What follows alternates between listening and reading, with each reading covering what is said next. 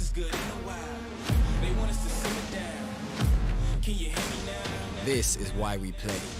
Gaming is something more. I feel it coming It's a now. community made vibrant and real by AI. Technology helps us to be part of something bigger. Games play as if they were real life. Are you with me now? Said, are you with me now? Ain't felt this good in a while. They want us to simmer down. Can you hear me now? Am I going in and out? I stop and just look around to see if you're with me now. This is why we play. A community. Thousands of communities. Tell me, are you with me now? Ready to put it down. Start at the bottom, already forgot it, but they won't forgive me now. You really ain't ready now. You haters just in the crowd. Nothing can hold you back. So, So, why do you play?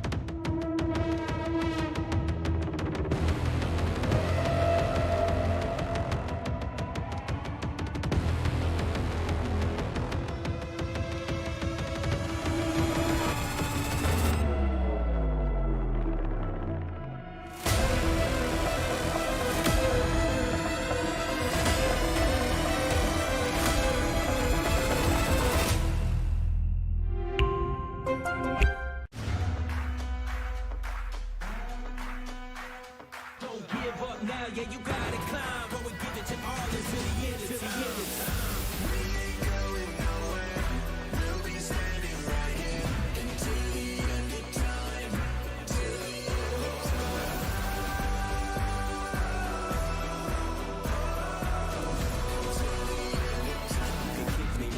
Stay down, I run this town, ain't backing down, we going in rounds. Yeah, the winds will blow, but these roots too deep. I'm on my feet, the underdog, and I won't be beat.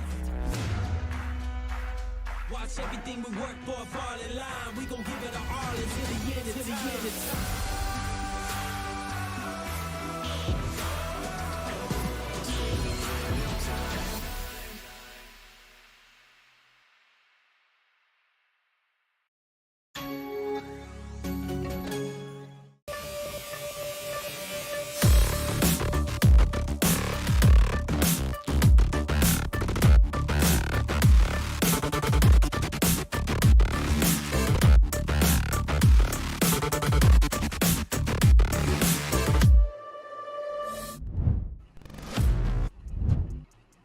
And good afternoon, ladies and gentlemen, and welcome to Lenovo and Intel presents TEC Challenger Series official VCT Off season 2023. Our gaming monitor partners are none other than ViewSonic, and it's going to be your boy Aggressive here to bring you all the morning action. And of course, Scared Yet going to be by my side. Darshil is going to be joining us later down the line.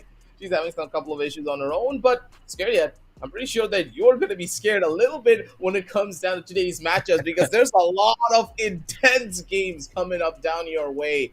And good God, do all of these matchups look absolutely spicy. They can go the distance, double overtime, quadruple overtime, you name it. They can make it happen. And the first initial game that we are going to be witnessing is against two very evenly matched teams, in my opinion. Hyderabad Hydras going up against Mystic. Now, this will be quite the interesting game. But of course, we've got to talk a little bit about the journey that these teams have gone through from the start all the way up until now.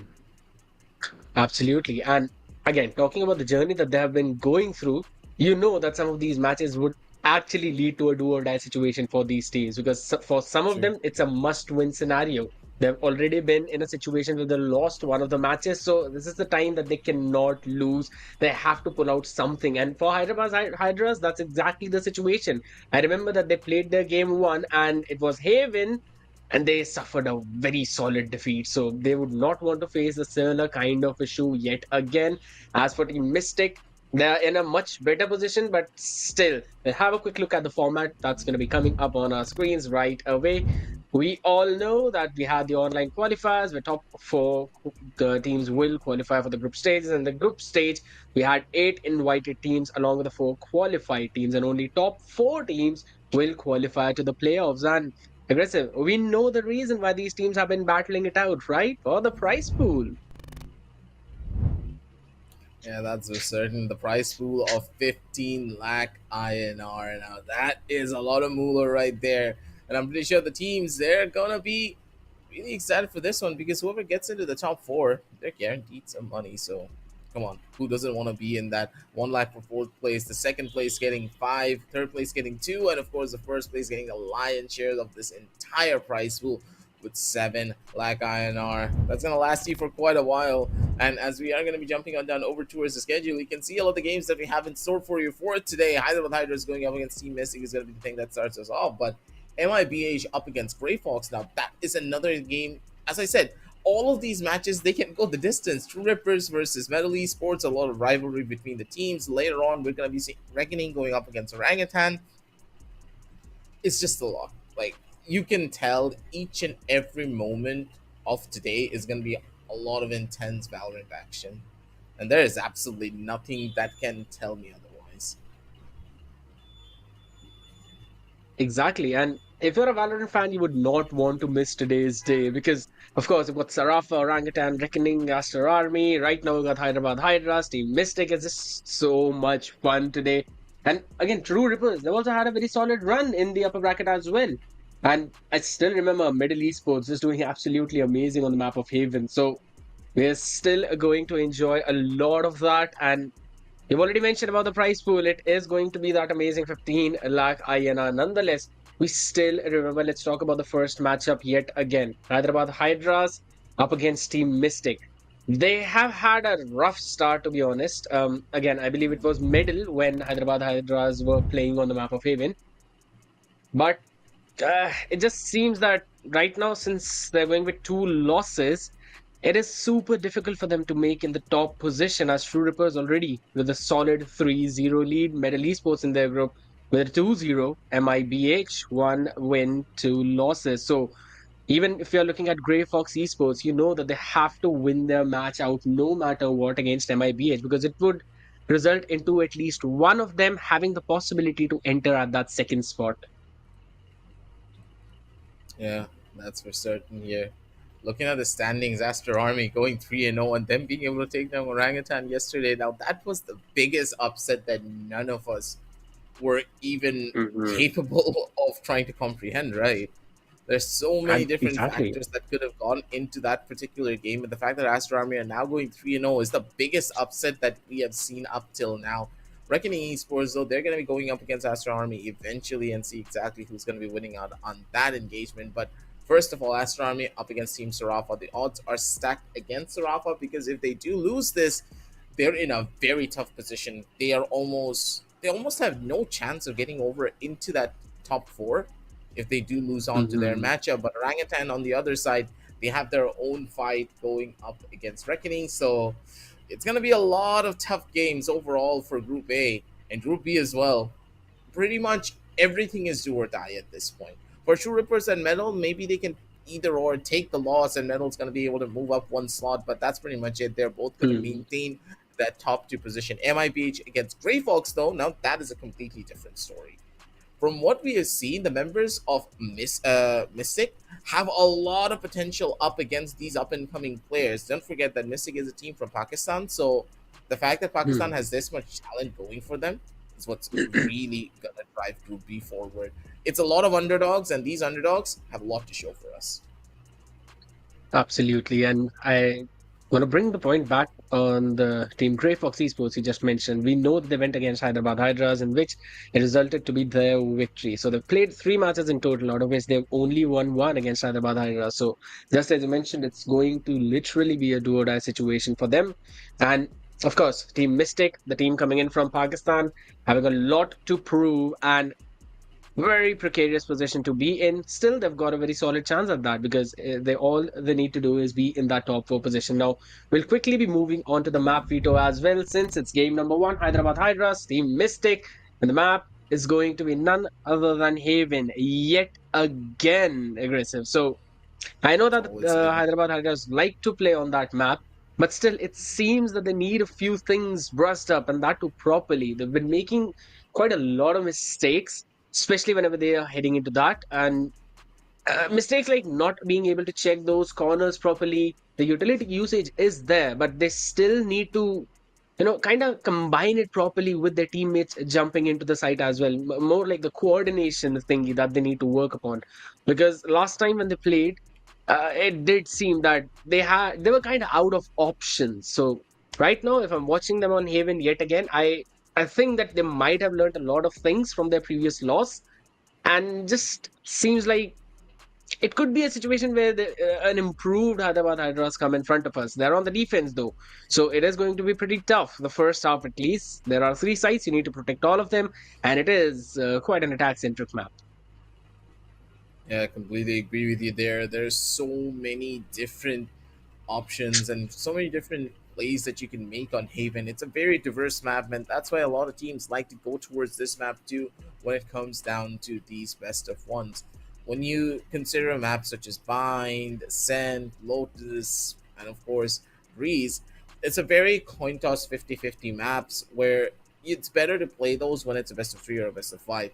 But Haven, one of those tested maps, I would say, that can go the distance. A lot of teams are very comfortable on it. It allows you to even catch much more of those experienced thief of guards if you are going in for maybe a lot of, how do you put it, and maybe if you're going for very unconventional compositions, like we have seen Chinese Mhm. teams pick up on that Viper too, and it has shown a lot of presence and a lot of strengths towards this map too in some instances, and they've been even able to take down the grades such as Navi, if I do remember properly, back in Champions. So these are the type of things that Haven allows you to do. It's all about the creativity. It's not a very one-dimensional map if you're able to play it through that way. But in my opinion, Hyderabad Hydras versus Team Mystics, they're both going to be going for the exact same compositions. They're not going to try to innovate as much, I do believe. But at the end of the day, from what I've seen in the past, the Team Mystic just have so much more, I would say, coordinated utility usage compared to Hyderabad Hydras. But that was in the past.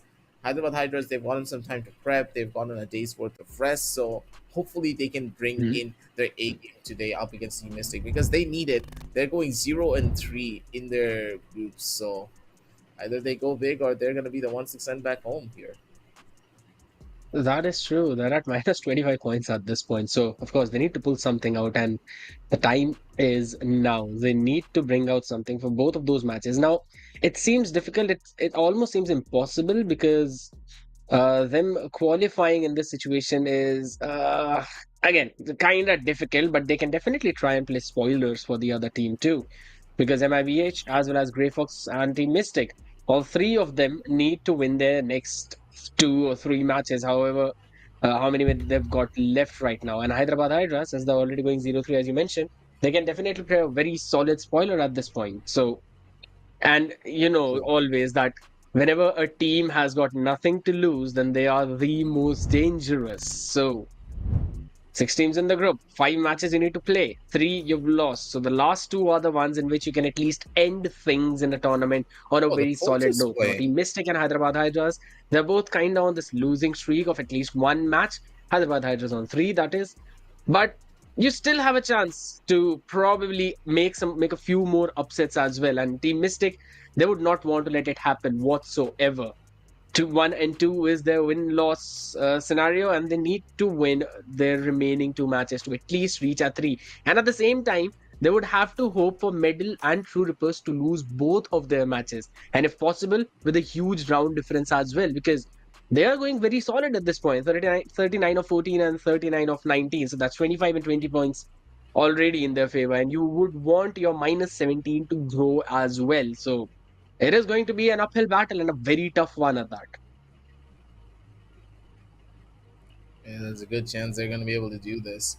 But overall, though, the members of Hyderabad Hydras, they don't really have their main roster even. The coach is playing for them. Flashfire hasn't even played a single Select your game up agent. till now, and he's normally been on that coach slot, but hoping not really able to make it today. Is it going to hurt them overall with Kalki going over towards that jet? Because Kalki was the main person that normally played the breach for the team. That's going to throw them off by a good margin. But what I'm really surprised about is the different compositions that they're going in for. One side they have the Breach, the other side they have the Sky, and KZ up against SMM. You can see that the head-to-head matchup is looking quite even from either side. They are very close when it comes down to the statistics. But overall, don't forget that these two players are both solo players, and they have a very good stat margin that they're looking towards. 33% headshot percentage as well on one and 32 on the other. They're quite even, and that's why I'm telling you, like, both of these teams, they have the same level of potential. We just need to see who has developed it better. Absolutely. And even at the headshot percentage, you mentioned almost everything is so very equal. Headshot percentage is also 33 and 32% for KZ and SMM respectively. So, of course, seeing the scenario right now, it's almost dead even. But if in case Mystic wants to make it to the top two, they would have to make sure to win by a very solid margin. And they would need to replicate something that Medal did in the starting, right? So, again, if you're talking about the matchups, everything seems even. The way these teams play on Haven as well, it is kind of similar, right? They go in for some of the quick hits and then try to go in for a fake play on one side, or for a main set on the other. But one thing that I want to see, especially from Hyderabad Hydras, is posting a person on a position and then going to hit the other place in the map, or at least make some noise towards the other side. So that one person could catch someone off position, or maybe catch someone while rotating. That lurk is important, and Hyderabad Hydras, they haven't been putting enough attention onto those lurk plays. So I think so that if in case they manage to pull that out today, it's going to be pretty tough for Team Mystic. However, if Team Mystic manages to do that, I'm not quite sure how well Hyderabad Hydras would be able to pull it off. Now, since we already have an Omen coming on the board, so you know that whenever that From the Shadows would be available, it could be possible that the team would go in for a fake play towards C and then end up at A with the Omen using From the Shadows towards Heaven to create a lot of space. Now, that is a very common play whenever you've got an Omen ultimate available. So, if possible, opponents can definitely try and prepare themselves for that kind of play. They could be ready for that play and bring in a very solid answer in the match. There's a good chance for it. Flash fire over towards the front. He does have a pretty good timing of his own to get into.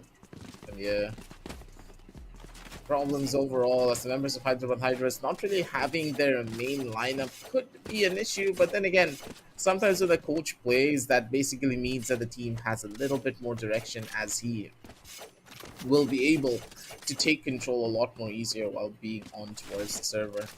Hopefully we do see a lot of good plays coming in from him, but that kind of all depends on what Mystic have in mind. They're going for a very split take, trying to gain early levels of information as Team Mystic.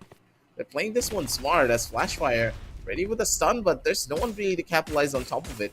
Questionable plays overall, because that's a lot of utility being invested and not really much being gained as Camo.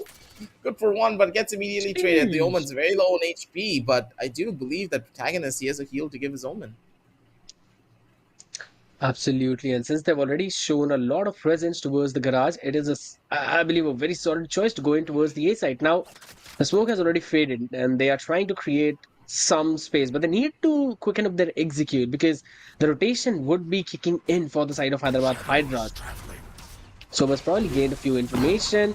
That's kind of the smoke going in. Should be a cue for SMM to retreat back to safety. Both the smokes are out. Plant should go down. And now the rotation is on the way. Again, if you're looking at the situation, you know that there is no lurk coming in from from Team Mystic as well. So once Hyderabad Hydras realize that, they should be able to fasten up their rotations. Now, they're going to drop down smokes as well. They have to retake this side. That's going to be... You have to shock to clear the space. Spray down is there. Kalki wins that out. And somehow, even a protagonist standing on their ground. It's only on Falcon to try and bait protagonist out in this case. He has been playing amazing. We still remember how well he's been going on with his shots. Nonetheless, he's going to go and try and peek. That's going to be the classic right clicks. Enough for Flashfire to finish things off. Now, coaches normally don't play, but when they do, they do not let anyone else play. That's the difference in their skill levels normally. But I love the way how, very quickly Team Mystic adapted to that play coming in from Camo with a high-low setup to at least have that 1-for-1 trade. Yeah, true. the way that the members of Team Mystic opted to go in for the fights here were pretty good, but I do believe that the post-run positioning just left so much to be desired for, especially in this particular scenario where the Breach just got so much value by isolating Bloody down towards L. You need to be a lot more careful when it comes down to the overall post-run when going up against a Breach, because small chunks of utility is more than enough to force you off of these particular angles. Protagonist over towards mid though this time around. Wants to maybe find a couple of taps of his own over towards the side. Needs to watch his step though, because Flashfire, I'm pretty sure he expects this fight. As Camo, he spots out one! This Flashfire over towards home is gonna be able to take down one, and Camo spots him out! And that's gonna be good as done.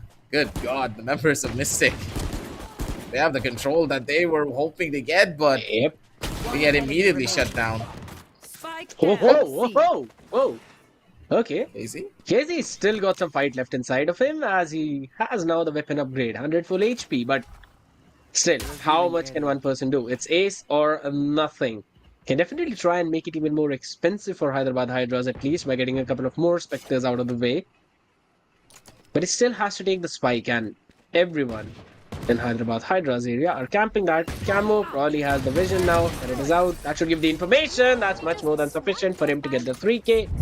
Finishing KZ off, reducing the maximum damage that could have been done. But my goodness, I almost had a heart attack during this play. Plus that paranoia was like at 55 ping. It was kind of delayed, to be honest. But still, could have worked out really well if it was half a second earlier. Nonetheless, 2-0 still coming in. And it is Hyderabad Hydras who are winning on the defense still. The main point being, it was the pistol as well as the anti-eco round. Now, during these main rifle rounds, this one, I think so the advantage should be in favor of Team Mystic, because of course they've got a better weaponry. However, the main point for the side of Hyderabad Hydra should be to get as many rifles out of their hand as possible, because they've used up everything they had in the bank. And for the next round, even if they win, they would not have enough to full buy. So I think so if they're able to at least get 3 of them out of the way, that should be a pretty decent round for Hyderabad Hydras. Now, given they're reading the situations perfectly, they're playing for picks, I think so they should be able to do that. Yeah, it's going to be pretty easy for them overall, but then again, from what we have seen, the members of Team Mystic, they love to play for picks. So if they're going for the long haul and if they're able to find that first initial pick, I do believe that Hyderabad Hydras, they're going to be giving away too much value. Playing together as a team with those eco weaponries should be their primary goal, and I completely agree with you there that they need to just stick together, play for trades, because optimally, if an enemy team is trying to pick you off one by one, you should never go in for over-aggressive peaks. You can play reactive, you can take your time, but to a certain degree, because you also need to get some form of map control. So I'm hoping that the members of Hyderabad Hydras, they invest a little bit of utility towards the side of A main, just smoke it off, get that early level of control, maybe send Kalki down there to be a little bit of a nuisance over towards the side while someone else tries to bait and jiggle out for him. They need value early on. They need a couple of kills, because as they are on weaker weaponry, their longer range fights are not going to work out, and if they get rushed upon when they are not mentally prepared to take a lot of these fights, they're going to get instantly domed. And this round, if it does go towards the favor of Team Mystic, which it should statistically, of course, because they have the better weapons, it will completely reset the economy, and we're going to be back down to a 2-2, which the members, of course, of Hyderabad Hydras really don't want here. That is true, and very well pointed out about them sticking together, because even in the previous one where they were probably working with a few class 6 and sheriffs, it was Mystic trying to play in for picks. Now when you do not have the weaponry, you definitely try to stick together, and that is something that did not happen. They kind of tried to play on different parts of the map, which resulted in Hyderabad Hydras easily picking them off one after the other just by their better weaponry. However, Kalki is trying to make a very aggressive play early on, having that window control, putting some pressure onto them. NSM is just playing towards the backside for the retake. Bloody quickly jumping in, goes for the spray down in the smoke, common places. They'll get the plant down. So now the question is, how quickly can Mystic... Oh, that's a very nice shot dart play. Just a second late yet again. Could have been good enough to even deny that plan. Now, coming back to the same point, how quickly can Hyderabad Hydras playing for the retake? Now, I'm still surprised Camo is waiting and looking to find that lurker, and also is going to try and find a timing to get that backstab in. Smokes are out. He needs to, I would say, rush up his backstabbing because he does not have enough time. There we go. The aftershock is there. It's Bush ready out of that picture. Oh my Such a goodness. good Falcon quickly maneuver. gets his head out. Indeed, SMM still very solid with that. Sheriff gets another shot on Flicker. Protagonist for good for 3. And it's the last player remaining. That is Camo. He was too late to join the party, but too quick to join them in the afterlife. Getting 3 rifles out of hand. That should be decent enough for Hyderabad Hydras, but if only Camo was just a little quick, it could have been possible for them to do even more damage to Team Mystic. Yeah, they waited too long for this take, and it kind of just ended up being a very horrible suit for them. But overall, I would say the utility usage was almost perfect. Bloody, he had absolutely nowhere to run. He ran in towards the enemy. No one was present to break out the recon bolt. Overall, I would say the post-plan positioning was decent from the members of Mystic, but the retake was almost flawless. They just lost out on a couple of key gunfights that caused them to fall apart there. Kalki, though, over on the opposite side of this, has an operator double dipping a little bit here. Wanted to maybe go in for another shot, but he's not going to be able to find that wallbang. Gives him some value, but now Kalki, he needs to be careful. This engagement to be taken. Kalki's going to be good for 1, but gets traded out instantly. Bloody quick on the trigger, and now he's looking for more. Fights to be taken as Flashfire has the blind flashpoint ready, swings out, but he's not going to be able to find the frag. They get completely bamboozled. The timing not working in their favor. Hyderabad Hydras, they start to fall. Enemy remaining. And even the lurker has been taken care of. That's going to be an almost flawless round win from Team Mystic. It's literally been 3 rounds. They've been doing the exact same thing, and they've only been shut down in one of them. And that was the pistol that we are talking about. It seems that Hyderabad Hydra still have not found the answer to this execute time and time again. Yes, Kalki was good enough for that one pick, but whenever you are on the defensive side, you would rather not have the 1-for-1 trade, because that only results in your team spreading out even more and the defense line getting even thinner. So that was, I would say, a very solid trade coming in from the side of Team Mystic, but even after that, I think so, they should have been able to stop it. However, Flicker's going to be taken care of, as he's just way too far away. That's going to be a TP right in the crosshair. Oh, Flicker! I saw that! I saw that, Flicker! Good God! The man just turned around. I'm pretty sure you saw it too, right, on the minimap? An absolute giga, Chad. Absolutely. That was a very solid one coming in. Just look at it. Just look at him. He's so happy with it. Why would you not be? He's still smiling at this point. Why would you not be? That was actually really fun play. Jeez. 5th round though, it's a 3-2 scenario, and just what we were talking about. Hyderabad Hydras getting the pistol and the anti-eco, but not one after that main rifle round. Still, they've got another operator buy coming in, and it's going to be posted towards the Sivers yet again, which does not seem to be the point of aggression for Mystic, as they're now looking forward towards the other side of the map. Just like the previous round, garage aggression coming in. Have to be careful of this, clearing all the angles. With the Trailblazer, a lot of space. Yeah, absolutely, that's going to be the case. But the knife is not connecting. KZ though, very solid with that. Hunter's Fury takes care of Falcon. Flicker finishing off Camo FPS. Now the plant is going to go down. They have the site for themselves. Defensive Hunter's Fury coming in to stop the plant. It's good enough to be honest, but only for the time being, because his team now needs to go in for the retake, and it just seems not their day. Angles not anticipated, and Kalki has the operator in hand. Yeah, this is such a tough position for you to be in, SMM. He does smell out one of the players, but he doesn't really have the shot for it. Kind of fell asleep on the trigger, and I'm pretty sure SMM just gave up on that fight as soon as he got dinged. Tough positions overall as Kalki. He wants to try and maybe save out this operator for another rainy day here, but they're hunting him down. They know how important it is to take it away from his hand. Flash is gonna off. That's gonna get away some info, and Kalki, no! He whipped the shot, and Protagonist is gonna be the person to shut him down. 2-4. The operator's no longer on the table. It's Hyderabad Hydras. They're left to lick their wounds. But for them, I think the wounds are a little bit too deep to even lick out because their economy is down in towards the ditches. They almost have nothing, and I'm pretty sure that even if Halki saves her, he's not going to be able to buy an operator in the next round. Or is the loss streak bonus? No. Yep. Of course, the loss streak bonus is at full effect, so he can still buy an op in the next round. Never mind. But I don't think so. He'd be having full utilities at least. However, we're still gonna see the flash coming in. Bloody himself has been stopped because of that. They're still looking at towards the A side. Now this time I love the fact that the rotation is coming in way too quick for Hyderabad Hydras. So the opening time is just way too low. Again, smokes come down, plant should be going in. It only depends on how quickly the retake is executed by Hyderabad Hydras, if they try to deny the plant or not. They do not want to have any kind of lurk play coming in. Paranoia is going to come in. Kalki quickly gets one with a knife. However, Bloody standing strong, tries to take one, is easily able to take that fight. And KZ with that support. Camo comes in with a sheriff headshot. That's down to a 2v2 situation. What is this spray control? Wins it out against Camo.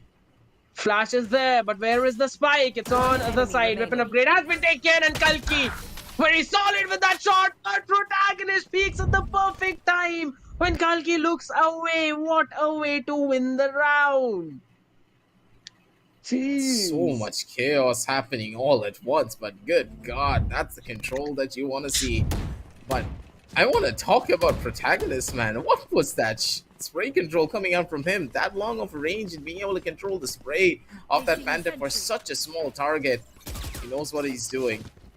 And spraying is the name of the game for him. He's able to do it down to perfection. 2-5 on the scorecards as the members of Team Mystic, they are the ones in control. But don't forget, that last round was an eco, and that eco round went that close. So for Hyderabad Hydras, they did this one really smartly, and Camo doing a really good job of stopping this push coming in towards Garage. There's a good chunk of control already being given away. S&M trying to maybe keep things a little bit more in their favor. Not really working out. Two players have been spotted in towards the back end of side, but they're all just falling like dominoes. They have nothing to give here. S&M trying to maybe turn things on its head, but protagonist over from the side and into Garage. Gets the last frag to 2-6 as Team Mystic, they look absolutely ruthless here. They've been doing just two things in every other round. One is their quick A execute split from Severs as well as the main. And then is their C split from Garage and C main. And only these two executes are one that they've been playing with. Probably going one in each round, or maybe two one side and then one on the other. And Hyderabad Hydra still haven't figured that play out. They still haven't created a counter play for that. And this lack of adaptation is the thing that's been creating problem for them. And this time, finally, Mystic deciding to switch things up even more as both ANC sides have been stacked up. Kalki still holding that angle, and does he anticipate Flicker? That's the question, because Flicker also realized that there might be a lurk play coming in. While look at the amount of space Team Mystic has been taking, they're literally going almost towards the CT and near Graffiti. Kalki wins the fight against Flicker. KZ quickly equalizes the numbers by taking flash fire. That's breach out of the situation. Trailblazer should give the information. Not enough, I guess. The vision was not that much. Our demon is trying to go in for that smoke. Needs to quickly jump in. That's going to be the peeks through the smoke without any utilities. Kalki is the last man standing who's be jumping into the side as Camo has been taken care from behind. It's just the first two rounds, it seems, that the members of Mystic just gave away to them. But look at the aim on these guys. Maybe pistol round is not theirs, but when it comes down to the overall guns, it's just insane. The members of Hyderabad Hydras, they have no answer. They're getting outgunned out here. That alone is more than enough. It's just a raw mechanical skill differential. Yeah, of course, Team Mystic, they're doing really well when it comes down to their overall utility usage. They're able to isolate angles, force people out over into corners, and Hyderabad Hydras just don't have an answer. But overall, when you look at the aim of Team Mystic, it's like they're out here playing a completely different game compared to the members of Hyderabad Hydras. Absolutely, and it's just their crosshair placement being always on point. They know the head level where it is, and they're just keeping their crosshairs on point. And of course, spray control, just like the one that protagonist has. If you've got a Phantom and such a good spray control, then why not? Always play at a long range with a Phantom spray down. We've already seen 3 times operator being invested for Kalki, but it's just not finding its value. And it's only because of the fact they've been taking so many spaces, so many times they've been taking that space. Now, one thing that I feel like what Hyderabad Hydras could do is try and fight for that space control. If you see a Sky Flash coming in at A main, try and go with a Breach Flash or even a Fault Line, maybe an Aftershock play. You've got tons of utilities to use. You can definitely use that. Now, yet again, there's the Flash play. This time, No one's Skulky is there to being a break the little more recon for proactive. him. Yeah, of course, but he's been revealed. But at least Hyderabad Hydras have now stopped the mistake fast execute that's been coming in time and time again towards that A. They have to stop and think for a second. Now Outruns also comes out. So that's a lot of utility being used up, and Kalki takes protagonist down. There's one person taken care of. That Cloudburst should reveal the position of Bloody as he tries to reposition with the dash, and it's SMM who's just trying to disrespect that space. Knives comes out as well. Kalki trying to run out of that harm's way using both his Cloudburst, and now the weapon has been upgraded. It's Vandal in his hand. Kalki, only one person trying to anchor that one side, and Silver control has been lost. Now I'm still confused why there are two players towards the C side. They have to move towards the A as quickly as possible. Even the This is bad. lockdown being invested. Kalki, he needs to risk Nice. this. He needs to push out and maybe find a kill for himself. He tries to run away, he's gonna get caught out with the players running in towards him. He doesn't even find a Oh kill. my Poor old Kalki. The timing just does not favor him. He wanted to maybe get a kill and turn this over to a 2 versus 2, but it's because the retake operator will be so difficult for him. As Falcon, his body is there, but Oh okay, man, Demon, no, what? not possible. All right, Demon, it's still why? Falcon winning out on that range. Yeah, I don't know why he did that because that was a very questionable play overall. Flicka hoping to see if there's going to be a lineup coming in towards him. A lot of utility has already been broken. How did Maybe you? break this one through. 1v2? Flicka around the corner. He just has a And sheriff yeah, to play so around great, with and- too many angles. Yep. And it's just not gonna work. Hyderabad Hydras, they get the control for themselves, and finally a round to boot. But this was a very expensive one, mind you, at that, because a lot of ultimates were now invested between both of these teams, and hopefully, That is true. But the main thing being, in that previous round, every single utility was being invested towards the A side. Yet, until the plant went down, we did not see any rotation coming in from Camo or even Omen. Both of them were just waiting towards the C garage and C side. I still have a very huge question mark onto that play as to why would you leave the person who's got an operator alone onto a side that you've already seen so many utilities being dumped on. And I mean, it just does not make any kind of sense. You've got your Killjoy utilities watching the B side. You also have your utilities that have been watching Garage. So why not shift Killjoy towards the B and make sure that Omen goes in for the rotation? If you want to play a retake, then you can definitely play a retake on C side while stacking things up with Kalki on the A. When even in lockdown has been invested, yes, of course, you can play out of that range. You had nowhere to break that lockdown. So you can obviously play an off angle with that. But retaking a site with three people just seems much more doable than leaving one person there and then going in for a 2v3 retake. Now, that is something I would still say Mystic did not play out well. I would agree to the fact that yes, the last two members of Hyderabad Hydras brought out everything they had in the arsenal and then went in for the retake and got the diffusion. So that was a very solid play. But things should not have gotten to that point either ways. It should not have gotten that close. It just still is a big question mark for me. it's just kind of questionable how much the members of Team Hyderabad Hydras had to invest to even get that one particular round. But then again, the fact that they even got that round keeps them in the running. This was a very expensive round True. for them overall because a lot more of their members did die, and of course the ultimates were used to try and get that retake going. But overall, I would say that was a perfect play. The members of Mystic, they made a massive mistake by letting Demon push out so aggressively, and that's what costed them. Maybe if Demon just waited on the opposite end, he could have gotten a kill, taken it down to a 1v1. There were chances he could have sacrificed himself for that. And Mystic, if they keep on making mistakes like this and playing ones at that, Hyderabad Hydras, they're going to be able to capitalize on top of it. But with this pause now coming through, a couple of technical issues are getting fixed up, ladies and gentlemen. Don't really worry about that. That's going to allow the team to just talk for a little bit and just focus up on what each other are doing, how to try and bring themselves back from it.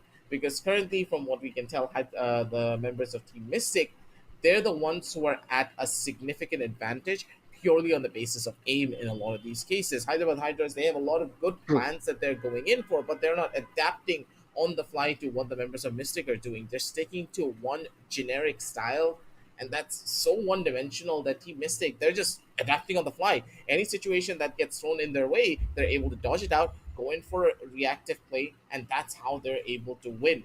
Hopefully, Hyderabad Hydras, they will follow suit and change out their plans a little bit, do some modifications, because currently their one-dimensional nature is their biggest enemy, and for the members of Team Mystic, that's their biggest asset.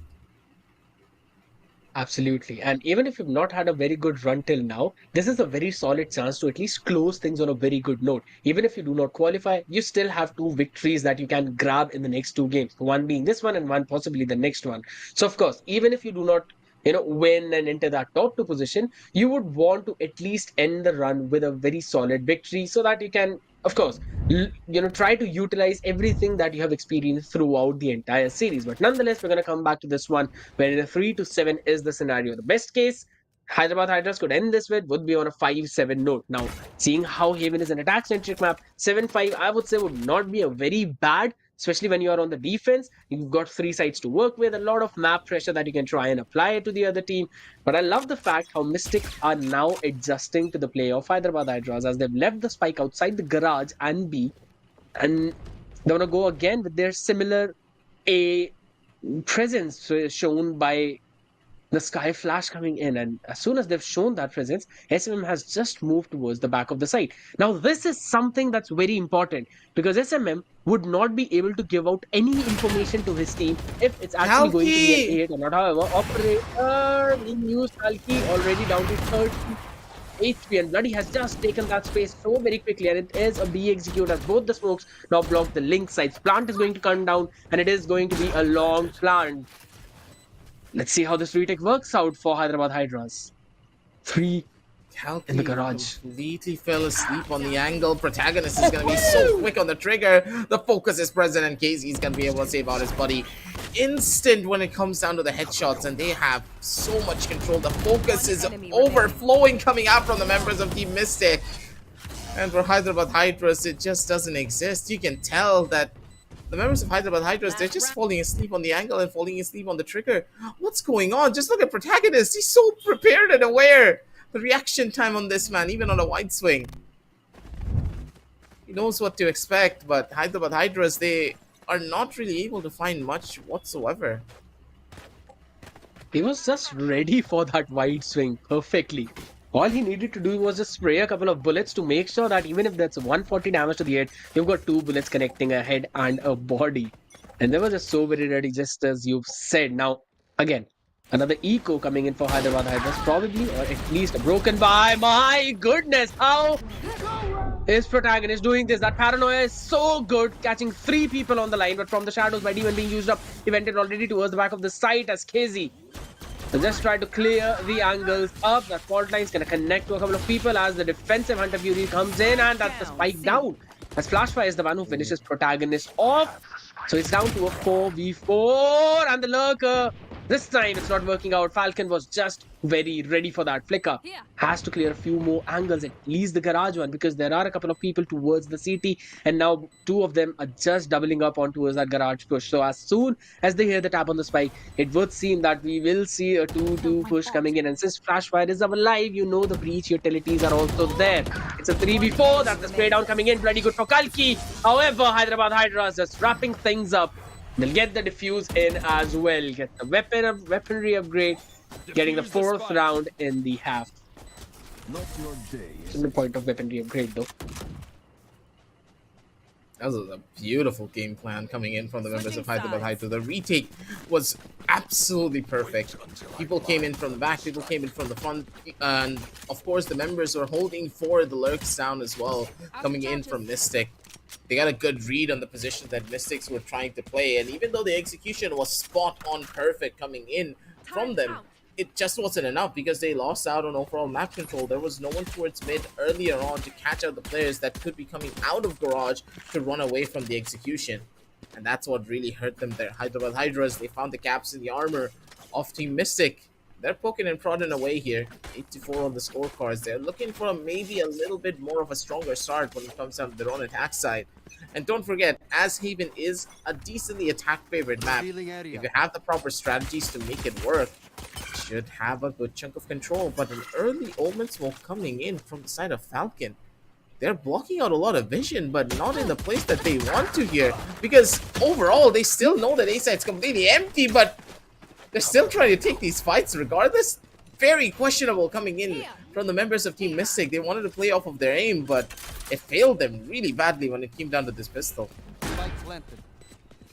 That is true, and the pings on the map also trying to reveal the position of at least a few of them, as the shotgun would now try to delay the retake of one flicker. Is good for one, but will be taken care of. Demon is the only one remaining, and Falcon finishes him off. So another pistol for Hyderabad Hydras. They've managed to secure both of these pistols. Now, whenever it's, in the pistol round, you just see Hyderabad Hydras having that control, that confidence, going in for the retakes, and since now they're in the attacking half, going in for that spike plan. They've worked it out perfectly, stacking a few people up. Now, what I feel they should also do in their full buy round is almost the same thing, that you've got Vandals, you've got Phantoms, stack 3 people, try go for a double peak or maybe even a triple peak on the back of a pop flash if possible, or since you've got a breach, you also have a chance to throw that flash. He's a pseudo duelist, he can join in way too quickly. As soon as he throws his flash out, he can try and jump in. However, I really like this push coming in from Mystic. I'm so very scared for Camo. He's been taken down just as quickly as he tried to peek in. And they've got one weapon upgrade. Seaside has been taken, yes. But look at that. Everyone on Hyderabad Hydras are just spread out. They can fall one after the other as the spray is there. But the DP is going to save the life of Owen at least for one more second. Bloody is also going to peek in along with Flicker, who's got Sheriff to work with. So one headshot, and that is much more than sufficient. I love the fact that Hyderabad Hydras are trying to take the space at least towards the CT. So they've got some angles cleared out. Oh, full 5-man push from main. No way. One enemy remaining. Oh my god, it's a massacre coming in as Flash Fire is the one who gets 3 in this round, takes all of them one after the other. The process of elimination just working out really well for Hyderabad Hydras. Honestly, I loved the idea of Team Mystic going in for full 5-man play. Of course, knowing the fact that they had weaker weaponry, so all they needed to do was stack as many people up as possible. But Hyderabad Hydras working really well by going towards the CT, clearing that space, knowing at least there's no danger coming in from the backstab. Okay? Yep. They established the overall map control, and the stuff that they were missing out when it came down to their own defensive half, they are making up for it on the attack. Could be a very attack-centric team over on the map of Haven, but then again, Team Mystic, they haven't really shown a lot of promise when it came down to their pistol rounds, but as soon as the Byron rolls in, that's when this team really comes alive. The Owl Drone does catch out one of the players here. Falcon, if he walks back, he's going to be walking straight into the awaiting arms of Bloody. Right around the corner, the breach is awaiting the first line of contact, but Falcon as well. It's not really taking a lot of risks. They have a little bit of information to play with, but overall, Hyderabad Hydras, they still have no idea how many members are over towards that A side. No, my Bloody, God, no! Would have paid off it. How could you do that? Bloody, that is a massive mistake. The protagonist trying to make it up by getting 2k for himself as ML shuts him down as the site execute is almost completed. And Omen's nowhere to be found near, but that was a massive misplay from Bloody. His patience almost paid it out, however, Demon connects one shot, that's good. Bring it down to a 1v2 now. His position is revealed, but Camo could get the weaponry upgrade as Falcon already has a Phantom in hand and he knows his position. And also know the fact that there could be a TP play coming in. I believe Demon is just waiting for a smoke to come up, probably to smoke a couple of area off. Goes for a TP play. My goodness, he jumps into the crosshair of both of them. Couldn't do anything while being TP'd, but look at that. Oh my god, he had a chance. 3 people. My god. I don't think he was expecting Kalki to just dash there. That dash completely threw him off. That fight really getting turned on its head. Normally, you always want to kill the player that is on the back before you kill the one in the front, because your teammates are going to be there to go in for that fight. Big mistake coming in from the members of Team Mystic, and now they don't really have enough buys to go in for anything anymore. Bloody looks towards the corner, wants to maybe take a duel, and he's gonna be the one to win it out. Beautiful shots coming in from Bloody. They get the man advantage, and Flicka looking to be a bit aggressive on his own accord. A lot of members towards mid.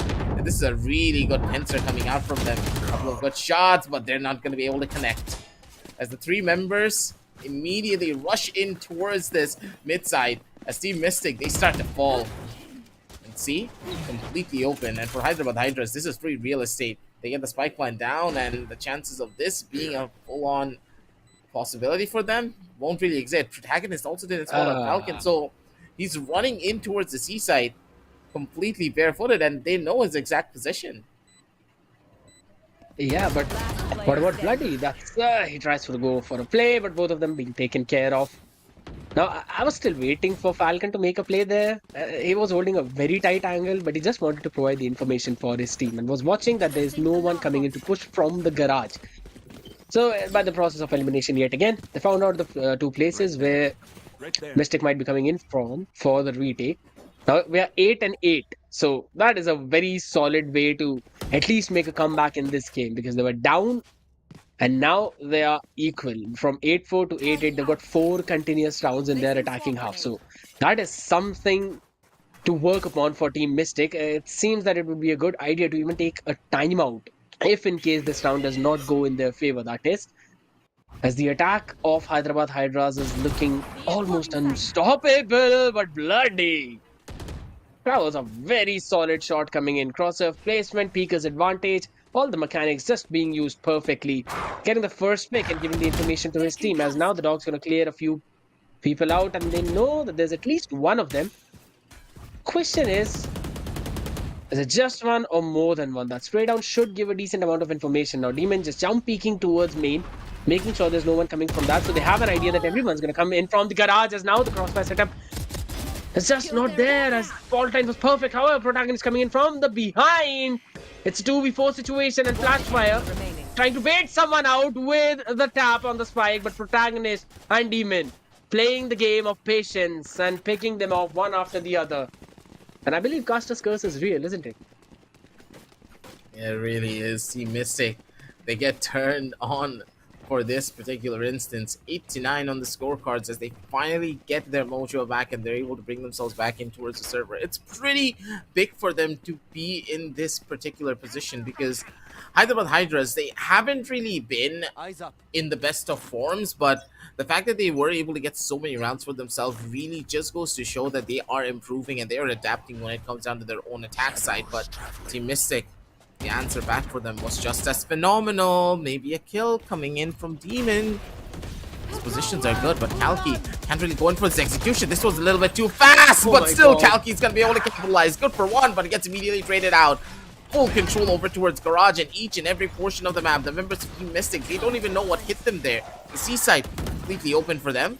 And this post plan looking to work out, and Bloody doesn't come in and completely shut it down. Bloody, you're an absolute demon, man. Kezi comes in for the backup duo. 8-10 as Bloody just dashed in and easily took down 3 players like it was nobody's business. When both the duelists just doing duelist things. Look at that shot! Jeez! And that spray control, the transfer, everything working out perfectly for him.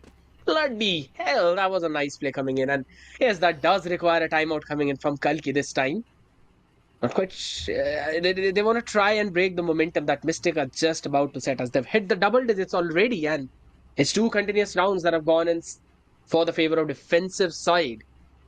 So I believe it's a very good decision from Hyderabad Hydras. They can try and work a few more things up, maybe try and cook a few more strategies, go for a fake play.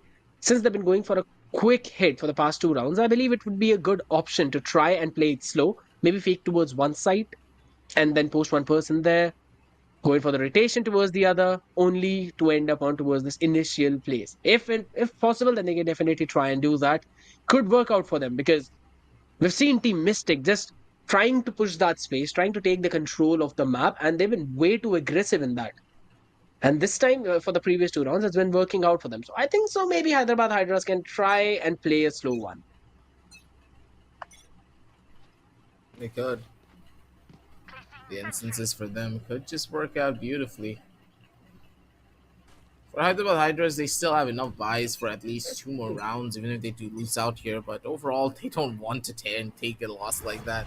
Team Mystic 2 away True. from match point, and if they are able to get to that position, it'll be very difficult to try and take this one away.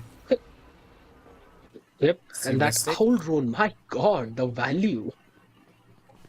Yeah, But look at the that ping one on the drone map. is going to be able to catch out so much of the map. Yeah, that is true, but the pings kind of show that they have an idea. It's going to be a garage, but Flicker this time is ready for Kalki, and that's going to be another spray down. SMM winning that one out, however, Protagonist just taking care of him as quickly. Oh, that was such a lovely paranoia. As Falcon finishes, Protagonist off. That Sky taken out, but Demon, his position remains unnoted. Falcon has no idea, and his gun barrel was just showing up.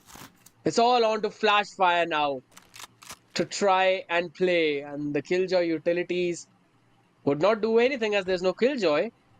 But KZ would just try and go for another recon dart. So that clears out the garage. They know there's no one at C, and KZ just takes care of Flash Fire now. Goes in for the peak. Perfect play coming in from Mystic. Yet again, shutting down that entire C push. Now what I feel is that they can try and fake another C push and go towards the A side. They've still got a full buy for this round. And they've got a Rolling Thunder available as well. Or if they want to, they can try and play towards the B side. But again, you know that's where Killjoy is. You would not want to run into Killjoy utility, especially on the choke points that are towards the B. And that's not a very good option. They can try and play very aggressive towards the garage. But this time, it seems they yet again want to go for another C hit. Pings on the map show that they want to take care of at least those spaces. That's going to be the fault line coming in. Demon Ass from the shadows. That's going to be the Rolling Thunder invested as well. He tries to go in for the TP play. Flicker is there for the support towards the backside. Right click on the knife. Not quite sure why that was. Still, they've got the control of the side. Maybe not for long though, as Demon quickly takes care of Kalki, and that is also the lockdown invested. Falcon goes in for a 1-for-1 trade. There's so much. And that should push back the remaining members. Jeez. That level of map control is insanity. Bloody nearly got that third kill too, but he's not going to be able to find out much. Falcon does get the shutdown. 2 members still very much alive. Protagonist clearing out pretty much everything that he can. The plan will go towards the A side, but that's the thing. They are playing this one so smart. The members of Team Mystic, you saw that right. Bloody made a full-on wrap from A side because he knew that, hey, if the lockdown is being placed by my teammate, that basically results in all of the members that were in towards C to come out of garage possibly. He waits out of sight of window, and 2 players just walk into his waiting arms, and they can't even take their guns out and run 30 out because seconds Killjoy lockdown was 1 second away from catching them.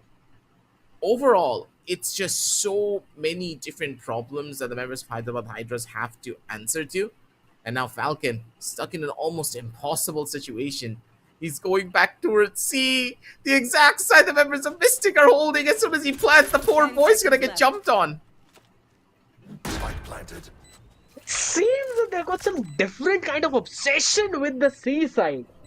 Because it's literally been 4th straight round where they've been trying to go in for the C hit. It's not been working out for them. But somehow they finally got the plan down yet again. Now Falcon has to clear a lot of space. 3 people already taking control of the site. If he gives that I don't drop think he knows. sound. The turret. The defuse is in position. Protagonist been taken care of. How defuse already done. Falcon needs an ace. Nothing less than that. He needs to go for a wide swing. Not gonna do enough. Because both the crosses just holding that one same angle. And KZ getting the defuse in and putting his team to match point. Now we predicted that maybe for 2 rounds Hyderabad Hydras would have the bye. Oh, they even have the buy for this one to squeeze something out though. Only with a half shield, 2 of them, but still. That was a very solid economy for at least the first 4 rounds. However, they need 4 yet again. It seems like it's been going back and forth with these 4 rounds time and time again. But I still feel that instead of going in for those D hits time and time again, they could have tried and go for an A play, maybe a B play. That's bloody. Being thrown, barrages of utilities on, still standing strong, goes for a cloud burst, picks 1 and goes backwards. A lockdown is available, so they had an idea. This could be they don't know. No way. No way. That's a pinch coming in, and One enemy it's remaining. almost done and dusted as it's going to be Team Mystic. winning with a flawless 13-8 in the last one. That is outstanding and outworldly. My goodness. Protagonist just coming out with a top tier play at the last minute to seal the deal for his team. And he became the straw that broke the camel's back at the end. But that was insane. Yeah, protagonist was able to go in through the cracks and walk straight up in the window. No one was even watching window in that instance. And poor old Falcon, he was none the wiser. The map control being demanded by the members of demanded by the members of Team Mystic was just insanity. They walked straight up in towards angles. Hyderabad Hydras, they were getting constantly pushed by a sheer amount of utility barrage from the sky, from the Sova. They were not able to clear all of it out. And the conjunction of utility that was also being thrown by Kezi and protagonist is what really gave so much away and brought a lot of value towards the team. That's how you're supposed to play the map of Haven. It's just all about the fundamentals. It's all about the map control. And as soon as you lose out on the map control, doesn't matter how good of fundamentals that you have individually, because your team is just not going to be able to cope up with the better positioning being given by your opposition. Yes, of course, when it came down to the mechanics, you could tell that the members of Hyderabad Hydras were not on the same level as Team Mystic, but they were still there. Like, they could go toe to toe in a lot of those duels, but overall, the duels don't even matter if you're not able to take them in your own advantage. A lot of the fights that Hyderabad Hydras were taking were spewed in the favor of Team Mystic by a slightest of margins. Like, normally, what do we say? It's a 50-50 gunfight, right? When you're peeking into an angle or if a fight is being taken on your own accords in a single 1v1 duel. But it felt as though there were so many situations where I was looking at like a 65-35 or maybe even a 60-40 favoring the members of Team Mystic, because they always had a significant advantage when they're peeking into any form of an angle, because they knew what to expect. They already corralled their opponents in towards a corner, and protagonist was so ready for so many of these fights because of that exact reason. The guy just knows when they are going to be peeking into him. He has a deep understanding of the game, and that really helped spearhead the entire win process for the members of Team Mystic here. Yes, that is true. And by again, seeing how the utility, I apologize for that, seeing how the utility was being used by Hyderabad Hydras, it also seemed that they were kind of overcommitting just towards one side.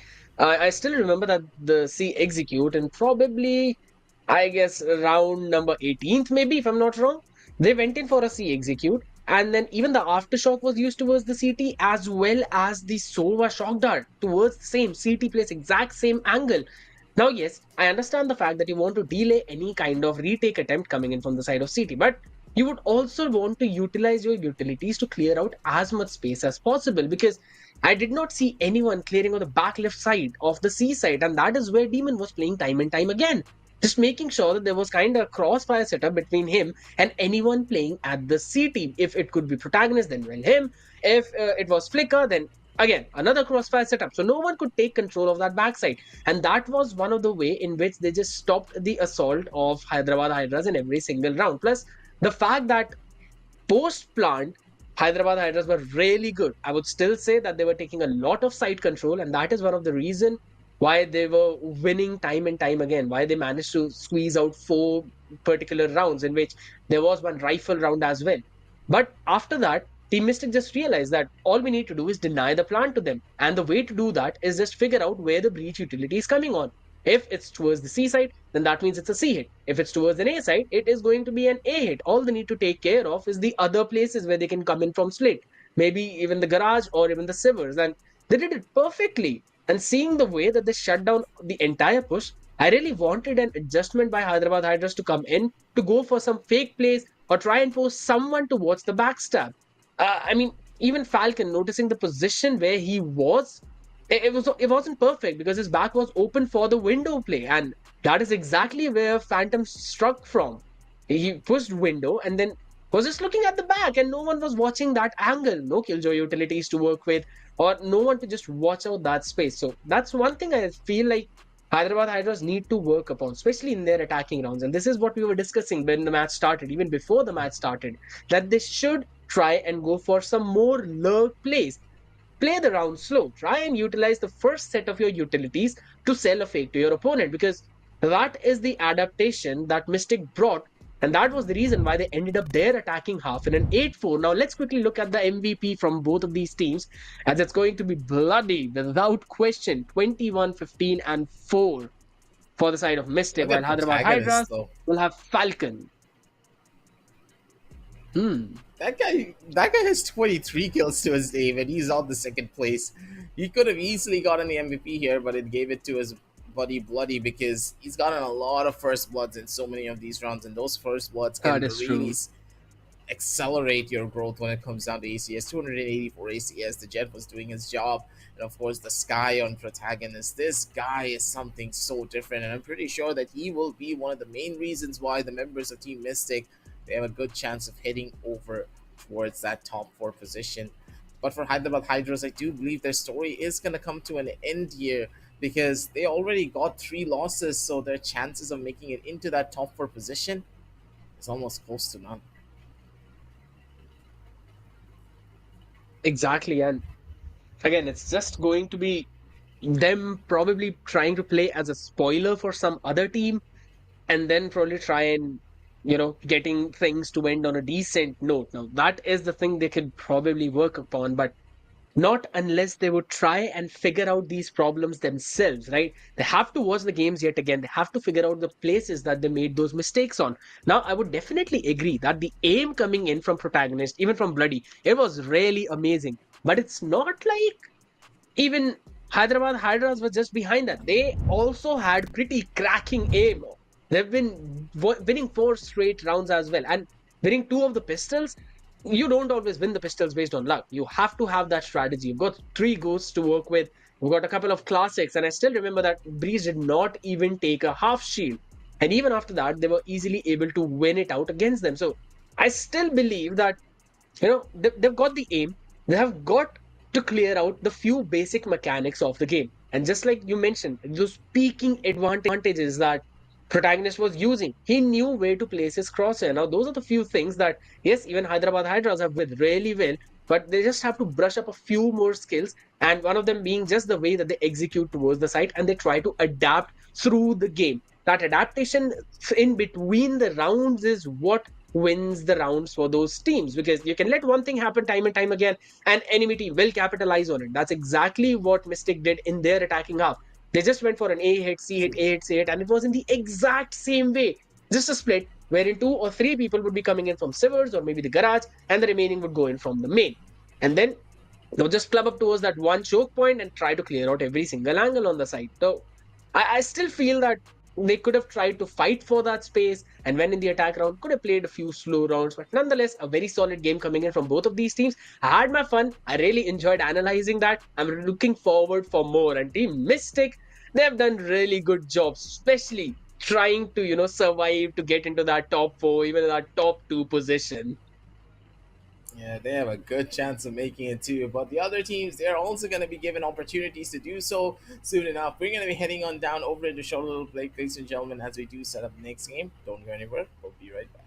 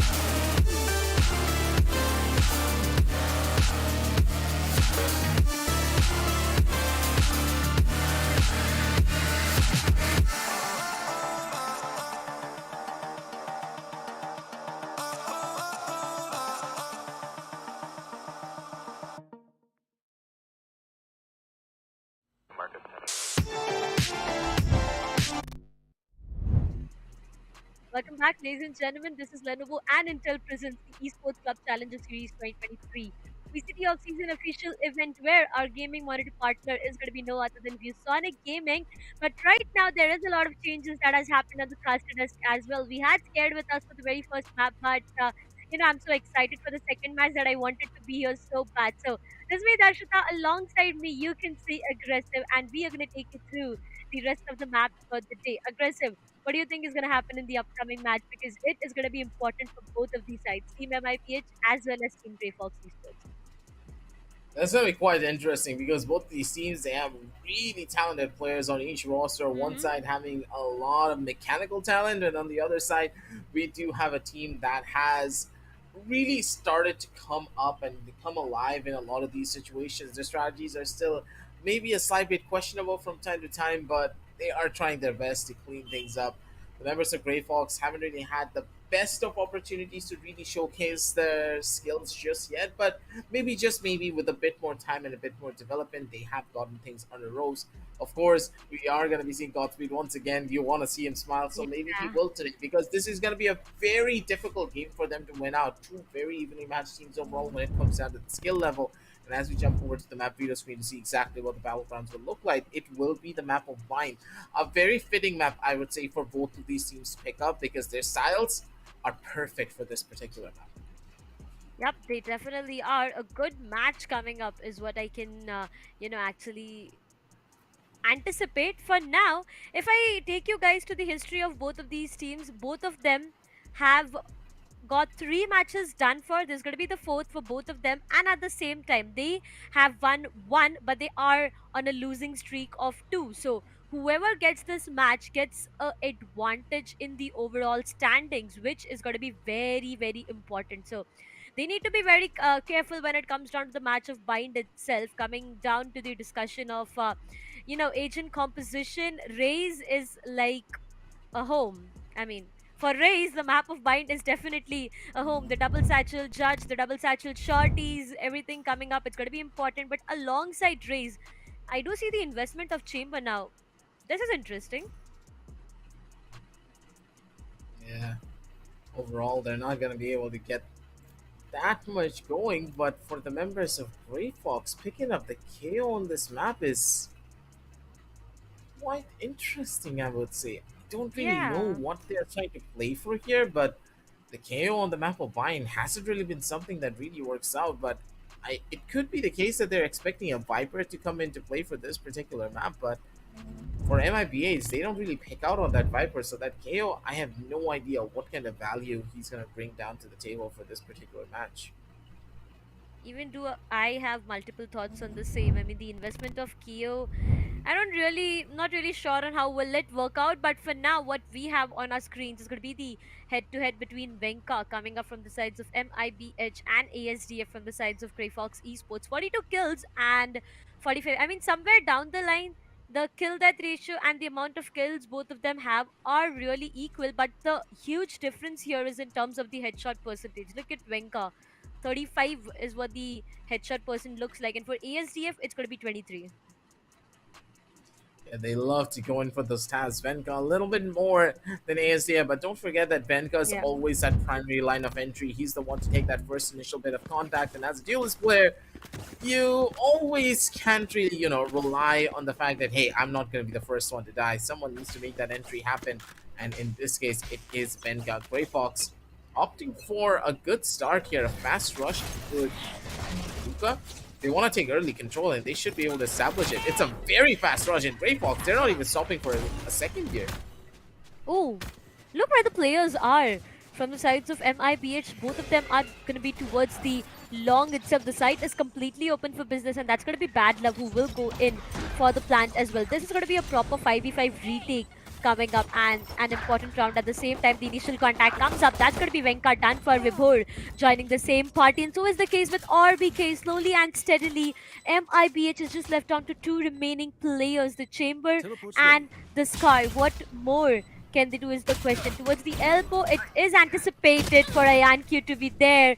IanQ goes down, and so is the case with ASDF. MIBH are able to get back the numbers for themselves, but little do they know that it's going to be one last player shooter He is really good with his aim, but against two players having no HP whatsoever, Survey will find him taken down, and that's going to be the very first round. I'm quite in a shock right now. No Viper whatsoever coming down to the map of Pine. I mean, this is interesting, right? Chamber and KO on the sides of Grayfox Esports. On the other side, we have Chamber and Fade coming up. Interesting picks for both of these teams, but nevertheless, the pistol rolls in for the sides of Grayfox Esports. Yeah, I think that the KO is really gonna allow them to go in for a lot more faster executions overall, and that Yeah. could be their biggest strength. Because Grey Fox, normally what happens on this particular map, you need to wait for the Sky Trailblazer to give you some information first. You wait for the Sky Flashes. It's so much time that is wasted. While Grey Fox, with just one singular KO knife, they get all the information out for, oh, there's a player there. We can just Sky Flash immediately, take that space, and he's not gonna run away from us. Stuff like that. Overall, though, the KO allows for a good chunk of versatility, but you need to be so much more aware of it. The flashes are good. It's Trist. He's the only one who's able to capitalize, but that's completely fine. 2 kills for him is Trist. It's good value on Shooter with the Headhunter over towards the corner. He should be able to find one frag for himself. The bait is perfect, and IMQ, he's just going to wait for Trist to make that first line of contact before he peeks.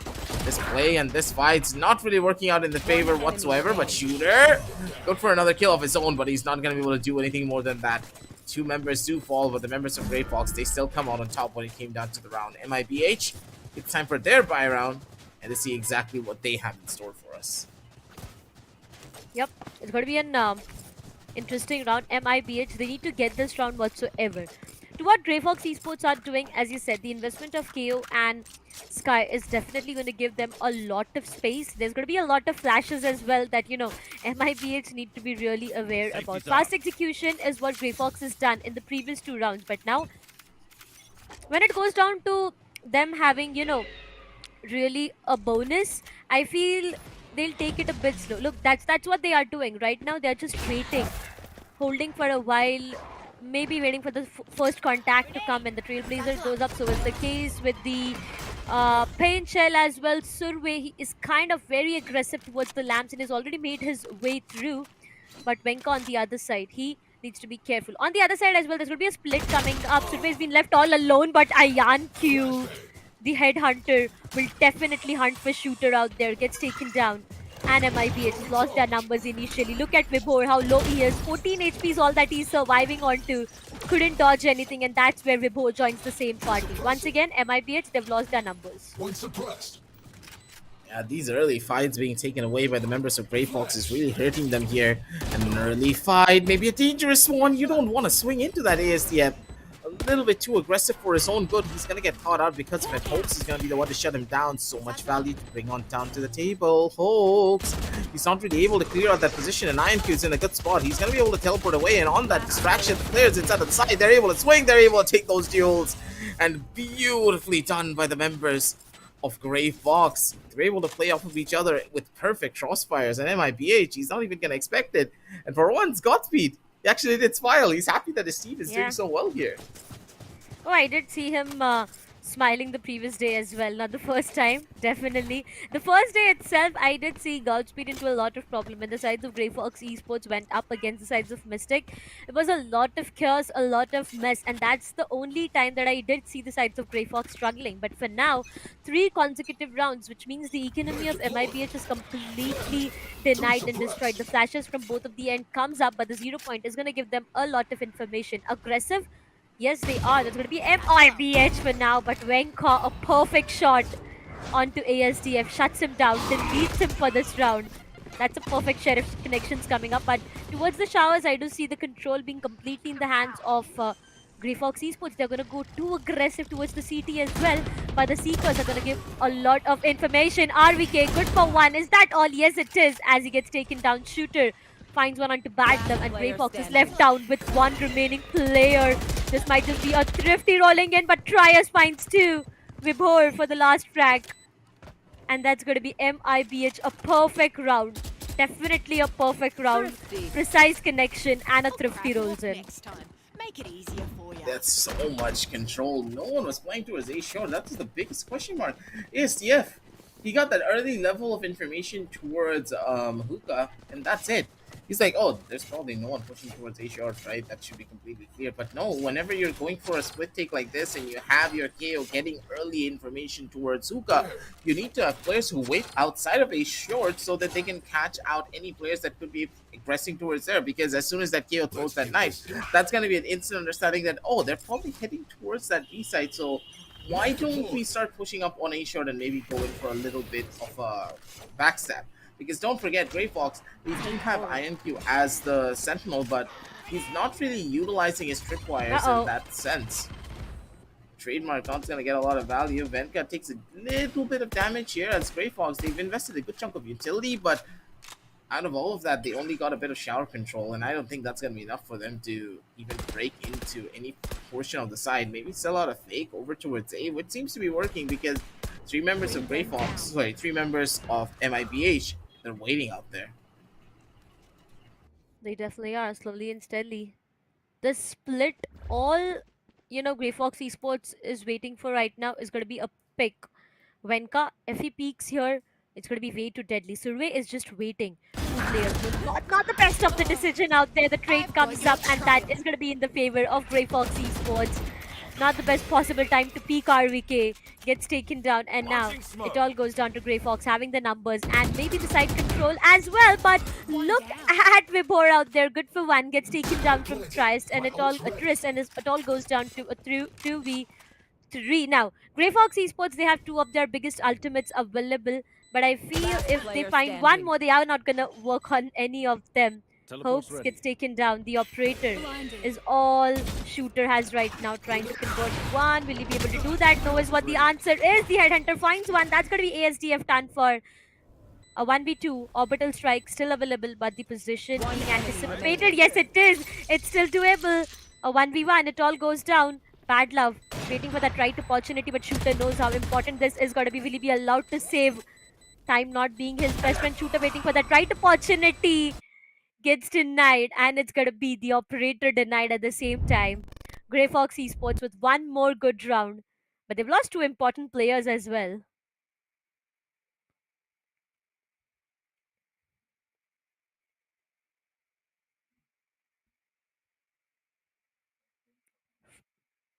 For now, Grayfox Esports, they do have a great advantage in terms of the overall, scoreline. 4-1 is what it looks like. And also, to add on more advantage, they have Null Command and Orbital Strike to invest onto. On the other side, Tode Force, will it be invested onto? And now it completely depends on Shooter.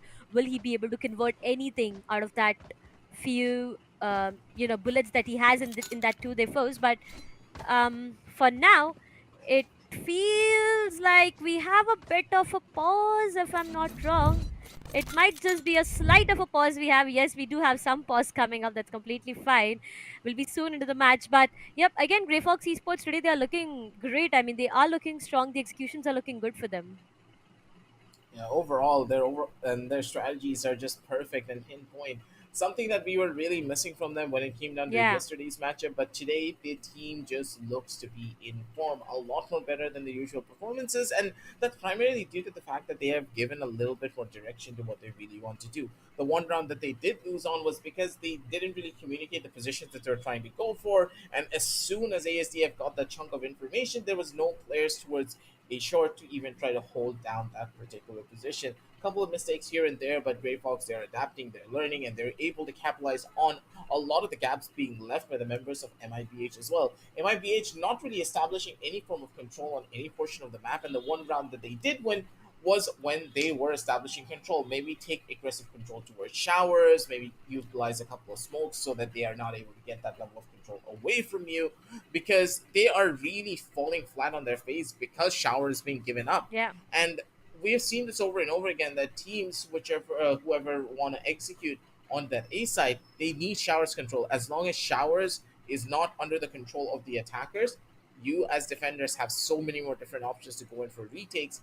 Plus, also to cut off any players that could be running in towards you to try and maybe take a fight. Even sky flashes are not going to help you, because don't forget, as soon as you pop that sky flash, you're still very much vulnerable when you're coming out of your opponent's smoke. There's so many different factors that are going to be coming into play here for the members of for the members of MIBH. They have options. They just need to get on top of it. And as we are going to be fixing out a lot of these problems from this technical pause, ladies and gentlemen, I hope you all are having a good day and joining us for this entire journey. Because don't forget, this is just one particular game. We still have Yeah. three more. Yeah, they have three more matchups to go here.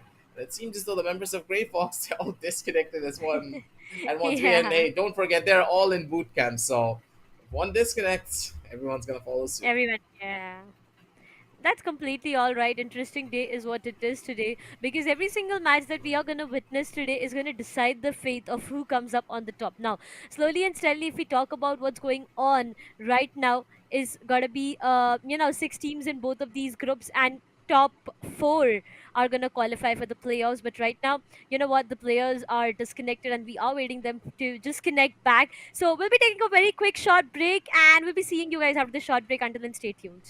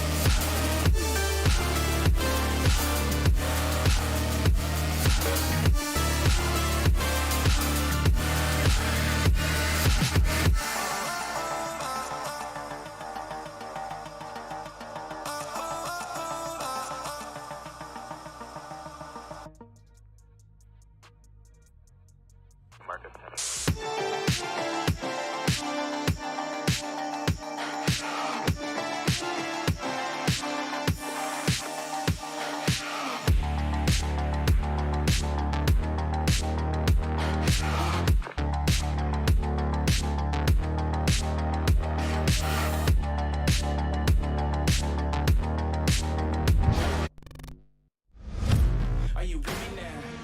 Said, are you with me now? Ain't felt this good in a while. They want us to simmer down.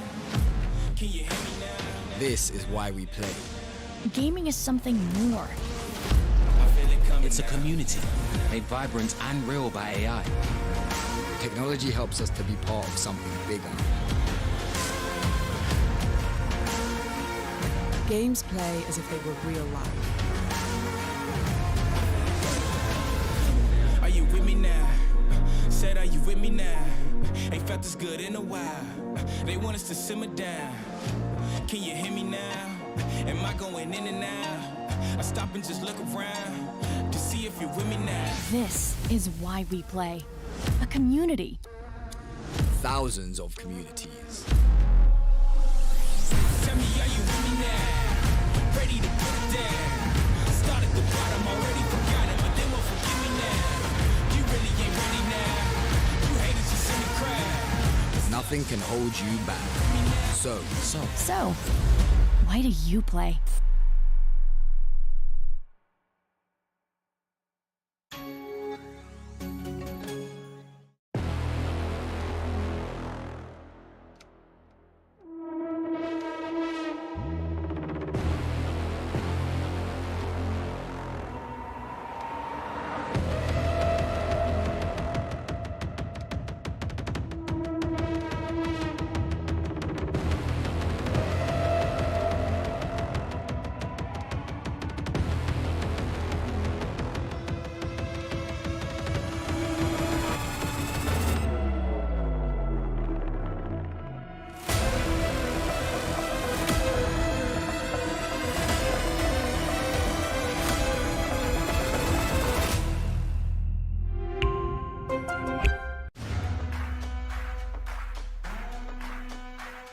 Don't give up now, yeah, you gotta climb, but we give it to all until the end, until the end of time.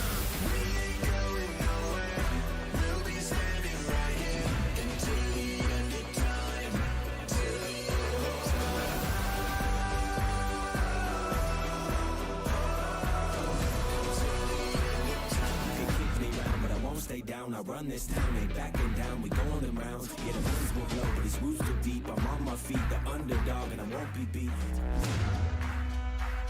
Watch everything we work for fall in line. We gon' give it our all until the end, until the end of time.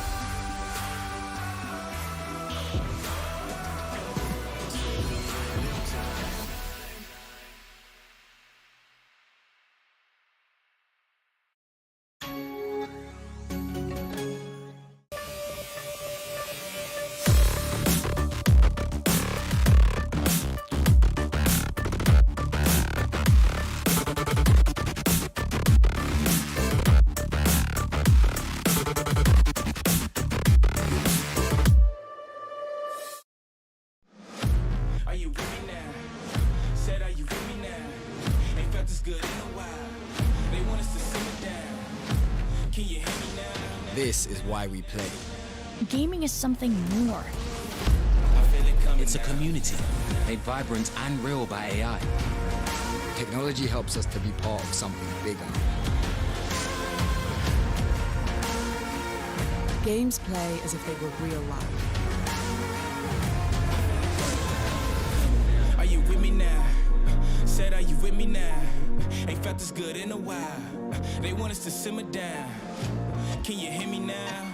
Am I going in and out? I stop and just look around to see if you're with me now. This is why we play. A community. Thousands of communities. Tell me, are you with me now? Ready to put it down. Start at the bottom, already forgot it, but they won't forgive me now. You really ain't ready now.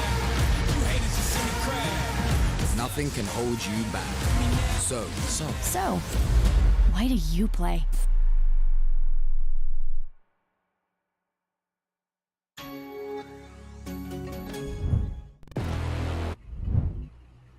Welcome back, ladies and gentlemen. Once again, small technical difficulties that we were facing a while ago. I mean, the team, of course. But I feel everything is sorted now, and we will be back into the match very, very soon. This is an important day that we are talking about aggressive. And this match, it is completely, completely important. Not just for one team, but both of the teams, right? MIBH and Grayfox Esports, both of them are maintaining the same streak. 2 losses, 1 win. So any teams who gets this match for themselves is going to have a great, great advantage in terms of the overall standings. But again, the question lies for how long. Yeah, and I'm pretty sure that this game alone is going to decide that entire fate. Whichever Yeah. team wins here, they're going to have a 2-2 scoreline when it comes down to the overall group standings, and the one who wins will have a closer opportunity to reach a medal. And of course, True Rippers up there who have been kind of, stealing away that spotlight. And of Yeah. course, from the opposite end, it is Metal and True Rippers who are going to have their match later to decide who will be the ones to take their first loss. So pretty much any one of these teams that win here today are one step closer to beating out on Metal. And if Metal Yeah. lose against their match, I'm pretty sure that the next Metal game has to be Metal going up against so called MIBH, because I'm pretty sure that they Yeah. haven't faced off against each other yet, right? So Metal versus Yeah. MIBH is the next initial game. So if, let's say, MIBH win against Metal, then it's gonna be a pretty hefty chance that MIBH are gonna be the ones who are in the top 4.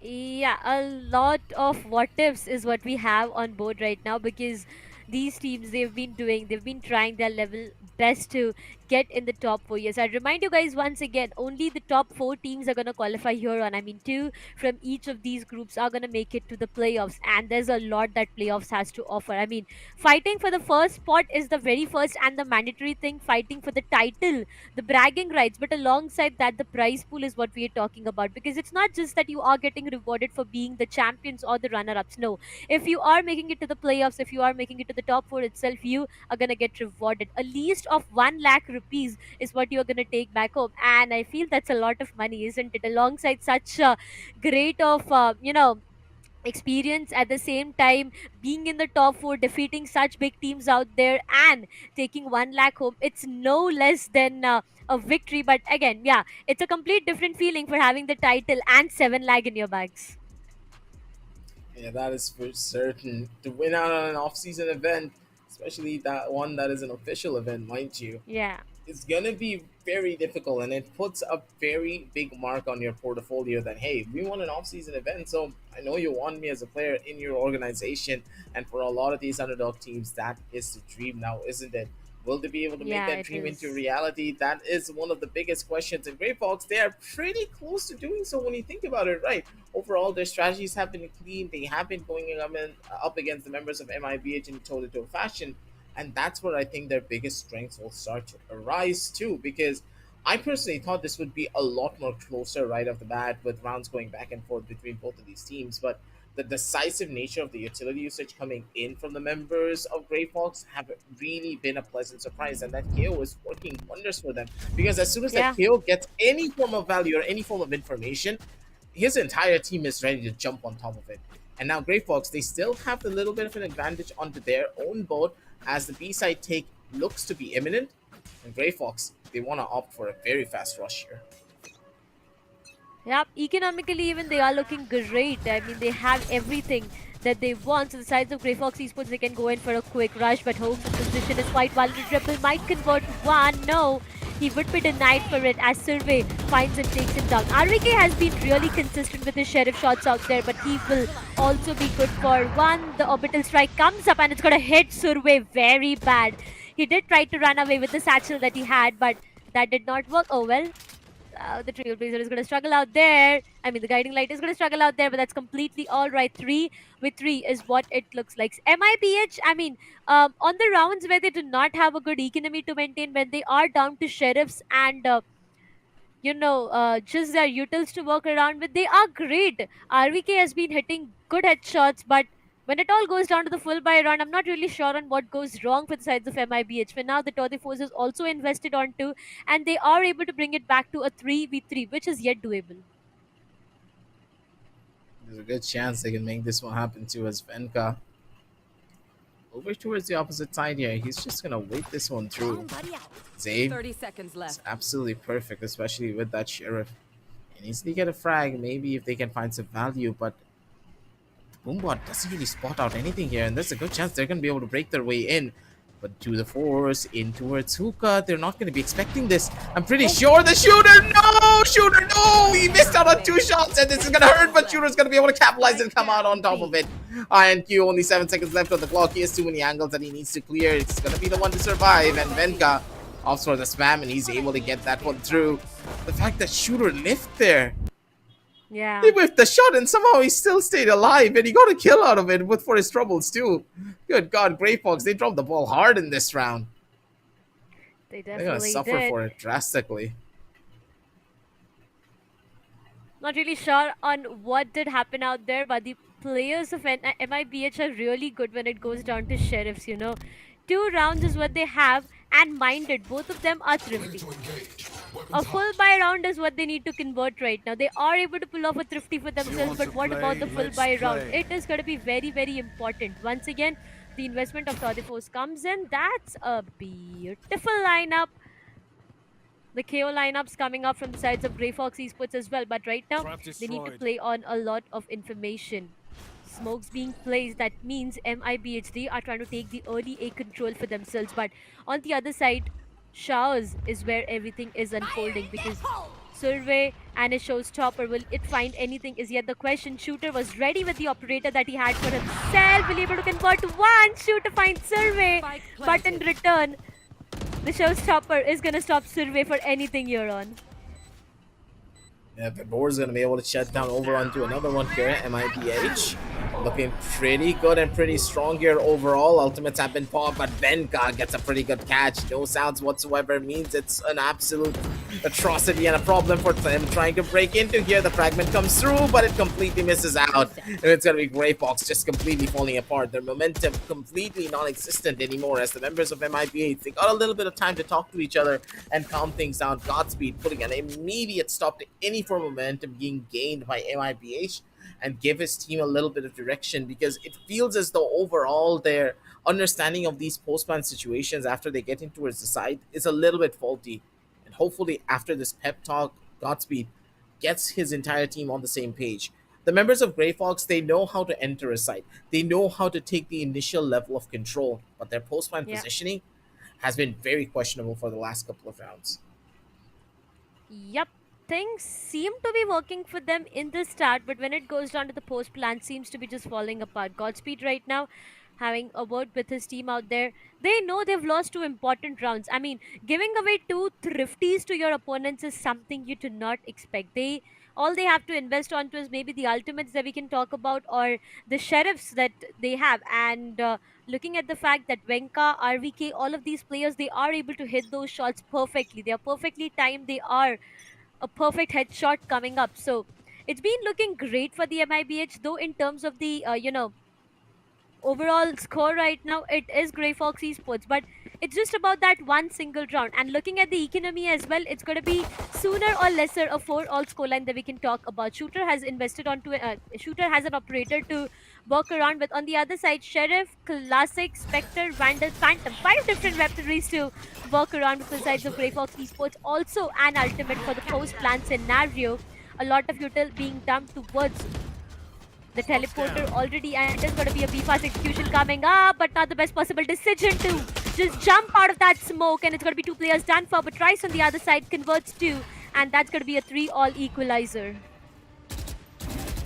Risk getting so much value, but that haunt was so beautiful coming in from RBK.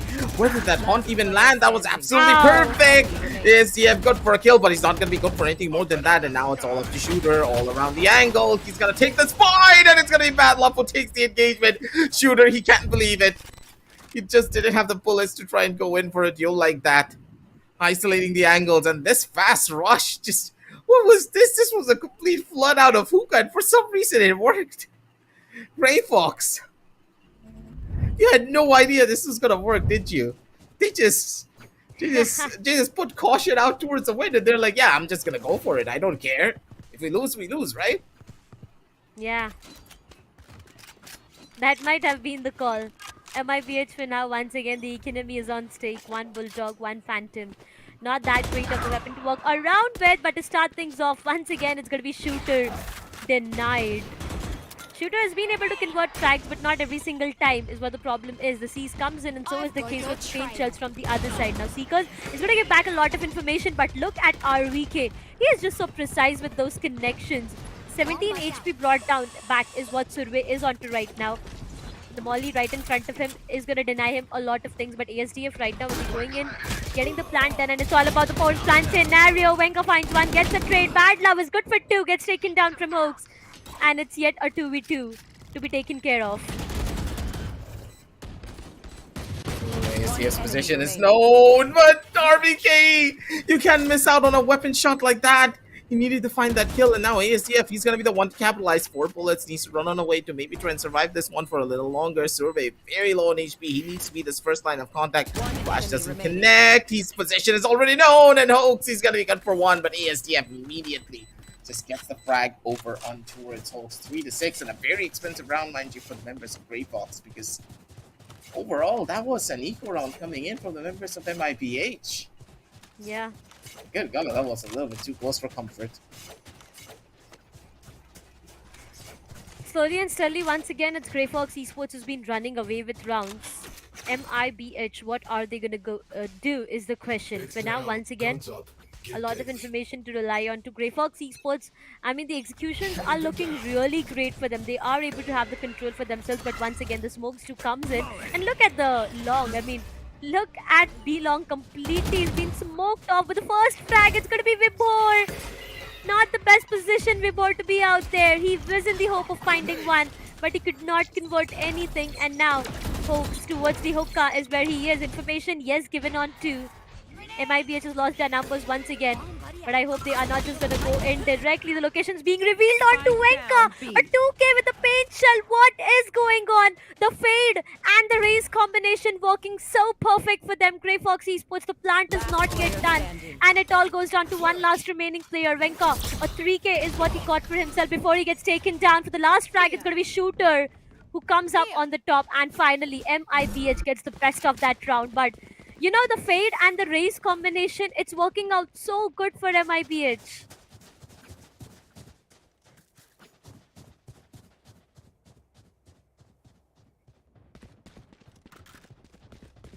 The fact that RBK got that much value coming in from that Z's 2 there was just absolutely perfect. Venka, the fact that they were able to capitalize on top of the positioning mistakes being done by the members of Grayfox was incredible, because once again, the members of Grayfox, they just wanted to go for a full rush from V-Long for no apparent reason, no hookah control whatsoever, and they are now not really looking at the angles whatsoever, and for some reason INQ just got 2 kills.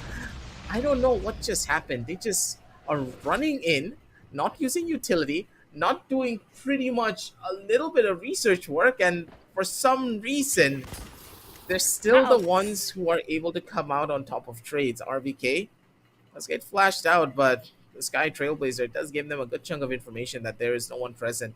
It's Grayfox. It seems as though W Gaming is their middle name, but for now, they want to play a little bit slow. I'll find you. Yep. Marked one. They already have lost onto two of their important players, and it's going to be the sides of Grayfox Esports right now. Trying to make their way towards the A side, but the weapon is something that's not looking that great. I mean, economically, yes, they are going to be a bit passive, but slowly and steadily walking inside. Hoax has got the information. 30 seconds RVK left. to start things off finds one onto Ayan Q. But for now, RVK will Spike his position planted. be compromised again. The spike gets planted and now it all goes down to 2v2. Oh, 1v2 I would say, because look at the Brim. He is just so low. I mean, pixel of HP that he's surviving onto is going to be really difficult. But looking at the post-plant positioning as well, it can be a bit difficult. Look at the sky and look at where he is right now. Vibor anticipating someone to come from the back maybe, but there's going to be no one out there. Not really One sure enemy remaining. on what is going to take them so much of time, but Player RVK standing. finds one. Bad Love does trade RVK out there. Bad Love needs to be very careful. 7 HP is all that he has, but Vibor is going to go and stick defusal. Perfect. 7 HP and a perfect clutch coming up from Bad Love. The perfect spot he has out there to go and spam, and that's where he gets the best out of that round. I was not expecting so much from the sides of Bad Love when he was down to 7 of his health, but still, he managed to convert 2 and clutch the round for his entire team. Grayfox Esports, 7th one on board. I firstly want to remind you something here, Darshita. Yeah. That Yeah. that the members of Grayfox, they were on a thrifty. They had no buys whatsoever in this round, and they got that on top of a couple of frenzies and a Spectre being invested in by Battle. Yeah. That is massive, and that is a good chunk of economic damage being done overall. As we do see that MIBH, they're pushing in a little bit too deep, and they don't really have anyone to try and play off of each other. The trade was non-existent there, and this fast rush coming in from RVK could just be the thing that's costing them. Not looking that great. Survey, good for one. Yes, he is 28 HP down already, but converts the second one as well. The null command did come into the play. Grayfox Esports, they have all 5 players, and it all enemy goes down to remaining. Shooter. Maybe converting one. No is what the answer is. Venka and a Showstopper will put a stop to what Ayanq has been doing, but what more can Venka do is the question. A 1v4 is what is awaited onto the Showstopper. Comes online, 1 HP Survey. Why would you do that? Don't know 3k is why. what Venka has already converted onto. And now it goes down to the investment of the orbital strike. Last round, and it all goes down to a 8-4 scoreline. Grayfox Esports with one more round for them. Yeah, they had so many ults to try and play this one through. It was an impossible round for Venka to win. I'll be honest with you. An orbital strike, a showstopper, you had a Sky Yeah. still alive in the first initial instance, and then you had a KO with a fragment ready too. There's no way you're going to be able to win this one. Yep. Too many variables and too much utility to try and break through. The members of MIBH, they're starting off on the back foot, literally. As Grayfox, they look to be the ones to run away with this entire game. But then again, when you look at the overall composition for the members of MIBH, they have a lot of utility to gain early forms of value, but it really depends on them being able to perform here. It's Grayfox. Another good fight could be coming right around the corner for them, but the KO knife not really spotting anyone out. That's going to deny a good chunk of information, as the utility that they were trying to invest now finds no form of value. Steadily once again, it all start to ASDF finding one, gets a trade. Ayan Q, same happens with him as well. 3v3 over and over again. The spike is not yet planted, and look where the players of MIBH are already. Towards the CT, the Sky has the spike, and I feel they are making their way towards the B side, towards Showers, and back there are going to be 2 players. And no, where they are making their way back towards BA. But again, looking at the positioning, what Grayfox Esports has to play around with, they need to go in for a safe plant, and that's going to be towards the backside because it can be risky. RVK Does anticipate Triest out there, but will he be able to convert him is the question. Flashes to come and Trist is being brought down and will be denied to from the sides of RVK. Grayfox Esports, 2 remaining players. All they need to do is be a bit fast on their execution because the time is ticking. Oh, this is bad. They do have... Oh no. No one broke the horn. This is gonna end badly. Very low on HP, both of these players, and they're gonna get caught out. No one broke the horn there, Survey. He needed to come in and try to get this save for his teammate, but the communication lines just wasn't present. And it seems as though the smoke kind of helped that Mayday to get a lot of value. The horn gets the catch, and it's gonna be RVK who puts them in the back here. 5-8 on the scorecards as the members of MIBH, they're able to hold down the line. And good God, how loud is the how loud is the protocol platform, man? Yeah. I couldn't hear a damn thing for a second. Yeah. But once again, look at Grayfox Esports. They're going to take an early control, be all together because it is going to be MIBH on a good buy for themselves. 3 players already denied on 2. Grayfox Esports just had 1 single comms for this round. Go all together or stick together. That's all. All the 3 players who were there towards the A side decided to stick together, and that's where they got denied together as well. But the Headhunters decided to walk around with Ayanq. Finds one. That's an important track coming, and the flashes are definitely on point. Ayanq, good for 2. That's all he could do before he gets taken down from Shooter. And that's going to be MIBH with the 6th one on both. 2 rounds done for, and now here's where the main fight starts for. Grayfox Esports with the full buy, MIBH on their bonus. Now, this round completely decides the flow. Will it be a 7-8? And if it is a 7-8, mind you, it's going to be Grayfox Esports into a lot of problems. Yeah, they're gonna need to go into another eco there, and the equalization will pretty much be inevitable. It's Grayfox, not really the best of teams, you would say, when it comes down to the Thrifties, but when they are able to pull off those Thrifties, they do it in a spectacular fashion. Grayfox, up there for a little bit of a fight. The KO knife really getting so much value. Wait a minute, the KO knife's gonna be able to spot out 3, and that puts the entire attack to a halt in just a matter of a second. Definitely. Grayfox Esports, the investment of KO has been really magical for them. And for now, everyone is just going to slow down. MIBH, not really sure on what the plan looks like. Look at where Shooter is right now. It could be the double satchel. Judge coming up towards Lamps. Already 1 player, 2 player. Yes, Venka.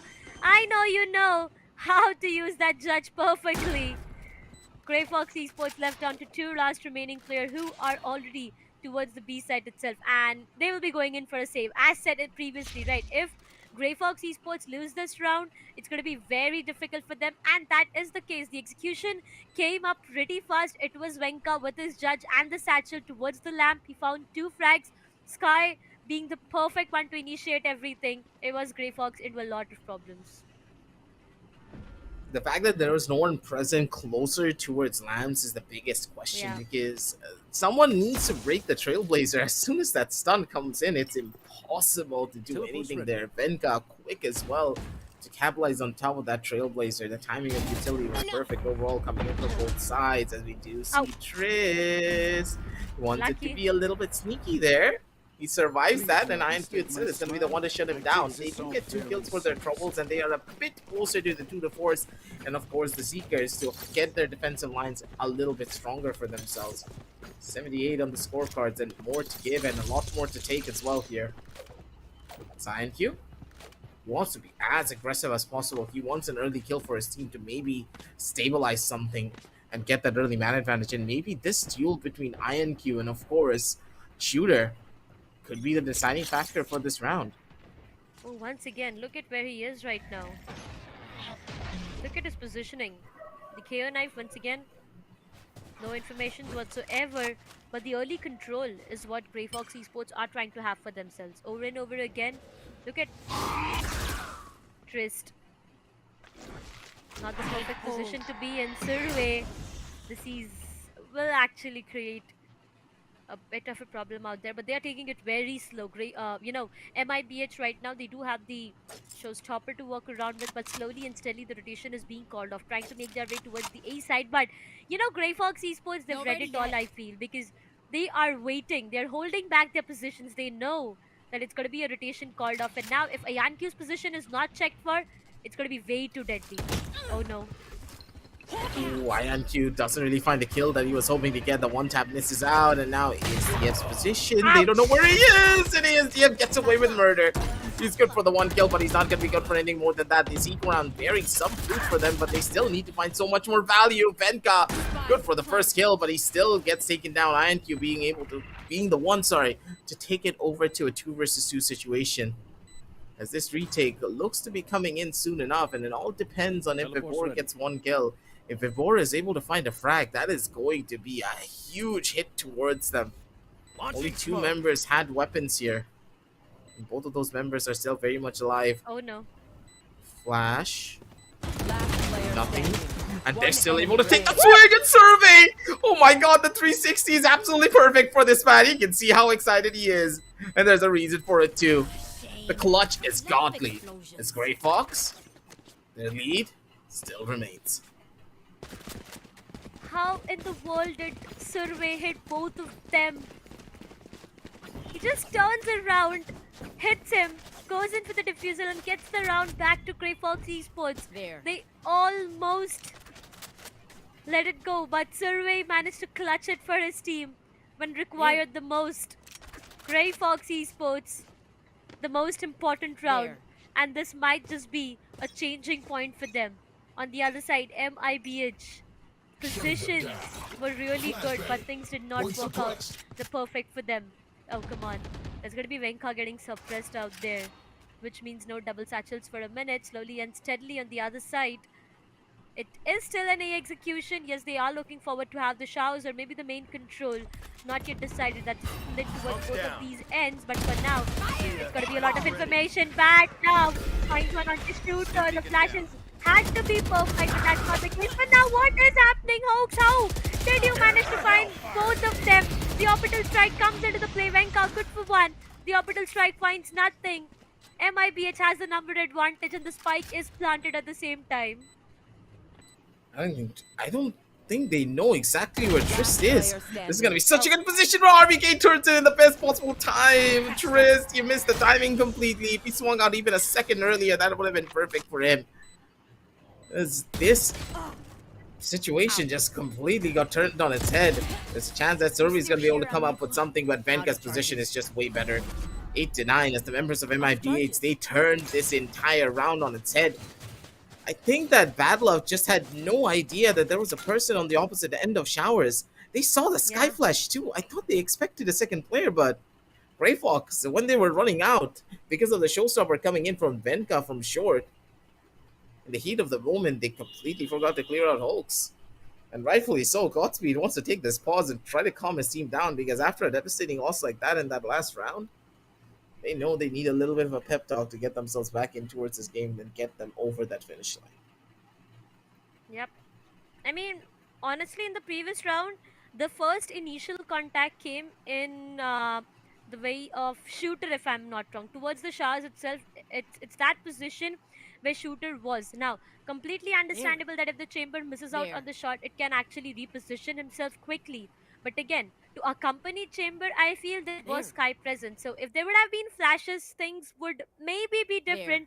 But again, it does not matter. MIBH, though they lost Shooter initially, they got the round that they needed. And now it all goes down to a 8-9 scoreline. Both of these teams, once again, it is a very, very important match. The less the number of round difference is, the more the problematic it is. Because at the end of the day, both of them have lost 2 and won just 1 single match. So it's going to be really very important for the sides of Grayfox Esports. I remember them not having a good run against the sides of Medal and Mystic, but against Hyderabad Hydras they were phenomenal. And now MIBH, what's the plan like? They do have the Nightfall to invest on too, but once again Venka, the first strike is what he has, the second one as well. Yes, he doubles it up for himself. Bad luck, left all alone. They all tried to come in through one singular choke point, and no one was able to shut down Venka. The guy's movement is something different, and the way that he goes in for fights too, it's very difficult to try and isolate him in towards an angle. You know the problems that they are facing as Survey. Towards the opposite end of this, it's going to be good for a kill. Showstopper comes out to try and maybe equalize things. He does find a lot of value, but it's just not going to be enough overall just yet. As Bad Love over towards the back, he did invest the orbital strike though. Maybe a little bit too indecisive. They know for a fact that the push is going to be coming in from the back. They heard out on the footsteps, and with both of them pushing in towards defender side at spawn. Well, this is looking bad. Bad Love, he doesn't have an answer for this. No smokes whatsoever either. He needs to isolate these gunfights, maybe take one over onto Vivor, but he's not going to be risking it. Vivor makes an immediate run for it. He wants to play for the crossfire, and this is done so beautifully. Oh. The lot of them. It's done for. It was done for before it started eventually. The positions were MIBH, they were great when it went down to the post-plan scenario. I mean, they knew where the last player of Grayfox Esports were, and eventually they placed themselves perfectly. But here, Survey, he did his best, you know, a classic headshot, one frag, the showstopper, one frag, he got 2. For him and his entire team, but that wasn't yet enough. A 9-all equalizer, ladies and gentlemen, is what we are on to. Slowly and steadily, this match is turning out to be a nerve-wracking match for all of us. Execution, once again, towards the B. Hook-off control is what they are looking forward to, and towards the long, I do see pokes, early flashes. Yes, that's going to give them a lot of information. Slowly and steadily towards the hookah as well. They got the fade, got Bad Love in his position, while he has to struggle a lot to deny the Prowler out there, but he will be able to. The KO Knights is going to hit them into a lot of problems right now, and the information is being revealed. But at the same time, it's going to be the null command. So, MIBH, they need to be a bit careful right now. But now, though, you do see that Shooter Face your fear! is slowly on the walkout. And this is going to be a pretty tough fight, but Shooter still finds out Tristan. Oh boy, this is where they are going to start falling apart. Survey is going to be able to capitalize on top of one, but ASCF he catches out on nothing. RVK quick on the trigger, and Survey once again doing damage control here, giving as much value as he possibly can to his team, but it's just not being enough for their entire squad. Shooter over towards the back as Survey is trying to maybe turn everything on its head, but one raise can do so much. But oh my god, this one raise is gonna make things work. A triple kill for Survey. He's now looking for an ace here. Half defuse could just be on the cards here. They have the timing, the flash has been dodged out, and it's all up to IronQ to maybe hold down the line, maybe go for a kill. The half defuse is already done, but IronQ needs to do so much work to try and get this one done for his team. He doesn't have the bullets, see the headhunter comes through, but Hoax, he just has more to give. I'm out of stuff. 10-9 as MIBH, they get this round out of absolutely nowhere. Smiles on their faces, but for the members of Grayfox, they know the pressure is on because they've lost it on so many rounds that their economy is now down in the ditches. Scottspeed, don't know what he's looking at, but his team, they're losing badly. I did see him smile for a while. I mean, what happened out there was not really good for the sides of Grayfox Esports, but hey, I have to give it to Yanq. He did try his level best. Switch of weapons, switching to Headhunter. He did everything that he could, but once again, an early control is what they are looking forward to. Flashes 2 comes in, so is the case with Seize. The Prowler, everything has been put from the sides of RVK to just save himself, but he could not do that. Grayfox Esports denied 2 of the players from the sides of MIBH, and they do have good weaponaries retrieved aggressive. Overall, they do get the plan down over towards the B side once again, as the 11th round is going to be coming right around that corner. The members of MIBH, they know that this is going to be such a tough spot to still be in. Fox opportunities are present if Shooter doesn't get this kill, and he's able to capitalize. A couple of missed shots from IronQ is all that they were hoping to get, but Survey once more just coming in so clutch. So many situations, he's bringing it back for his team, but the other members, they don't have enough to give to back him up. Gets fully stunned out in Vivor. Easy on the finish up. 11-9 as MIBH, they are now in deep and 1 round away from getting match point. Everything that the members of Grayfox has worked towards, even that early lead that they got, in the very beginning stages of this game don't even matter anymore, because MIBH, they're able to answer back toe for toe and blow for blow. This is the close game that we are hoping to find, but not that heavily skewed in the favor of MIBH, because Grayfox, it seems as though they don't have an answer just yet, but this buy run coming in from them is one of the last hopes that they have to maybe get this back under control. Yep. If the sides of Grayfox Esports, they lose onto this buy round, it's going to be done for. Not for the fact that MIBH is going to be on the match point, but once again, economy will be denied. The early information is what they are trying to rely on to paint shells to deny any players walking towards Survey. He will try to reposition himself, but Survey needs to be careful because, you know, he has a showstopper to work around with, and that's going to be a very important ultimate. On the same time, it's going to be Seekers online. Yes, they do have the information, but Grayfox Esports, how will they react onto that information is going to be the point. Venka, what are you doing? Not the best position to be in if you are Venka right now. Survey finds Venka, but that's going to be a fair trade from Vibhor coming up as both the duelists departs.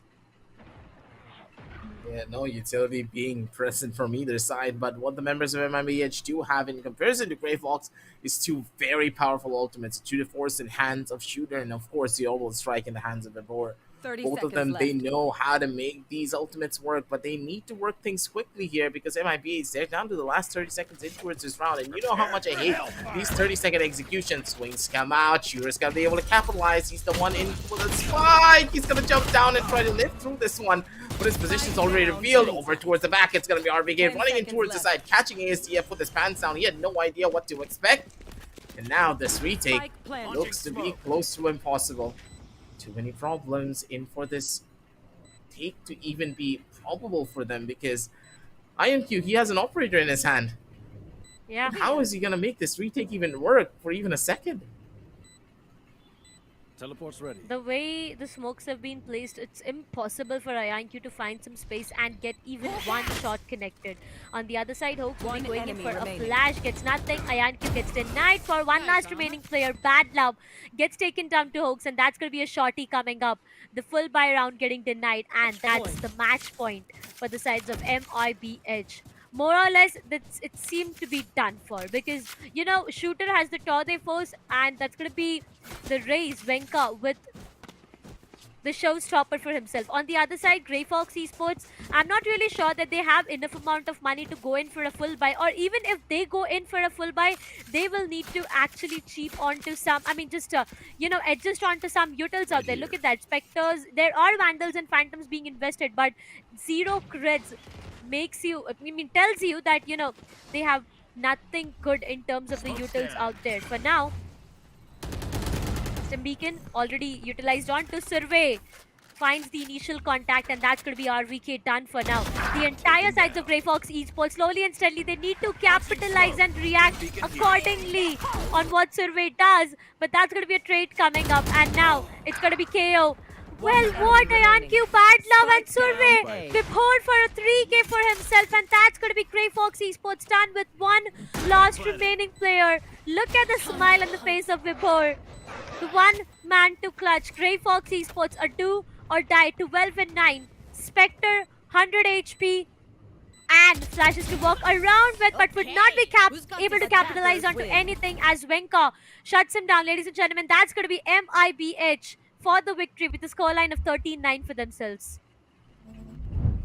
Had a clap hands for the members of MIBH because they had to dig in deep to get this form of victory. And hey, overall, the team just played phenomenally. I have nothing more to say about that because initially I thought, oh, the members of Grayfox, they're looking so good. They have so much momentum under their belt. But as soon as that technical pause came in, everything just turned on its head. The defensive half coming in from the members of Grayfox just had no flavor or any substance. We didn't see any aggressive pushes coming out from them. They were not really able to get a lot of good control. On some rounds, of course, they did get some form of value by pushing out of showers. And of course, they were able to pincer the players, but they were not thorough in their takes. There was no one present towards short, or there was no one really holding towards lamp as soon as they were trying to go in for these rushes. It felt very disjointed. The members of Grayfox, they had the proper ideas, but when it came down to the overall execution and, of course, the weaknesses of those strategies, they really didn't try to play in for it, and that's what started to hurt them so much throughout this entire game. And right at the very end, you could see that the members of MIBH, they just had more momentum because, of course, they're gonna start winning out on rounds. They're gonna be starting. They're gonna be the ones to feel out their aim. And Vibor, when he started to come alive, the entire team just went upon his back, and they're like, "Okay, Vibor, you do your thing, and we are just gonna support you." Venka, he was a phenomenal player toward the very start of the game up till the very end, but he kind of did slow down right at the very notches when the other members started to come alive, because Venka understood that, hey, I don't need to carry my team anymore. I'm just going to do my job as a duelist. I'm going to set them up while still being an absolute nuisance. And the fact that he was able to do that, being that duelist who is so hard to kill, everyone behind him came through and they were able to find their trades. We're going to be heading on down over into the scoreboard, ladies and gentlemen, to see exactly what it looks like overall in the standings. And you can see that Survey, he pulled off miracles for his team, 23 and 18 from the opposite end. But Venka, man, 352 ACS with 3 first bloods. He didn't get as many first bloods as Survey, but oh my god, the amount of entries that he took and the amount of value that he found on that race is just phenomenal. It definitely is phenomenal. On the other side, Vibhor, even I have to give it to Vibhor in the last round itself. Vibhor with a 3K onto his name. He was just going out like a shooting machine, a killing machine for everybody, taking everyone down who was right there in their face. On the other side, if we talk about Shooter, 18 kills is what he has. Everyone seemed to be doing their job perfectly, but I feel today was not that great of a day for the sides of Grayfox Esports. Survey, I have to give it to Survey right now because he's been doing a phenomenal job when it came down to taking those initial contacts, taking those duels for himself. He was looking good, but when it went down to the team supporting Survey, I feel there's where everything started to fall down because Survey, he was good for one frag. He was getting those numbers for his team. But as soon as he gets that first frag, there's one of his teammates who gets taken down on the other side. And that's where things just go out of their control. So, Grayfox Esports, I feel a bit of a team coordination is what that is something that can definitely help them right now. But other than that, IANQ with 13, it's ASDF. I mean, the investment of KO was something that we were having a double doubt on. But it has been great in the map of Bind itself. It has been great for the sides of Grayfox Esports. Yeah, both of these teams, they played their hearts out, but the half-baked strategies coming in from Grey Fox really were not helping them. They need a lot more direction. They need to really figure out what they want to do for their own defensive half. Their attacks look impeccable in a lot of these rounds, but their defense just had too many gaps that they needed to fill through. And I do believe that a lot of teams are very attack favored these days when you look at the overall strategies that a lot of teams are employing. And with the meta of the defense just shifting drastically towards teams that have of an understanding of how to play aggressive and be proactive, it's very easy to know why a lot of teams are suffering on this defensive side. And in Grey Fox, they're just one of those squads that can't really get a lot of value by playing aggressive because they don't know how to do it together as a team. Survey, he was able to do it purely on the basis of his individual brilliance, but that's the thing. Individual brilliance can only get you so far. Your teammates need to be on the same page too when it comes down to that level of aggression. And you can see it from the MVP too. That Venga, he's looking smug out here. 27 and 19, 1.42 on the KDR, and an average damage per round of 235.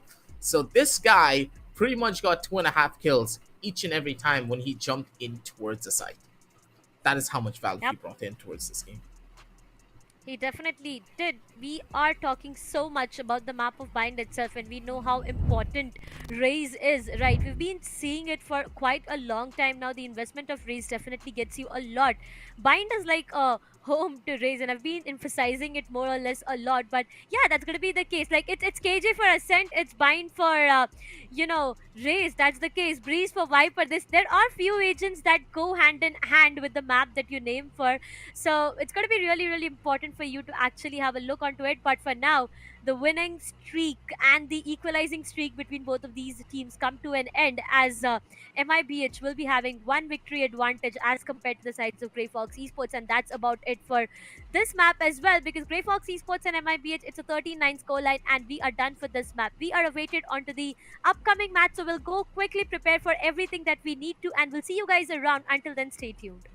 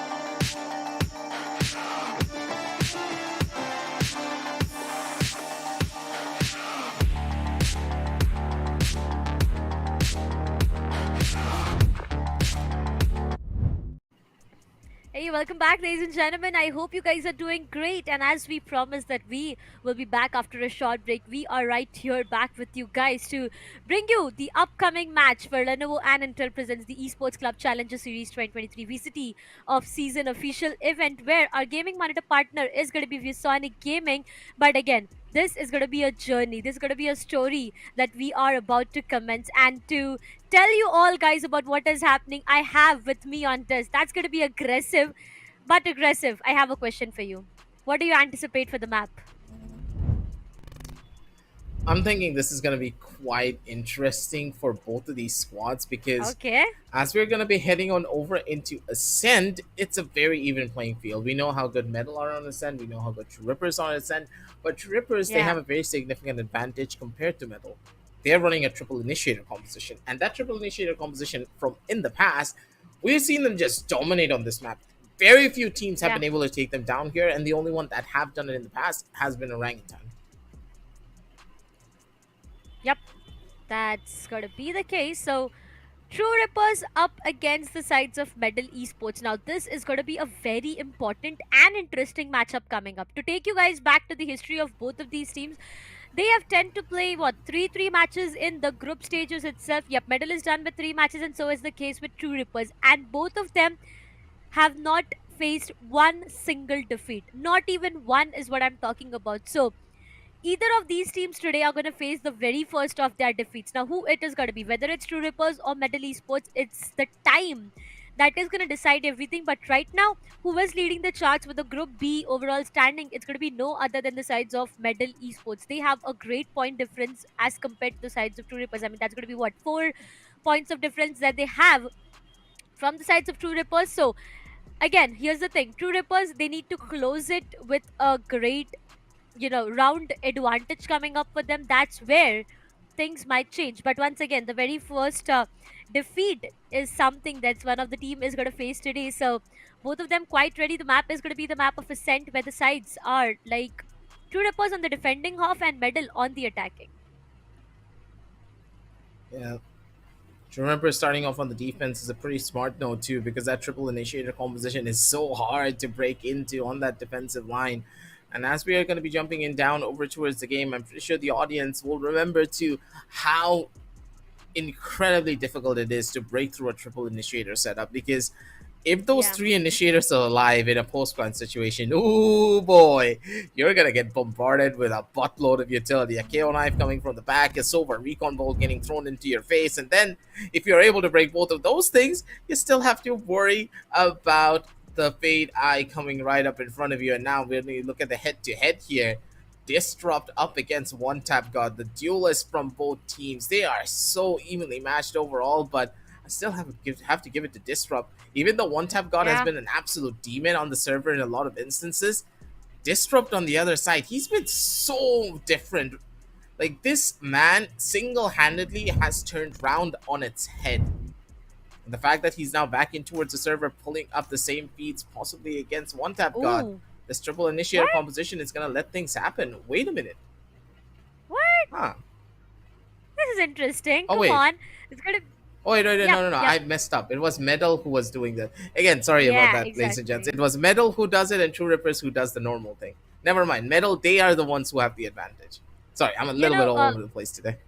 It's completely all right. True Rippers right now, they are going to stick back to the basic composition that we can talk about when it goes down to the map of Ascent. So, Jet, Omen, KO, and the KJ coming up. That's going to be a very good composition and a basic composition at the same time, double initiator. But on the other side, triple initiator is what we are talking about. Alongside that KJ, they have a Sova, a Fade, a KO, and an Astra to add on to it. So, no duelist whatsoever is what Medal Esports are looking forward to. This can be a bit vulnerable. I mean, starting off on the attack side itself, the entries with the triple initiator, yes, it's going to be easy, but at the same time, when it comes down to the agents having a great movement, it's going to be a bit difficult for them.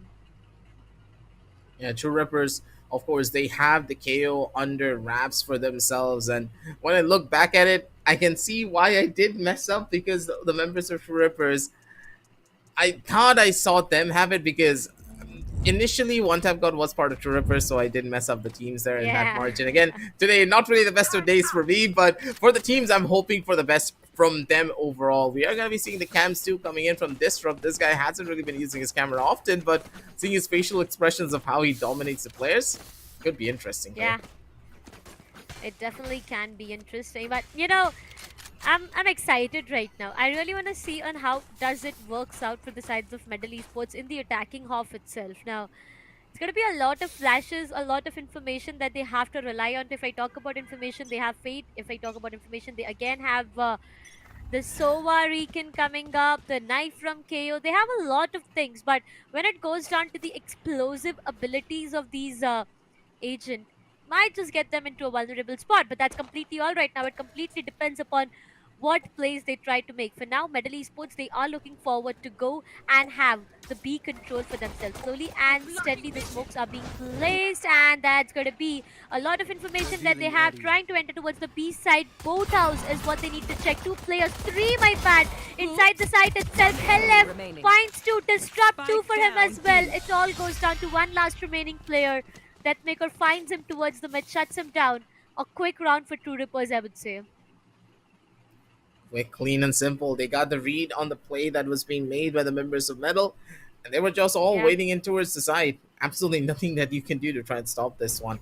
Fast, clean, and simple coming in from the members of True Rippers as they have full control.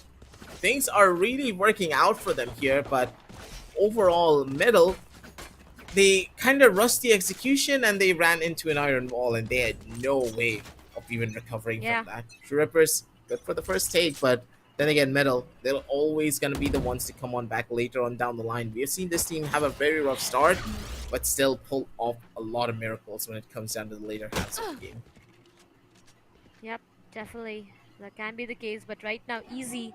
Not that easy to get a frag for himself as he gets spots from Aru out there, gets taken down. Now, True Rippers have lost their very first round itself, which means they do not have a good weaponry, but somehow, One Tap God is able to hit that shot. Disrupt. What was that dash? That's definitely going to punish him coming up from the sides of Blackhawk, but it all goes down to 1 last remaining player, Medal Esports. That's going to be Vim, stuck. Sandwiched, I would say. As soon as he peeks out, it's going to be him getting taken down, but the dash coming up from Disrupt, come on. Medal Esports, they did a lot of damage to True Rippers right now. Yeah, that's a good chunk, but at the same time, they didn't really get the best of starts too, now did they? Because don't forget that Metal, they didn't really get that spike plan down. If they got the spike plan down, I would say this was the best eco round that they could have hoped for, but some economic damage is going to do them so good, but the bank, not really looking that pretty. You can see a couple of the members of Metal have to go in for a Bulldog buy or two because their economy has not really stabilized yet. Definitely, that's going to be the case. KO Knife comes in. A lot of information is what they have. The Prowler also will be able to get them a lot of information, but the double peak, will it work for them? Disrupt gets denied for, and that's going to be the very first and important frag that rolls in the favor of Medal Esports. Smokes, yes, they are being placed, but again, what's the plan like? It's for a rotation.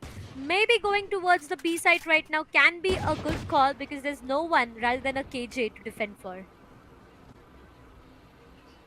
Blackhawk does have the Owl drone to gain some early level of information too. Into his mid, Blackhawk does get spotted, but that's completely fine. Work up is what they're hoping to get. Metal, they have opportunities to go in for a lot of plays here because they are the ones with the man advantage, but Helef trying to be a little bit of a nuisance with the Sheriff.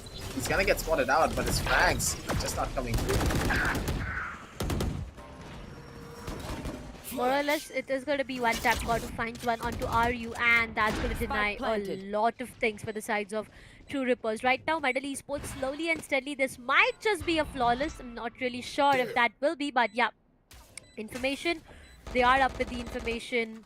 The reveal comes here. TM King tries to find one. Good for 2. No, he is not, as Paradox shuts him down, and True Rippers is left on with 1 last remaining player, Techno.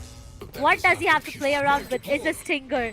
Paradox shuts him down, and that's going to be MLT Esports with one more good round rolling up for them. Now, if I talk about the economy for the sides of MLT Esports right now, I feel it's all good for them. Even though they've lost their one single player, they can reinvest onto everything and get the best of this, get the best of the fourth round. Or maybe True Rippers with a full buy coming up for them, we might expect something different from their end as well. There's a good chance for it.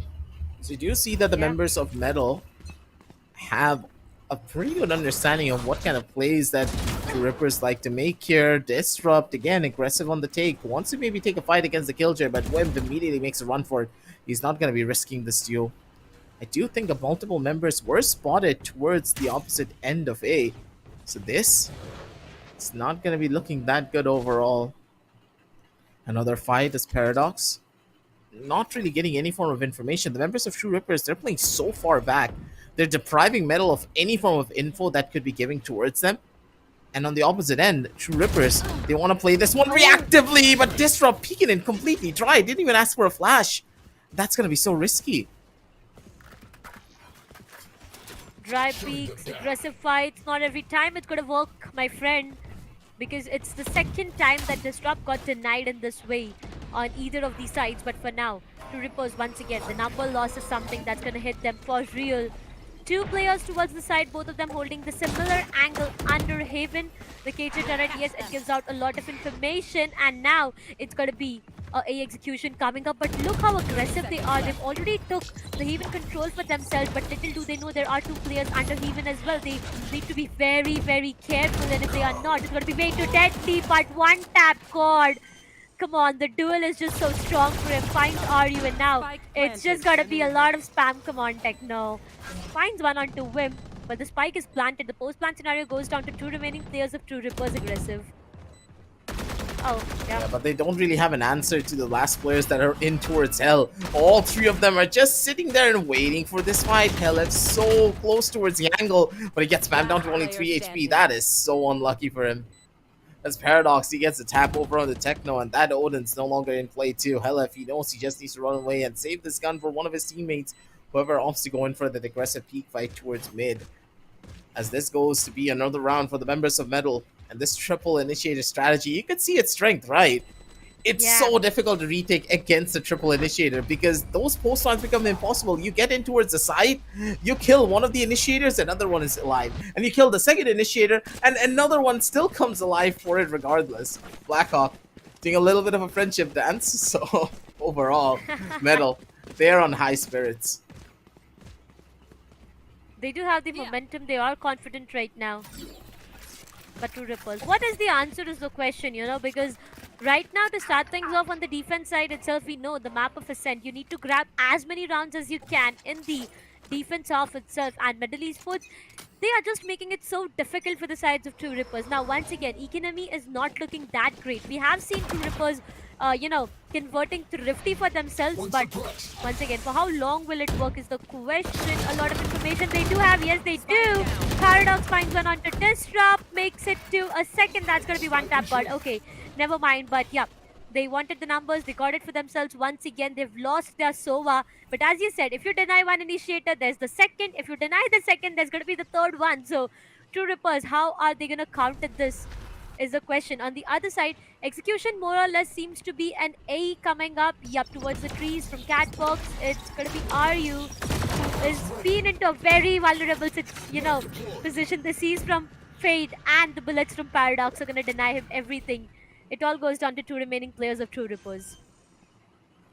True Rippers, they have so much value to give in towards this round still very much. Yeah, it's going to be difficult to go in for this 2 versus 4, but when you have players like Helif and of course DM King on the opposite side, there are always opportunities for them to go in for clutches. But the real question is, do they want to even go for this?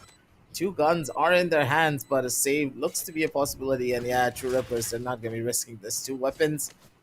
They're going to walk away with this. Well, Metal, they do get another round, and they're expecting them to not opt to go in for any form of a swing just yet. A couple more seconds, and this is going to be done for. The save comes through for True Rippers, but the plan is still not made. What do True Rippers want to do to try and maybe get this round back under their control? Because this triple initiator composition is just going to get even better on the defensive side. Ouch. A lot of exit frags that Deathmaker has for himself too, I mean. But I feel economically it won't matter to MLT Esports right now. They have players who have got their weapons saved, and even if there's one player who does not have a good economy to maintain, it just can be other one dropping it or helping him out. But now, here's where the changing point is. Disrupt with an operator. He is 1 point away from the Blade Storm as well. So this is going to be very, very important. Disrupt, if he misses onto the shot, it's going to be way too deadly because he will be denied for to everything. That's going to be the investment of Cosmic Divide, the neural, there's going to be the investment of Cosmic Divide, and the Null Command comes online as well. But as soon as Paradox goes in for it, he gets denied. Blackhawk joins the same party.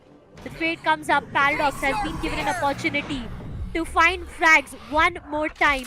3v3 is what it looks like. Disrupt is still alive. His hopes are still yet up as one tap cord finds him and denies him for every single thing. 3v2, the spike gets planted slowly and steadily. MLT Esports are losing number. Paradox is the last one to survive. Will he be able to make it? Finds one, but he needs 2 more. Time is ticking. Might have waited. Paradox. He would have literally waited for someone to go in and tap the defusal. Things would have been different, but that's going to be the 3rd one on board for True Rippers. The spike is diffused. I want to know how the members of True Rippers even got into this side scotch-free. Yeah. The trades were just immaculate. And there were so many different crossfires being set up by Metal too, but none of them were able to hit their shots, it seems. DM King being one of those infamous players who are very difficult to hit. And an operator early on didn't really get a lot of value, but this time around, Aryu's going to be the one who takes that initiative. It seems to be a flash and dash that is coming towards this mid-tile side, with Helef now throwing that first recon bolt over towards A, but as soon as he throws that recon, he's going to flash in towards Siles and get his jet prepped up and ready for an immediate rush. Slowly and steadily, once again, a lot of information that the sides of MLT Esports to have for themselves. On the other side, so is the case with True Rippers. So it'll be an exchange of a lot of information, but Helef towards the mid. I feel it's going to be him stuck bad, but somehow manages to go back. Not yet. Swim shuts him down. Helef, that was the most vulnerable position you could have been into.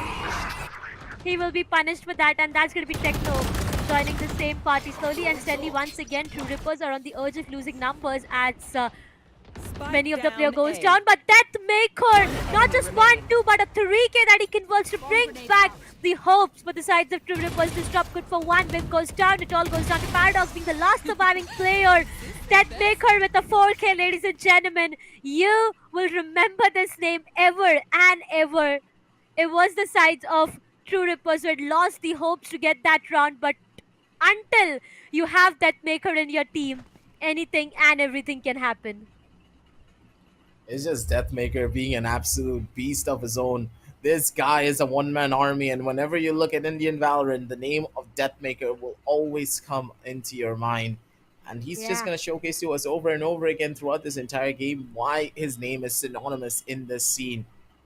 The aim just being there for him at all moments. As True Ripper is riding on his back, they do get a pretty early advantage and a pretty good lead to settle things off. But on the opposite end, the members of Metal, they're left scratching their heads because they have to deal with 5 ultimates that are going to be coming out from True Rippers. 5 big ults and big opportunities to shut everything down. After this pause comes through, I want to see the scorecard again and see how far away Metal are from their own null command, because that Killjoy lockdown will get nullified instantly because of the enemy Sova, plus, of course, the other Killjoy's lockdown, if the members of True Rippers are able to play their cards right. Unless, of course, we do see a good play from the KO to use the null command all time to cancel out any form of an advantage they could get over them. Paradox, he's 5 out of 8, so he's still 3 away. They cannot get it online. The members of True Rippers, they did such a good job. They kept such good control overall that they have all of their ultimates online. The ult points coming in really handy for them. Slowly and steadily, once again, a lot of aggression. Disrupt, he wants to have the mid for himself. The control is what he wants to have, but on the other side, little do they know the players have already rotated. No way. So if you are going to peek towards the mid, it can be while the Rebel it is. It's for Paradox as he gets taken down from RU. Not the best decision over and over again. Disrupt finds one onto easy. Medal Esports. Economy not looking good. Numbers not working in their favor this round. Just can't be a victory for the sides of True Rippers, and also 5 ultimates to invest onto. I mean, come on, completely understanding the fact that they are not going to invest any one of them in this round itself, but you can just imagine the future. 2 more rounds for the sides of True Rippers, and it's going to be so good. They will have such a great lead. They'll have such a great advantage on the other side. Medal Esports, how will they deny them? Is the question. Null Command, yes, as you said, it can justify everything, but again, Paradox, he needs to stay alive for that. Because if he's not, it can be very dangerous. Medal Esports right now, they're taking it slow once again. 3 remaining players position themselves towards the B side. Yes, that's going to be the case for now. But will they be able to enter the site? Techno is right present there. Look at his positioning. Ouch. No. Ooh, Disrupt. You can't miss a shot like that. 2 missed bullets, but that's completely fine because Techno's there to capitalize. Whips out the classic for the last kill, looking for the last player. They're not going to be able to get him down. Instead, it's going to be Helif to put the final nail on the coffin. And Rabbit, he's happy for this. His team performing, and he is ecstatic. 5-3 as True Rippers. They still have all of their ultimates online, and they don't have to use it just yet because every single ult that they have can be used in a reactive manner other than the Blightstorm coming in from Disrupt. The operator not really finding that much value just yet. Disrupt having a slow start, but his teammates, they're always there to back him up. They definitely are there to back him up. All they have right now is the KJ lockdown to walk around with. They can invest onto it, but here's the thing. True Rippers again, they have 2 of the strong ultimate to deny everything and their own lockdown as well. So it's going to be very deadly. Medal Esports having at least 2 rounds from here on can be difficult. I mean, the hopes of, Equalizer can be a bit difficult, but Disrupt this time he's been forced to go back to that position. Does not matter. Somehow Disrupt is able to convert one, and that's going to be, once again, so done for. Medal Esports, they are looking forward to have the A control for themselves, and that's going to be the fragment that denies the position out there. The site is completely under the control of Medal Esports, but the question is for how long. They will need to go in for the plant as well. 2 enemies pressed, a lot of information. Vim finds one, and that's an important one. Ryu goes down. Well, now there's going to be the investment of lockdown as they know they have the numbers for themselves, but the Hunter's Fury comes online, and now that's not the best of the times. That Maker, you being alive was just so important. One last player. The attacking lockdown is just going to give them a lot more of information. Null Command invested onto Techno. Good for 1. Yes, he is. Finds easy, but that's all he could do as he gets taken down. And Medal Esports with the 4th one on board. A messy round. A very messy round. True Rippers, they invested onto the Hunter's Fury to deny the lockdown, but it did not work accordingly. I mean, they did invest onto the Hunter's Fury, but it just did not work accordingly the way they wanted.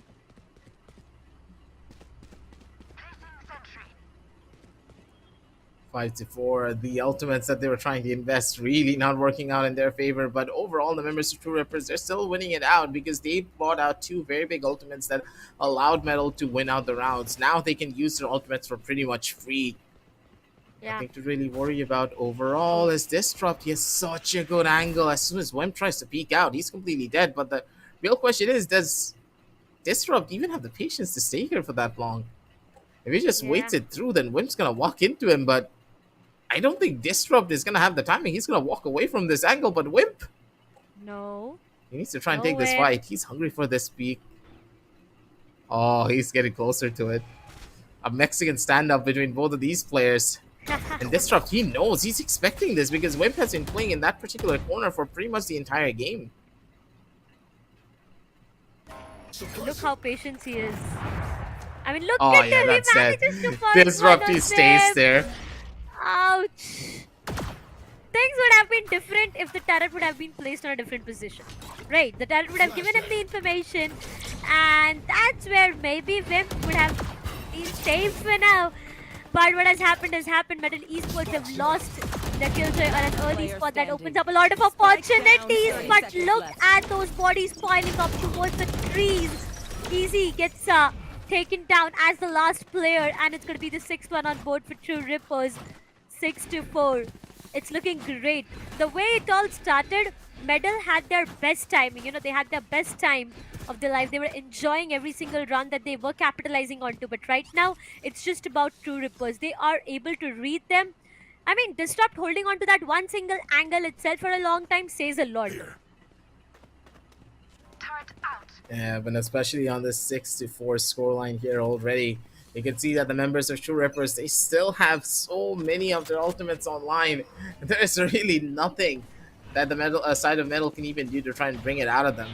The fact that the investments are not yet coming in is so surprising because Rippers, they're not really a team that really holds on to their ultimates for that long, but still overall, even though Disrupt lost the fight, DM King and Techno, they're not losing any of their duels.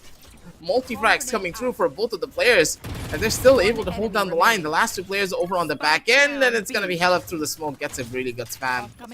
Last player remaining will be Wim, the person to take down Disrupt, but I think he's done for. As soon as the smoke fades, the turret's going to be able to take that first line of contact. The operator is going to get picked up, and DM King just riding the train over to victory with his team. If you look at the scorecards, I'm pretty sure that DM has like, what, 15, 18 kills by now. I do feel so. He has. For now, we do see Hacker on the other side. It's Rabbit. I mean, all the coaches for both of these teams are right present there, trying to re-strategize. But here's the thing, again, True Rippers, they've been saving onto their ultimates for a long period now. And look at them, they can easily take it to an 8-4 scoreline. Cosmic Divide and Hunter's Fury is what Medal has to work around with. But will that be enough? Disrupt! What in the world is that aggressive push coming up for his end? Good for one. Yes, he is. Gets taken down from easy. Economically, a lot of problems coming up for the side of MLT Esports. The spike gets taken down. And the hopes for 8-4 are really very strong right now. Second one towards mid as well gets more value. And Disrupt not really having the best of games here for these type of engagements, but overall they're still able to hold down the line with their team. Metal just getting completely bodied out here. Last player remaining is going to be poor old Paradox. He's trying to run it away. He survives the operator shot, but he's not going to be able to survive. The ultimate coming in from RU. He's all the way on the top row, just waiting for Paradox to come into his awaiting arms. 8-4 as True Rippers. They're just absolutely ruthless out here. The switch up when it came down to the pacing, giving Disrupt that Vandal and just sending him running out over onto his A main was the best possible plan. Yes, of course, he didn't really find a lot of value out of it early on, but as soon as he got one frag off, his entire team was there to help him out. 16 kills in the name of Deathmaker too. 16 and 3, mind you. He has been unkillable on this killjoy almost, and he's still getting off the frags. Yep, definitely. Deathmaker, the name itself is like a nightmare, you know, for many players out there. Yet the name is definitely a nightmare that we can talk about hours and hours. He's been proving himself so much. I mean, every single time you see him on the server, he is going to be the one you just cannot deny. And that's been him. Completely him. That's just Deathmaker being Deathmaker and nothing else. On the other side, MLT Esports now quite keen to know on how this triple initiator is going to work in their favor in the defense half itself. Because to what it looks like, B side completely left open for now. They know there's going to be a heavy A presence coming up, but the KJ towards the mid can create a big chaos out there. The dash comes in, and that's going to be the side completely open for business. Look at them, but Deathmaker, will he be able to find one? Yes, he is trying to. Distraction at its peak. Deathmaker finds one, the second one as well. Oh my god, Deathmaker. The aim is so crispy, you just cannot stop him. It all goes down to RU having a 3k and the round done for. 3k for RU, 2 for Deathmaker, and True Rippers gets the 9th one on board. The strategy that they wanted to go for just didn't work. Deathmaker is so fast on the swings and his crosshair placement immaculate. They were so good. An impossible round overall for the members of True Rippers to even try and lose out here. This medal. Yeah. They had no answer. They got immediately bodied. And the thing is, Deathmaker was all by his lonesome. He just had a turret to back him up, and with that turret's advantage, he was able to get both of these frags. You'll love it when you see it. The members of True Rippers, they're finalizing their strategies, and they are becoming smoother and smoother by the second. Because of this, we do see Medal over on the opposite end of this. 94 is present. But DM King, he needs to be careful. He runs on away immediately just to give that early level of information that there's a possibility that they're just waiting there. Heleth kind of getting caught with his pants down, but he's able to turn it around on its head. One tap got good for a kill over on the DM King, finally taking out the raid boss, and that's 2 weapons now going in the favor of the defenders. Every single member of True Rippers now needs to play together and play for a trade. If they give any isolated 1v1 duels, then those weapons that they lost can easily find even more value. 2 players left and right, but Aryu and his random is going to be able to convert both of them slowly and steadily. Wimp and his turret finds one. Aryu, come on.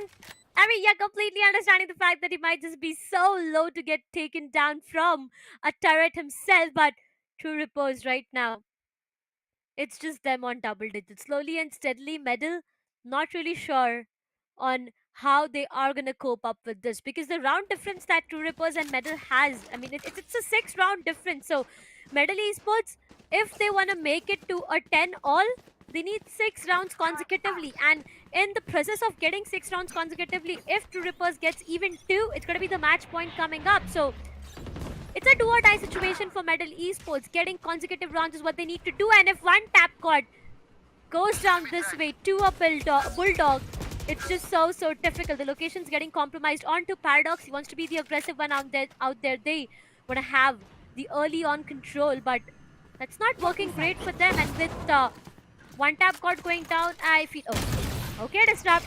I feel you. I get you out there. Here.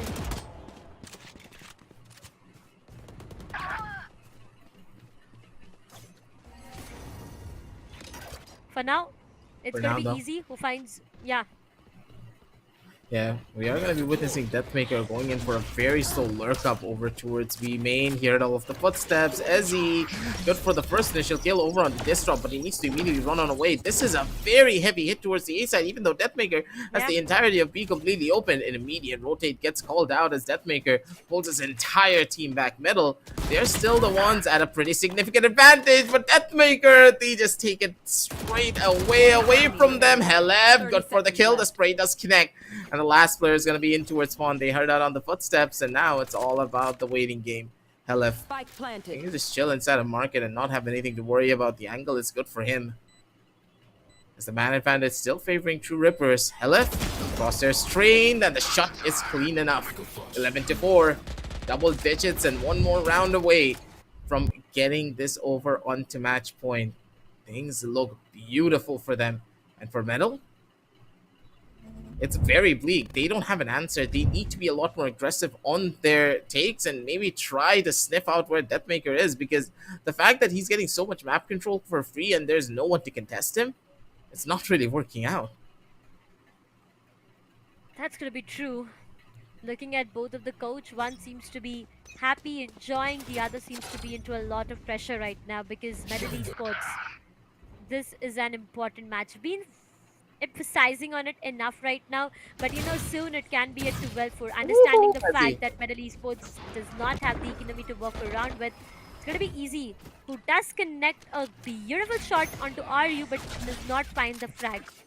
One more shot away, but for now, slowly and steadily, RU understands that he does not have the best head to work around with, exchanging the weapons out there. The rotation is being called off towards the B side, and from the sides of Medal, it's going to be the rotation towards A. Now, this is complete opposite. But, hey, wait.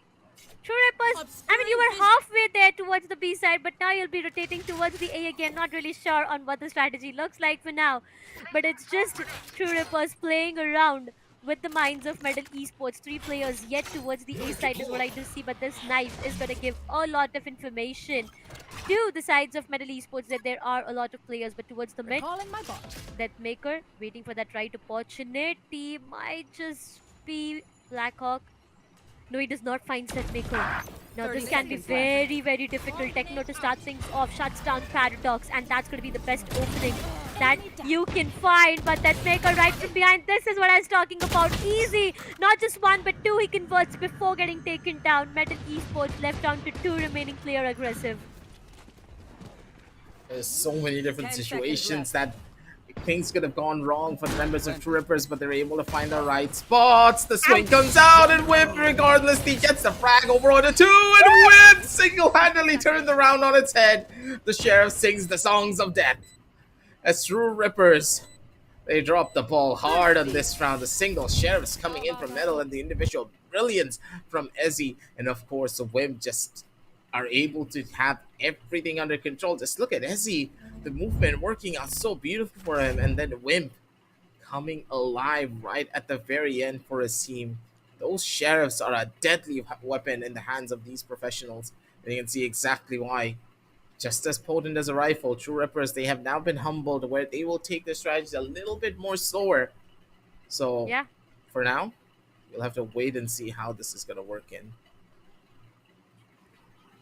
Slowly and steadily, they need to, because, you know, looking at what all has happened in the match itself, it's just True Rippers denied for the match point already. Once again, Disrupt, he wants to be aggressive. Hell left to start things off, finds one. Disrupt gets denied, definitely. But Paradox falling down every single time as the very first frag is not a good sign. Medal Esports, they do have the Cosmic Divide to work around with, but for how long will that be enough? Because on the other side, the Hunter's Fury and From the Shadows is already available, which can just be way too vulnerable. Early A control, yep, they are trying to keep that under their hands. Also, B side itself, Black Hawk, the position can give him one frag, but that's going to be Deathmaker he is about to face. So needs to be careful. Deathmaker is anticipating that, but that's going to be Black Hawk. 1, 2, maybe at the third one. No, he's not good for the third one. 2k before he gets taken down from Hellef, and now it's down to a 2v3. Medal Esports once again have the numbers for themselves with the null command being activated. One tap cord finds one onto Techno. Slowly and steadily trying to take one more down. Does not matter. Gets taken down. A 3k for Hellef, but a 1v2. Hellef, if he does that, that's going to be an ace and a round and the match point. A lot on stake right now, but the spike is down. He needs to retrieve it. He needs to face Easy for that, but as soon as he comes out, might be a lot more of difficult as Easy finds him. The hopes are still high. Medal Esports, they are still surviving with the 6th one on board, and they are able to deny True Rippers for their match point.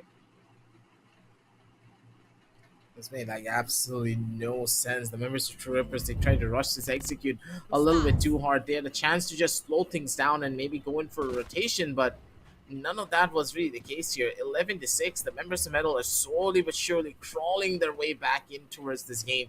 But that's on the mistakes being made by True Rippers. They're not really opting for rotations. They're trying to brute force a couple of these rounds, and that's what's going to keep on hurting them if they're not careful here. Disrupt just dashes straight in, maybe looking for a fight. Doesn't have the dash anymore to try and get through this, but he's all the way in towards the side, and it seems to be working because Disrupt, he walks straight in, and they have no idea where he is. Gets value out of this round. Wait! Wham! Not the perfect time to miss onto the shots as he gets taken down from Ryu. Oh, Medal Disrupt. Esports, they have lost their number, and it's one tap god who is just so low. I mean, look at him barely surviving is what what Paradox is right now. On the other side, a lot of spam comes in. One tap god not the best position to be into. Even 1 or 2 bullets through the spam, and it's done for. The spike is planted. Very important ultimates to walk around with, but Disrupt finds one onto Paradox. One tap god joins the same party. A 3k for Disrupt. Ryu puts the last nail into the coffin, and that's going to be True Rippers with the match point. Medal Esports, they did deny, they did prolong as much as they can, but True Rippers, they were stubborn, they were strong, and they knew what the strategy was like. As soon as the match point comes in, it's going to be Medal Esports going in for a timeout. The hopes are still high. Medal Esports 6 rounds back to back. If they get it, it's going to be an overtime that we talk about aggressive, but do you think that's going to happen? The overtime is going to be a possibility, but for me, it's a very low one because a 6-round difference up against True Rippers when they have the Hunter's Fury online, the lockdown available as well. If Metal Esports invests all of their ultimates at one stage of this game, and True Rippers still have one of the 2 online, maybe Hunter's Fury or even the Killjoy lockdown, it's going to be very difficult for Metal to even comprehend taking this round away from them. It's all about reactivity at this point. Metal, they have all of the cards on the table. They just need to cycle through it properly one by one. not investing a lot of utility at once will be key to get as many rounds as they possibly can to even get a chance to get over to that equalization. It'll be tough to get 6 rounds in a row, but if anyone can do it, it can be the members of Metal. But overall, they have miracle rounds coming in from individuals, but as a team, I'm still waiting to see something insane. 21-6. I was just looking at that Maker and his KDA. 21 kills in 6 sets. Almost a 4 KDA to be maintained. Come on, that Maker. Did you just have lunch in your, didn't you just have lunch? Because you've been eating up your opponents right now. It's not looking good for the sides of Medal Esports. 5 ultimates. 5 important ultimates. And the most important round for the sides of Medal Esports. I can already anticipate it being so messy in next 20 seconds. Everyone waiting. Disrupt. The dash was definitely activated, but the turret is going to give the pack a lot of information. Just trying to figure out on what Helif is doing on the other side. He's just waiting for that right opportunity. But for now, B is what they were trying to execute a while ago. Right now, steadily making their way towards the mid itself. Some shots being exchanged. That's going to be one tap cord. For now, not able to find anything aggressive. Flash is a little bit too preemptive here as Paradox. He messed up so badly. The smoke just fades in the worst possible time and it leaves him out in the open. Needed to be so much quicker on that take, and that one small mistiming is going to cost him drastically here. That's a huge ult now off the table. Blackhawks going to be able to equalize things out to a bare minimum. Disrupt misses out on the timing. They need to run in towards the side, and they're going to be able to get a Techno with another kill over towards Ezzy. And this is huge. They get the Killjoy lockdown down, and even though the ultimate has now been popped from the Hunter's Fury, that's completely fine because they still have full side control for themselves. And the Killjoy lockdown has still not been broken because Ario just came in over from the side to try and stop it. And Blackhawk needed to turn away from the Killjoy lockdown. That gives them so much space to play around with. Disrupt position is down. No! And then one tap God's gonna be able to shut him down. 2 players still very much alive, but positions are already known. One tap God trying to hunt down Techno, and this is gonna be such a crucial kill, and he's not gonna be able to get a DM King over towards the back. He's at 26 HP, but it's still not gonna be enough. Swing out from the side, he's gonna be waiting for it. The first initial contact, the tap is good, and DM King not swinging until the very last bullet comes in. 13-6 as True Rippers, they take this one away.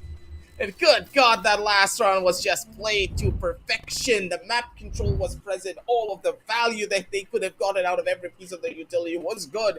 And the fact that they were able to take down Paradox as well means the null command just became useless. He was playing by himself. When he had a null command online, you cannot do this. The triple initiator falling apart as Metal. Where was the game plan for this entire map? It was as if they didn't have a strat book whatsoever and they were doing their own thing all by themselves. Yep, it definitely looked more like an individual play as compared to the team play coming up from the sides of Medal Esports. We were relying on the fact that, Medal Esports had triple initiator to walk around with and no duelist whatsoever.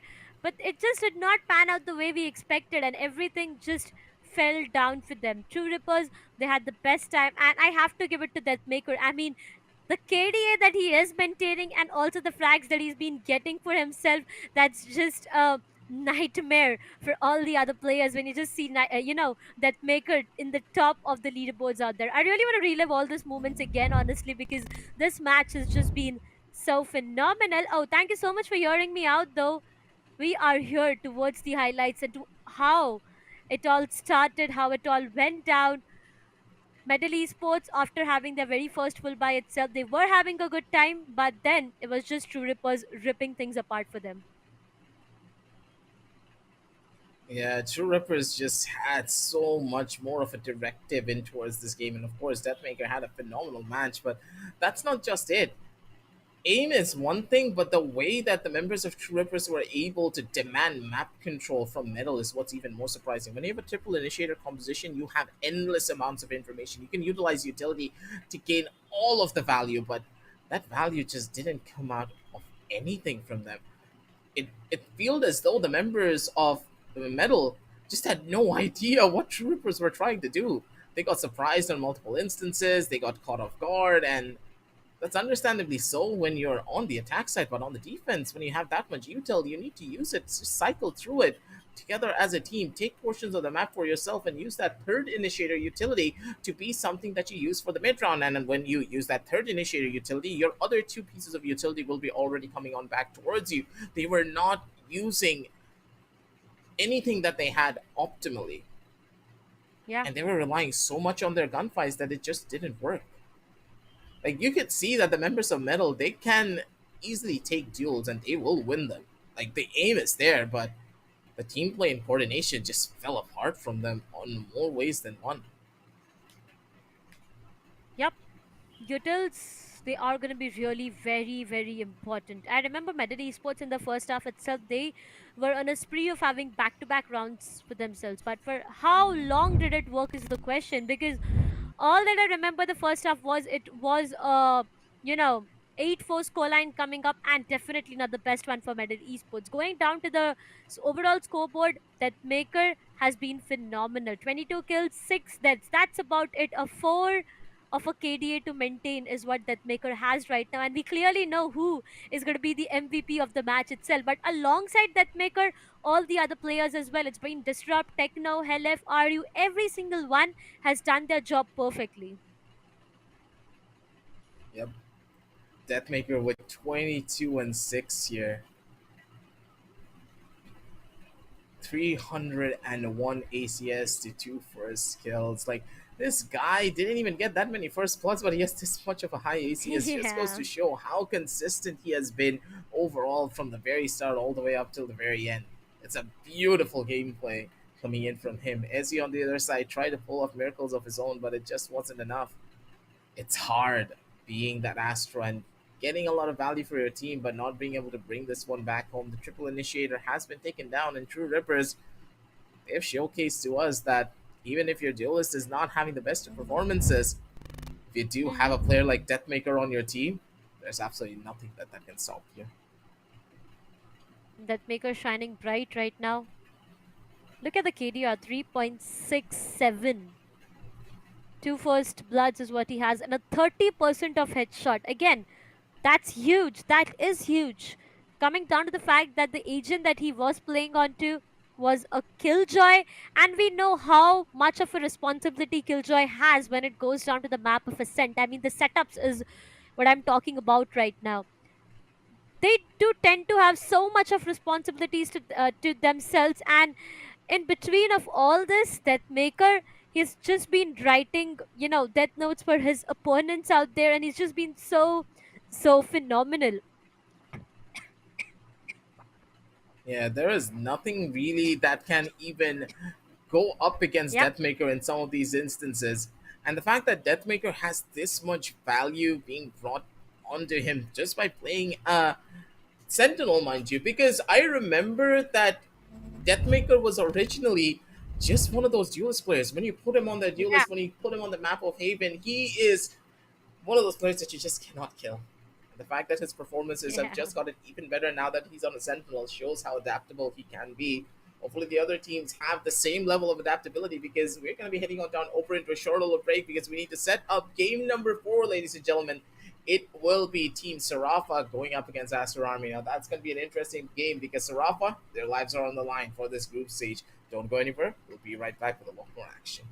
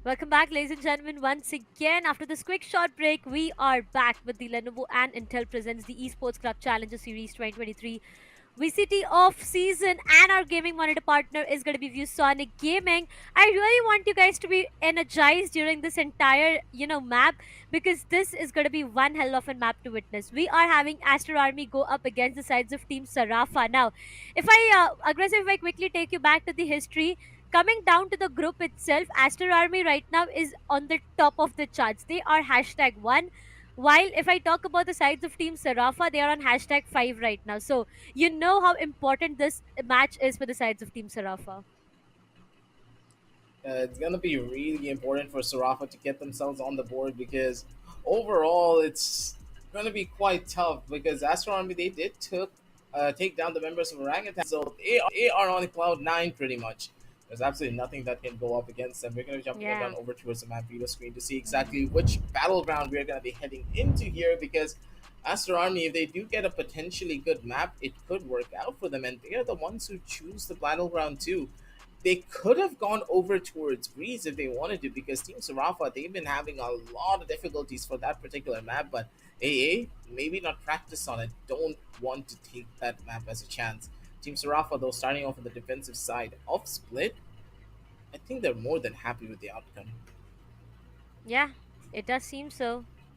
Split, finally, after witnessing a lot of fancy map, we are going to be heading towards the map of Split. Now this is going to decide the fate of Team Sarafa for now, because Aster Army is happy. They've had 3 matches played till today and they have won every single match. Not even one single loss is what they have secured, so they'll definitely be very happy about that fact. On the other side, if they make it to have a victory in this map itself, it's just going to be them and True Rippers able to make it to the playoffs itself. True Rippers, I'd remind you guys once again, after having a victory in the previous match, they are on a streak of having 4 consecutive victories. So is the case with Astro Army for now. But on the other side, Team Sarafa, they've played 3 of their matches, out of which 2 were not that great of a run, and 1 was definitely a victory for them. But right now, coming down to the map split, the agent selection is what we are on to.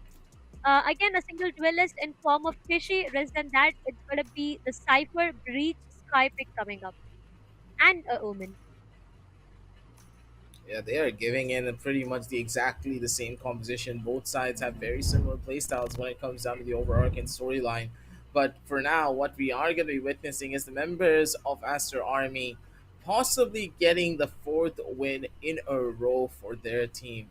Anything is possible, and this young roster has really showed up and broken all of expectations, while Team Sarafa still trying to figure out their footing and what they can bring on down to the table. A lot of upsets have happened towards Group A, and possibly even more to come. As we do see the Yeah. head-to-head, right to Ace going directly up against Rio. Both of these players very consistent when it comes down to their overarching potential, and of course the stats are a little bit skewed towards right to Ace. But then again, right to Ace, he's not always that secondary entry, just like Rio is. Rio has been phenomenal in each and every regard.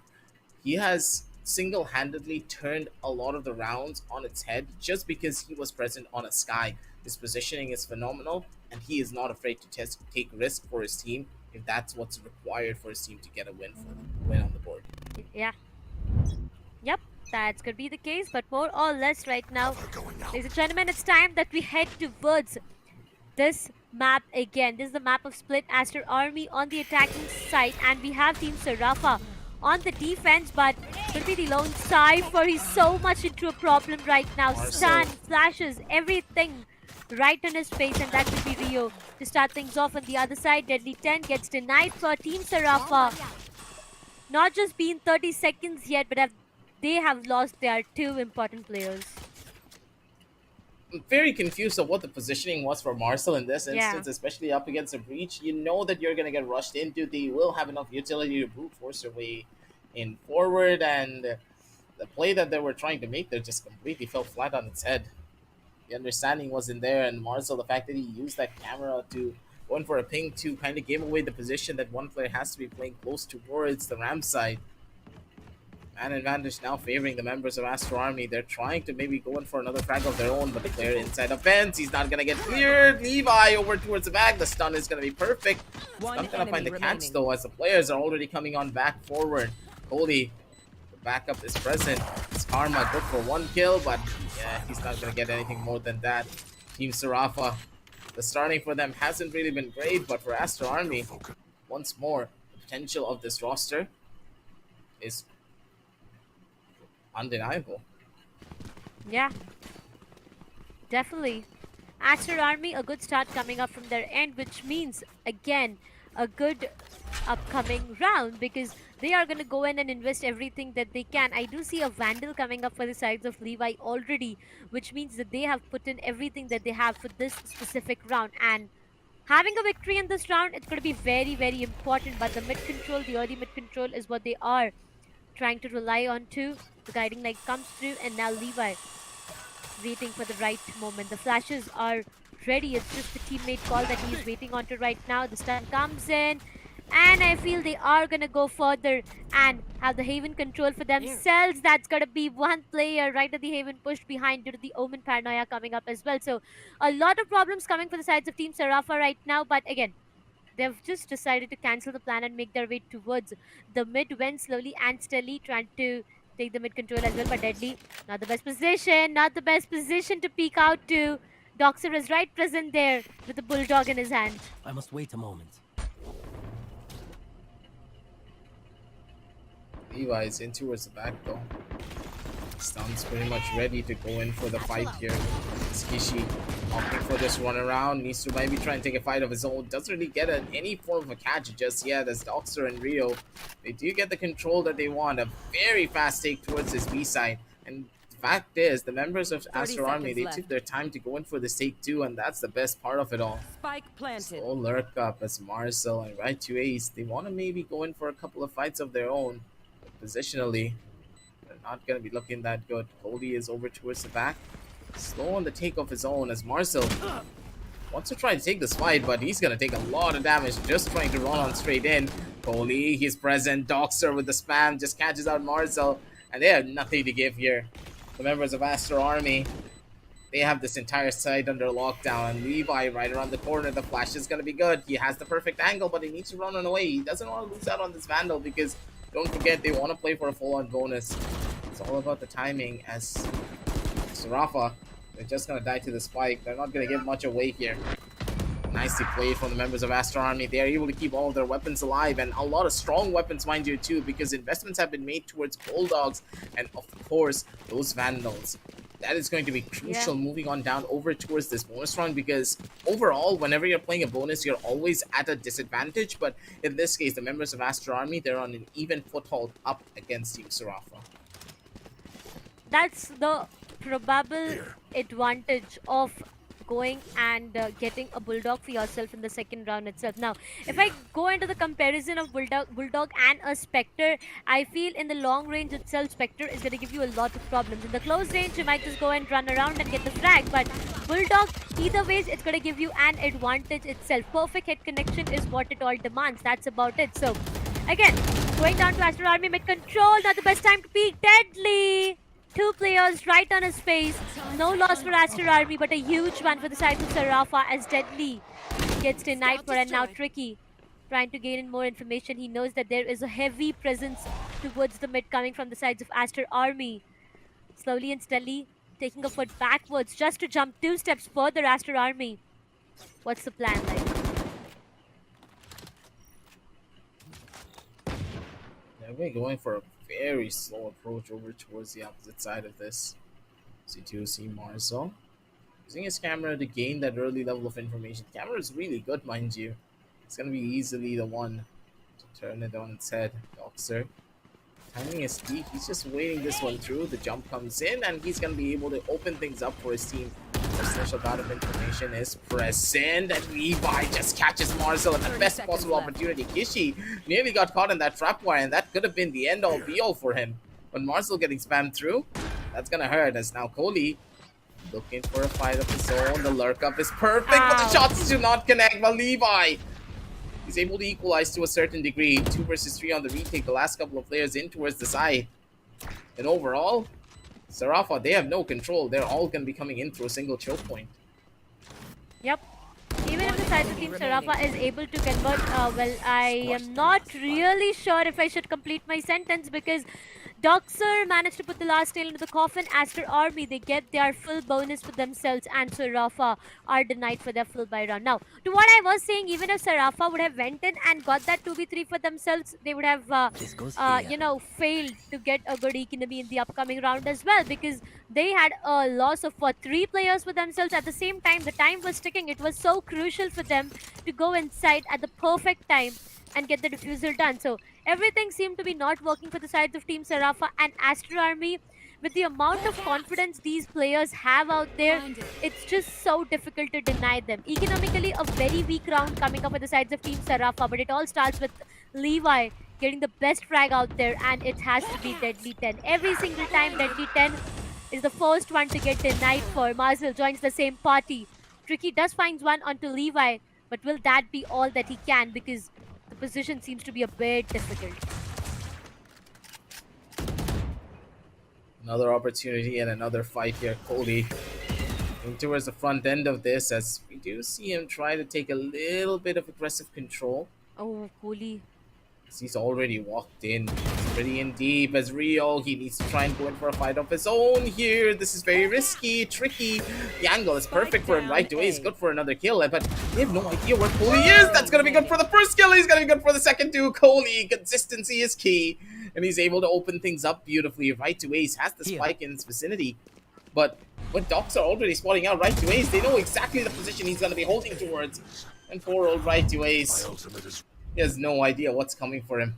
Kohli over from the front. You have a Sky over in the back. They're just done for. 0-4 as Aster Army. They're looking so good and in control of this match. And that Sarafa, they don't have much of an answer of their own. Aster Army is just playing it so perfectly.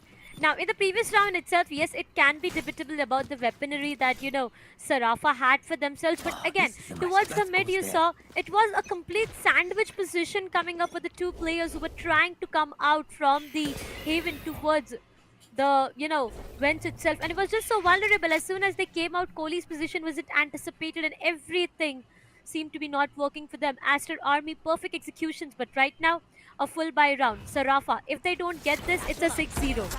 Whatsoever it is, the 6-0 coming up, the double satchel. The There utility usage is is so the combat good. aftershock. This is so perfect. Deadly 10. Yes, he finds one, but Tricky gets taken down after he gets one for himself. Duel is what both of these players have, but Aster Army, numbers are not working great. Look at Doxer. Look at his position one, the second one as well. How can you not anticipate Doxer being there? It's going to be a 1v1. Aster Army, that's going to be Kishi versus Right to Ace, the man who is known to be right to clutch for a reason. Will he be able to pull this off? Position, I feel that's anticipated already. Pixels visible, Kishi forcing the fight. Won't be the best option out there. Needs to play a bit passive. Right to Ace finds Kishi, drops him down, and that is going to be a right to clutch moment for him. Gets the best out of that round and the first one on board for Team Sarafa.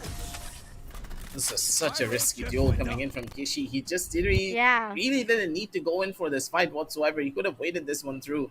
Phenomenal when it came down to the first initial take, but they completely forgot about the players that could be jumping out towards rafters.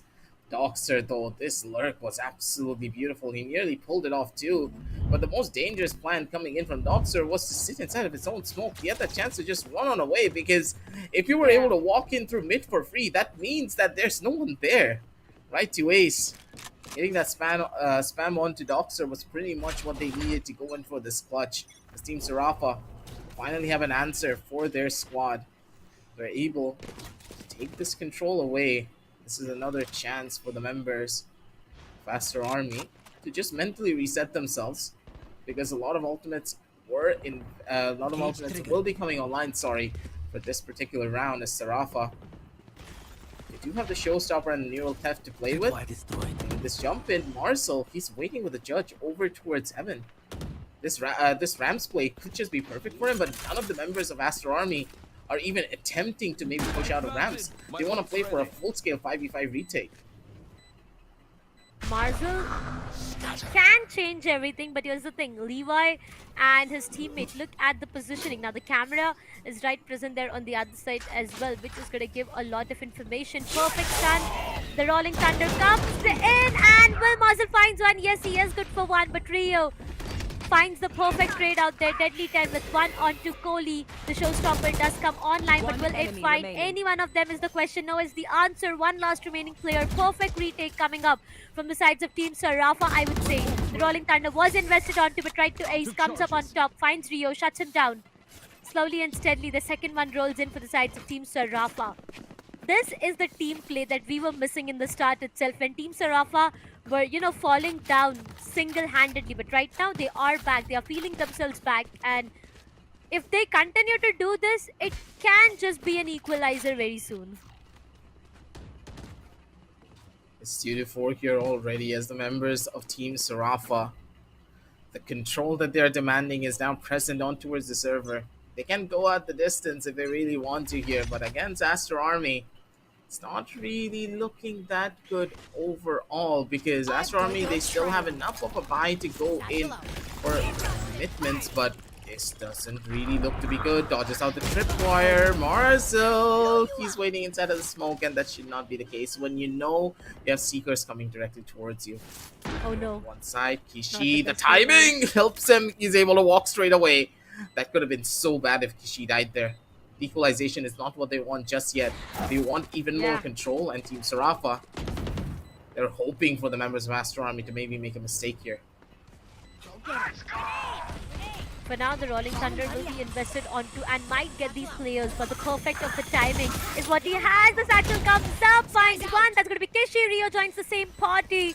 Aster Army 3v3 is what it looks like. The stuns are perfect, but Deadly 10, it's just so difficult to deny him every single time. Doxer finds one onto Karma. It all goes down to 1v1 situation. Right to Ace will be going and sticking that diffusal. What is going on, Doxer? He spammed with every single weapon that he had and finally was able to convert it right to Ace. He heard him. He wanted to stick the diffusal out there. That did not work into his favor. The clutch was denied, and it's going to be Aster Army once again. Look at that. If those classic right clicks didn't get a double dig there, Yeah. Doxer would have probably been kicking himself for that one. Tough spots, but the members of Aster Army, they needed those kind of miracles. Doxer, inconsistent and surviving that one. Okay, this is interesting. They wanted to go for the cage because they were expecting to dodge out the early flash that could be coming in from the sky, but nothing really came their way. Lurk Up's gonna work out for them for just a little bit here with Karma opting for a jump spot. They do hear him, so they know they can't really peek towards B main like this because information will be given away. A lot of control being established towards that A side. They have the entire site for themselves, but the thing is, the rotation's going to be on the other side of the map. Kohli's going to be able to walk in for free, and the spike is going to make a wraparound all the way towards B. Site control is now theirs, and the members of Aster Army, they now have the option to maybe go in for something a little bit more aggressive. Marcel good for a kill, but now Rio, he's on the freaking slicer for this one. For one, and Rio, I think he's done for. He's not going to be good for the secondary. But still, the damage is already being done. Aster Army, they get the spike line down over towards the B side, and they still have all of their members very much alive. Cody, he can risk it for maybe a peek, but he's playing it smart. He wants a crossfire with his team. Smokes are still on for the taking, as this retake looks to be very improbable. It is going to be difficult, but not the perfect time, Kohli. He just went in for a paranoia, which did not work out good for him. Still, the trade was perfect, so it all goes down to 2v2. Maybe one more flag is what Kishi finds. Yes, he does. Gets a trade, but Doxer was right present at the perfect position to find right to ace, shut him down.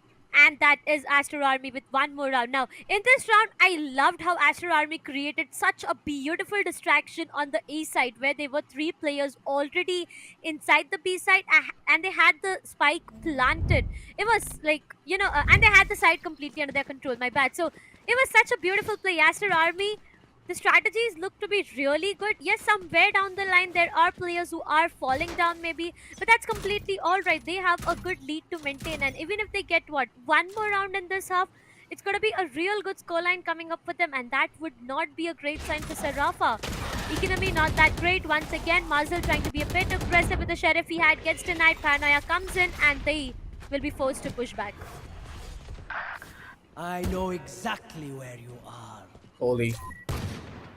He's going to look for a little bit of a fight of his own. That neural test's going to give a good chunk of information to exactly what the members of Sarafa have in store for them in this particular round. Doxer early on the fight. He's going to be good for one frag, and the player behind him is the one who dies. Okay, for old Karma. He's not going to be expecting that one now, is he? Marcel over on the back. Doesn't really find much value either. Too much damage already being given. That's tricky. Last line of defense. Or possibly the last body to fall. 2-7 as Aster Army, they still have full control, and their confidence is brimming. All of the strengths that they had when they went up against Orangutan is still showcasing here in this particular matchup. Not really a lot of outlier mistakes being made by this youngster team, but the value that they're bringing on down to the table is way above their years. Aster Army, strong team coming up, very strong. All of these players coming together, these young guns coming together to form such a beautiful and a strong team. This is going to deny a lot of big players out there, but Kishi, oh come on, that was not the perfect way to die for. Kohli is already inside the site, and this might just be a bit difficult. Do they hear him? Yes, they do. Kohli once again, not the perfect timing. Come on. This man is not blessed with the perfect timing today. Every single time he's going in for paranoia, he's getting denied for.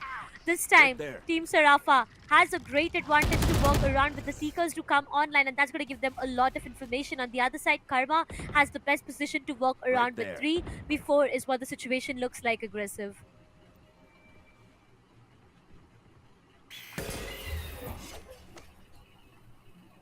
Team Sarafa, they're looking to be a little bit slower on this one. It's Levi. And towards the back, he's just taking his time to maybe feel out this map and see exactly where opponents are going to play through. The other 2 members are opting for a lurk up through mid. Rio does have a flash to maybe pop it at any second, but tricky on towards his angle. We know how good his aim is, and he's going to be able to find the value too. Levi with the stun does give Doxer a little bit of space to play around with, but tricky is one away. He's going to be able to flash through and maybe take the skill over on the Doxer. Holding the angle is not going to be helpful. Levi good for 1 kill at the bare minimum. They need more here.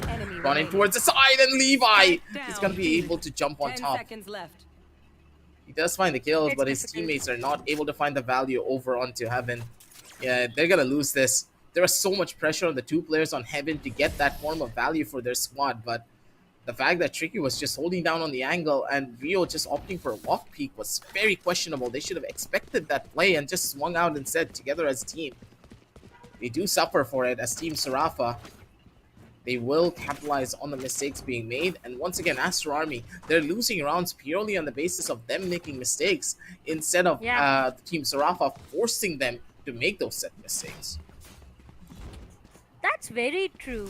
Aster Army, they are looking good. I mean, the way they started off with getting rounds back-to-back consecutively, they are very confident right now. Once again, they know that they have made mistakes in the previous round, and I don't think they want to risk it again, but Tricky, he has the information of the lurk coming up from the players as well. Towards the mid is where the presence is lying.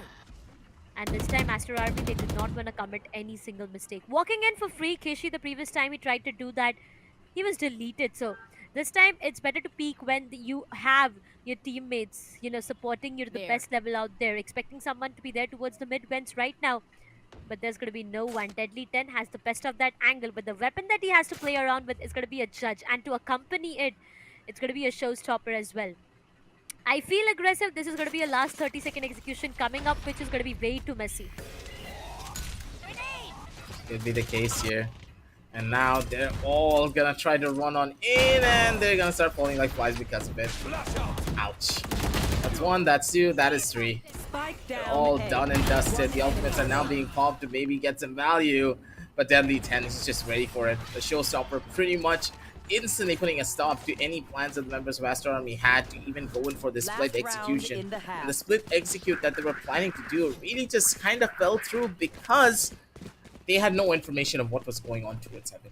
Normally you want to do a sky flash to see if any players were close, and then you opt to go in for that rush. But the fact that they went to go and try Aster Army, they were hoping that no one was watching vents, but making assumptions like this is very risky. In Sarafa, they made sure that those risks were not only a 50-50, but heavily spewed over into an 80-20. Risky place is good, but for Aster Army, I do believe when you're on this lead, going a little bit slower will be a lot more better for you. Off your feet! Yep, that is going to be really better, but for now, early investments onto the Rolling Thunder comes up, and that is going to find them a lot of value. Deadly finds one with a paint shell, but that's all as Kishi comes up with the showstopper, takes down Deadly, and now it all goes down to 2v4. The neural theft is being invested onto, and they have a lot of information. This purely can be an 8-4 half coming up for the sides of Aster Army. The previous time, in the previous 2 or 3 rounds away, they didn't fake it beautifully.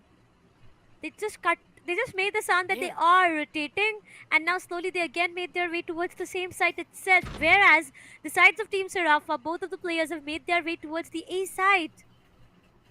Already the numbers are not looking good for the sides of Team Sarafa. It's one player who has to take down 2 to get back this round, and more or less, the B side is completely open for business now. Aggressive. Yeah, they have a free side to play for. Aster Army, they played that fake down beautifully, understanding that, hey, they can just opt to go in for a fast rotation because that neural theft alone gives that chunk of information. Spike's now been planted in the optimum spot for everyone to play towards Heaven, even from B main. This is close to an impossible retake. There's not enough utility in the hands of Right to Ace to even facilitate this. And with one member playing so close and deep inside of the side, even if Right to Ace is able to isolate one angle, you have to worry about Doxer, who's on this constant lurk. There's so many different layers to this play coming in from AA. That's gonna be so difficult to find any form of value. Kishi over from the front side of Alley 2 gets that final frag. 4-8 as the members of Aster Army, they look to be indestructible. Unstoppable. Consecutive rounds rolling in back-to-back for the sides of Aster Army. It's a good start. It's a damn good start, I would say. Come on. Split is the map we're talking about. A complete, mirror composition coming up. So we do expect it to be really, really close. But to start things off, Aster Army. And look at Doxer. Again, he is up there with 14 kills out of his name. Rio. Best Sky that you would have. I mean, him, his flashes, his execution. Best player out there once again to look out for. Not just on the on the fact that he has 11 assists, no, but the ways he has performed in the entire first half itself, it's just so beautiful. Everything is timed perfectly. On the other side, Team Sarafa, now that they are on the aggressive and they need to be very careful. Panoya hits them really bad. Stun comes up, and yes, it's going to be Kishi who gets denied for every single thing. Right to Ace for the very first frag. Yes, he has it onto his name. And this might just be the sides of Team, Aster Army. Oh, the sides of Team Sarafa, my bad, having one more round and maybe closing it to an equalizer, because it's important, right? It's just got to be important. We do expect a lot when it comes down to the sides of Team Sarafa, looking at how experienced the players are. Alongside that, Aster Army has been pretty confident, consistent when it comes down to the performance. Not even one single defeat throughout is what Aster Army has under his name. So they really want to maintain their streak whatsoever. But for now, the slow rotations from the sides of Team Sarafa are going to get them into a lot of problems. Once again, making their way towards the A side, maybe. No, they are going to make it back towards the BI field. There's going to be B side completely open for execution. But Rio, a lot of responsibility that he has. 30 seconds left. There's so many angles that they need to consider here as deadly. But towards the bottom end of this, a couple of spam shots coming through as Rio wants to maybe go in for a fight of his own, but the members of Sarafa, they have so much utility to still give in towards this round. Right to Ace with the flash, with the fault line coming back soon enough. Marcel, beautiful angle for him. Levi. It's just all about the timing. They know exactly where he is. Levi is going to get caught out. The first initial dink is going to cause him a good amount of pain. And now Marcel, he's just making a full-on run for it. He's a massive throw on their sides. And the members of Aster Army, they're just trying to hunt him down and maybe get the skill. They finally do get it, but Marcel wastes a good chunk of time. The spike's going to start ticking away here soon enough. They have like, what, maybe 30 seconds left on the clock to even go in for a take like this. But still, the frags are coming through. But it's a little bit too little, too late. As even though Cody's going to be isolating the last frag, Right to Ace is going to be the one who takes it. One step closer to that rolling thunder, and a beautiful round indeed coming in from the members of Sarafa. The attack side is aware they are finding a lot of value. The question is, for how long are they going to be able to do so? Yep.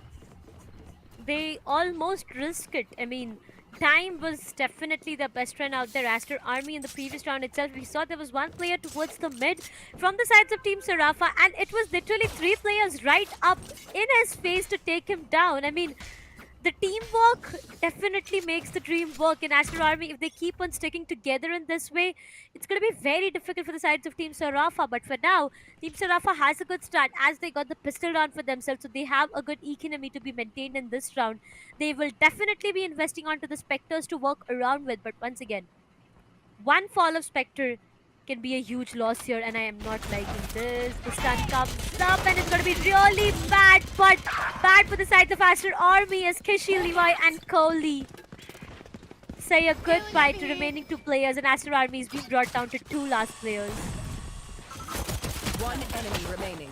I'm going to give this one up and you Doxer. He's just going to be an absolute rat. He wanted to go in for a kill over on the 2 players, but that just didn't work out in his favor. He does find one for his troubles, but that's pretty much it.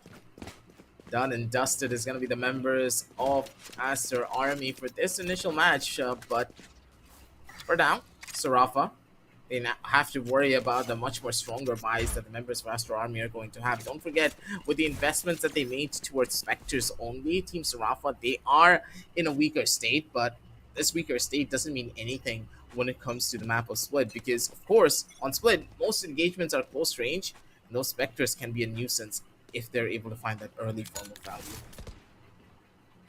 Yep, that's definitely going to be the case for now. What's the execution like is the question. Team Sarafa, I do see them taking this execution a bit slow. Stuns are there, flashes are there, but Rio, he gets the best out of Deadly 10. The satchel did come up, but Deadly 10 just couldn't make it out of that situation. Team Sarafa, initial player loss, that also in the form of a duelist itself. It's going to be very vulnerable, but Marzel, he's really good at Spectre and those kills. So is the case with Karma, as they manage to team up and get to good weaponaries retrieve, but at the same time they are quite very low. Kishi goes down as well. Aster Army losing onto a full buy round where they did find the first frag itself is not a good sign. There's so much space that is being given away to the members of Team Sarafa as they're turning every advantage that Aster Army had in the initial stages of this match on its head. As for now, Sarafa, they know, the members of Aster Army, they know that Sarafa have full control, so they're just going to try to run on away. The early fights that were being given away by Aster Army was just very questionable. None of them were in crossfire positions, and that's why they suffered for this one hard. When you know your opponents have better, weaker weaponry than you, you always need to be on an angle to go in for trades, but the trades were just non-existent. They had no one present to help them out here. As we do see right away around the corner, he nearly got a kill over on one, I do believe. But Aster Army, they are able to save 2 of their weapons and also have full shields in the process. So overall, their economy, not in the best of spots, but still something that they can work with. And there's a good chance because of these 2 rifles, right there, they can win out this round as well. Yeah. It all depends on the performances that Levi and Rio have in store for us, because they are the only ones who have weaponries that can go toe-to-toe against their contenders. They do have a huge responsibility coming up on their shoulders right now. Satchel comes in towards the vents. There's going to be a lot more of problems. But look at Deadly 10 has been hit by few shots, few spams coming up. Either way, 89 HP is what he's been brought down to. But I feel that's completely alright. Either ways, they do have the Sky to get them back to 100. But a complete mid control, is that what does Team Sarafa looking forward to right now? Because there is really a heavy presence that is being showcased towards the mid. There are flashes, the smokes are being placed perfectly, but the rotation comes off, and now it's going to be a B execution, a B hit that they might just look forward to, but even they are taking it way too slow. They don't want to risk it. They want the information completely, and that's where they will turn things around, because they know that this is a very important round. This just can be an equalizer that we talk about, and also the economy of Aster Army is not that great, but Team Sarafa, they've already taken a lot of time deciding onto the mid and the B push. Last 30 seconds remain on the clock. 30 seconds left. This doesn't really look to be one of those situations that Sarafa can get away with that easily. But then again, Levi could have gone in for a bit of a spam there, but Sarafa, they still have a good chunk of control. They're all across the entire map, and they're able to find the value for it too. Tricky comes in around the corner, and they're just able to collapse in towards the side. The members of Aster Army, they don't get here. They're dropping like flies, and the last player is going to be Kishi, who does not have an answer for this whatsoever. 8-8 as Team Sarafa. They're coming alive on this one. The fights that they're taking is really favoring them here. To what I remember, it was last 10 or maybe 5 or 7 seconds left on the clock, and Kishi was left all alone. He did have the paint shells to walk around with, which did came into the play. Maybe after the paint shell, he would have just went behind or saved himself, played on time. I mean, yeah, he had a lot of pressure at the same time. That's just a hypothetical situation that we are talking about right now. But yep, it's an 8-all scoreline coming up. Aster Army 8-4 is where they ended the very first half, and after that, it's been Team Sarafa all over the map, all over the scoreline, every single where, because they got 4 rounds consecutively, and now it is an equalizer that we are talking about. So Aster Army, they need to be very careful, because if they let it split to, Sarafa having an advantage, trust me, Sarafa will make Aster Army face their very first defeat, which they won't definitely like. So a lot of planning and plotting coming up from the sides of Vandal as well. I mean, you can see him so in talks with his team. But Aggressive, if I ask you, what do you think can be the plan like for the sides of Aster Army, or maybe what is going wrong for them? What we do see is, I think Aster Army are just getting caught off guard a little bit too much. They need a bit more presence towards mid, because currently their members have the extremities under control. The choke points are pretty difficult for Sarafa to break through, but what is not difficult to break through has to be this mid side lines. The fact that mid is so open on many of these instances is what's really breaking them in more ways than one. As Deadly over from the front, he wants to take an early fight of his own, but not really gonna be the one to give it away. As you can see, that the trades are going in the favor of Aster Army. They have the potential in them to maybe clutch out this round and maybe get this back in control for their team, but overall, it's not looking that good. Over from the back, Marcel gonna be good for one frag. Coley, an absolute danger, man. Now it's all up to Marcel. Not gonna happen.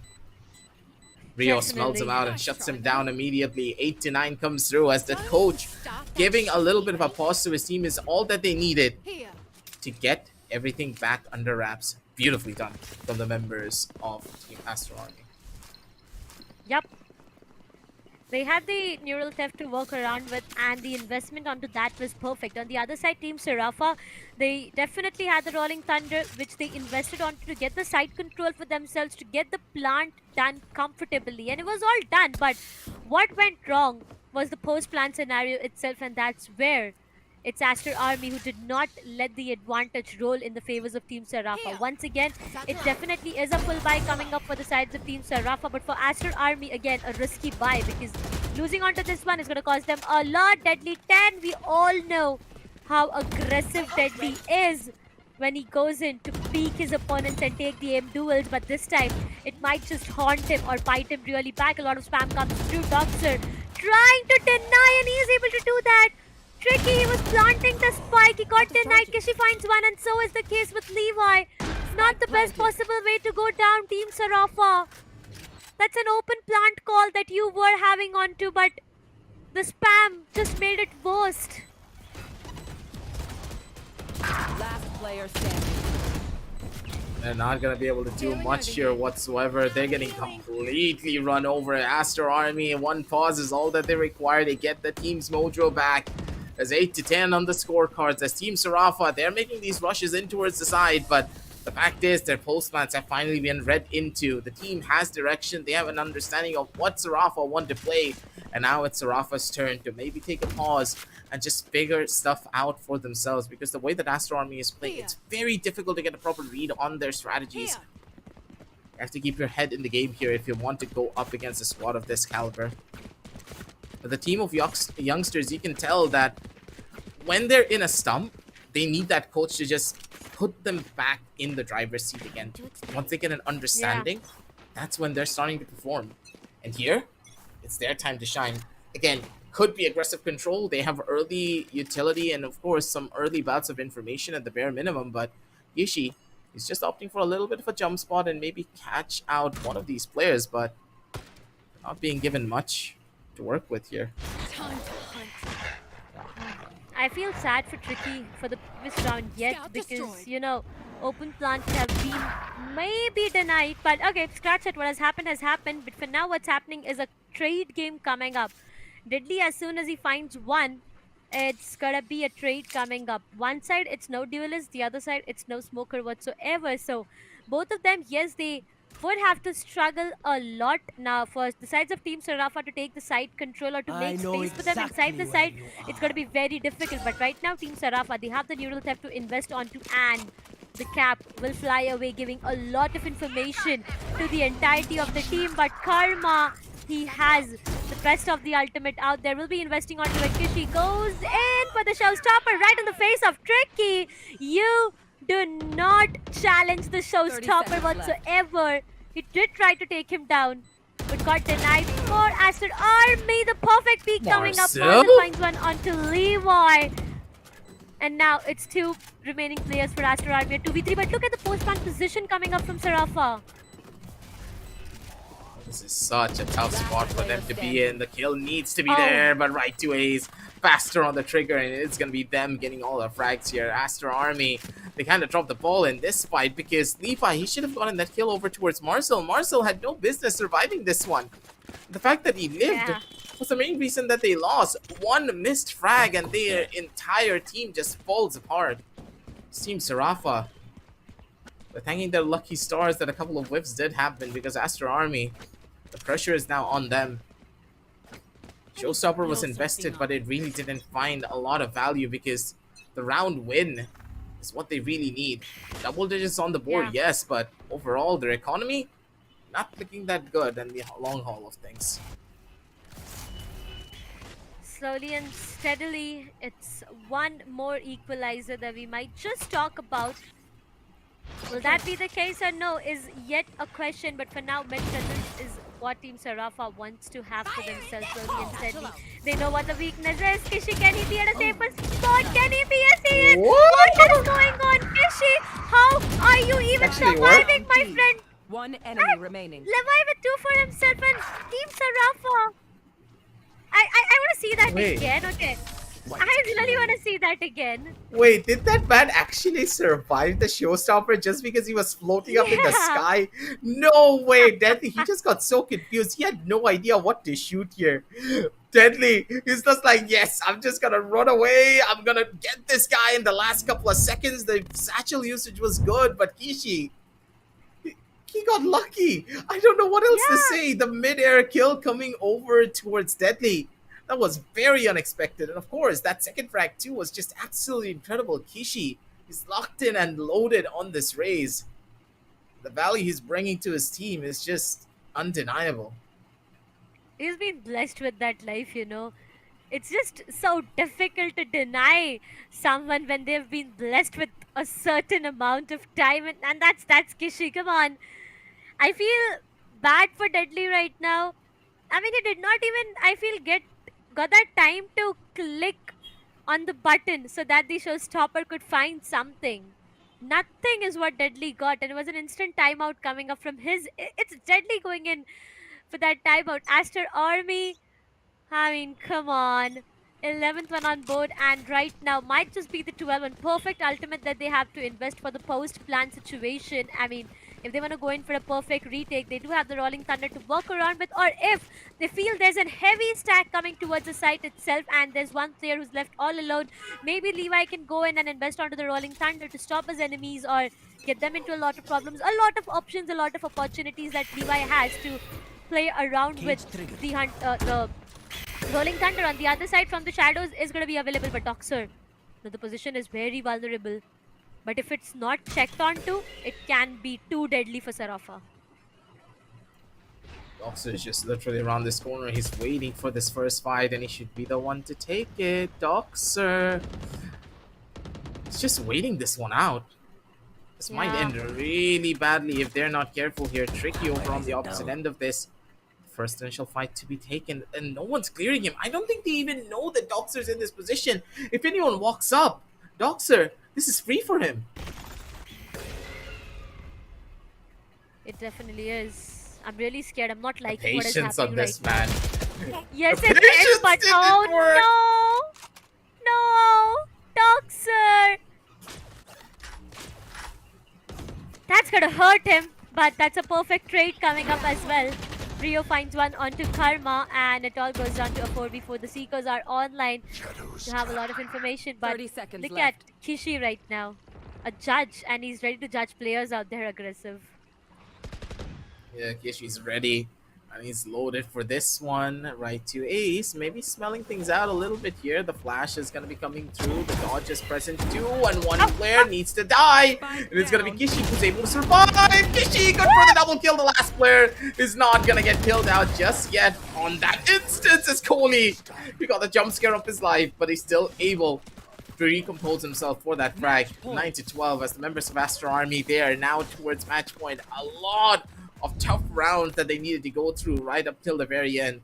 But as Team Sarafa was losing direction, yep, the members... but look at this. Yeah. 2 players being lined up and 3 of them went down to a judge. 2 players, they were literally lined up out there trying to take him down. And no one was able to do that.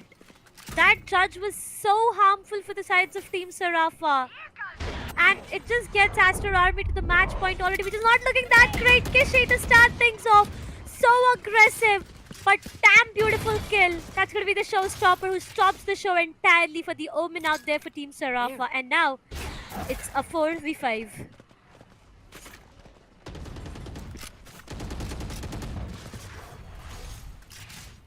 Now it's going to be another opportunity for the members of Aster Army to finally close things out and take this map away for their team and keep their undefeated win streak going.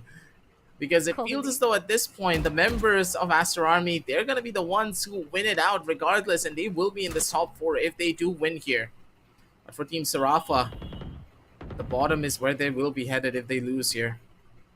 Yeah. A fight, little bits of information being gained as Team Sarafa, they did hear out on the footsteps. Knows one player is playing towards hell as Kohli. He is the devil inside of hell, that's for certain.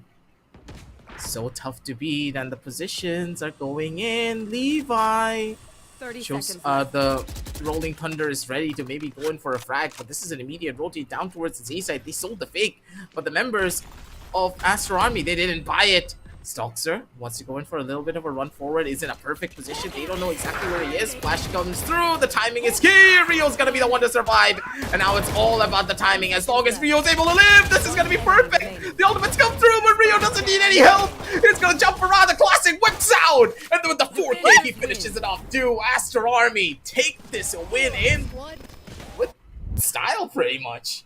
Rio, cold-blooded killer. Just look at this guy. Single-handedly anchoring inside of the side of the sky. His aim is just immaculate to behold. Rio, it's so difficult to stop him. There was no one who could actually stop him out there. He just went in like a killing machine, got a 4K, and got the victory. Ladies and gentlemen, Team Aster Army. Such a strong team that we are talking about right now. The only team that we have in the group stages who have no losses whatsoever. Back-to-back victories is what they are securing, and this is going to be the 4th victory. More or less, I feel aggressive with this victory for themselves. They do secure their position in the playoffs as well. We'll soon get to know about it when we head towards the overall standing, but I have to give it to all the other players. I mean, the entirety of this team, I keep on saying that Lenovo Intel presents the Esports Club Challenger Series have given us a platform to go out and root for such teams which have hidden talents out there. I feel Aster Army is going to be one of them. So strong team to come up for denying every single, thing that is in front of them. Every single time you try to take them down, they will go one step back, but they'll come 2 steps further out that. And it's just so phenomenal to watch these young players go boom around the overall standing as well. Yeah, it just goes to show that you never really know what a team has unless you invest in them, give them the time, give them the resources to develop. And these young talents have developed into incredible players to take down the grades of players such as Marcel, Right to Ace, and Amaterasu. It's a very difficult feat that a lot of teams were not able to do back in the past, but the fact that Aster Army now, they have the potential to do so, and also them gaining constant experience by going through the gauntlet of challenges that we have in this round robin format. They're making things work. Taking down Orangutan was the biggest hit, I would say, and the biggest win for them. As soon as they took down Orangutan, the members of Aster Army, they had that spark being like, we can make it. We can be in this top 4 because their undefeated win streak now continues, and the fact that they already have these 4 wins instantly means they go through, right? Because even if things go heavily wrong, they will still be guaranteed a 2nd place position because it's so difficult for the other squads to even get to this 4-2 scoreline. But I'm pretty sure Aster Army, they're probably going to keep that undefeated win streak going and go possibly 5-0. There's 2 ways of getting into the playoffs right now. One is going to be with just winning, and one is going to be with a flawless victory. Aster Army, you never know if that can be them, but looking at the scoreboard right now, Kishi having 18 kills out of his name. The most amount of kills I feel that the sides of Aster Army has is going to be onto Doxer, that's 20. But Kishi, again, 6th first bloods, completely justifying his role in the entire of his team. But alongside Kishi, if there's one player to talk about or give the spotlight to, it's going to be Rio as well. He has been phenomenal. Yeah, the consistency on this man is just something so different. there's absolutely nothing that you can do to try and stop him, and the amount of value that he brings down to the table is insane too. The level, like, I don't know how to put it. The way he anchors a site as an initiator is just so rare to see. He's not Yeah. rattled by anything, and that last win coming out from the team was just purely because of him. And then there is Gishi. The Rays coming on down online 18 and 16. He didn't really have the best of performances compared to a player like Venka did on the previous matchup, but still his Yeah. impact was there. 1.13 KDs, first kills will be 6, an ADR of 161. He was constantly present throughout this entire game, and you could feel the dominance of Aster Army because he was the Yep. spearhead of the entire team. An ACS of 259 to be maintained. Kishi, yep, he's been phenomenal. Not that great of an headshot person if I talk about, I mean, 12, but that's completely all right.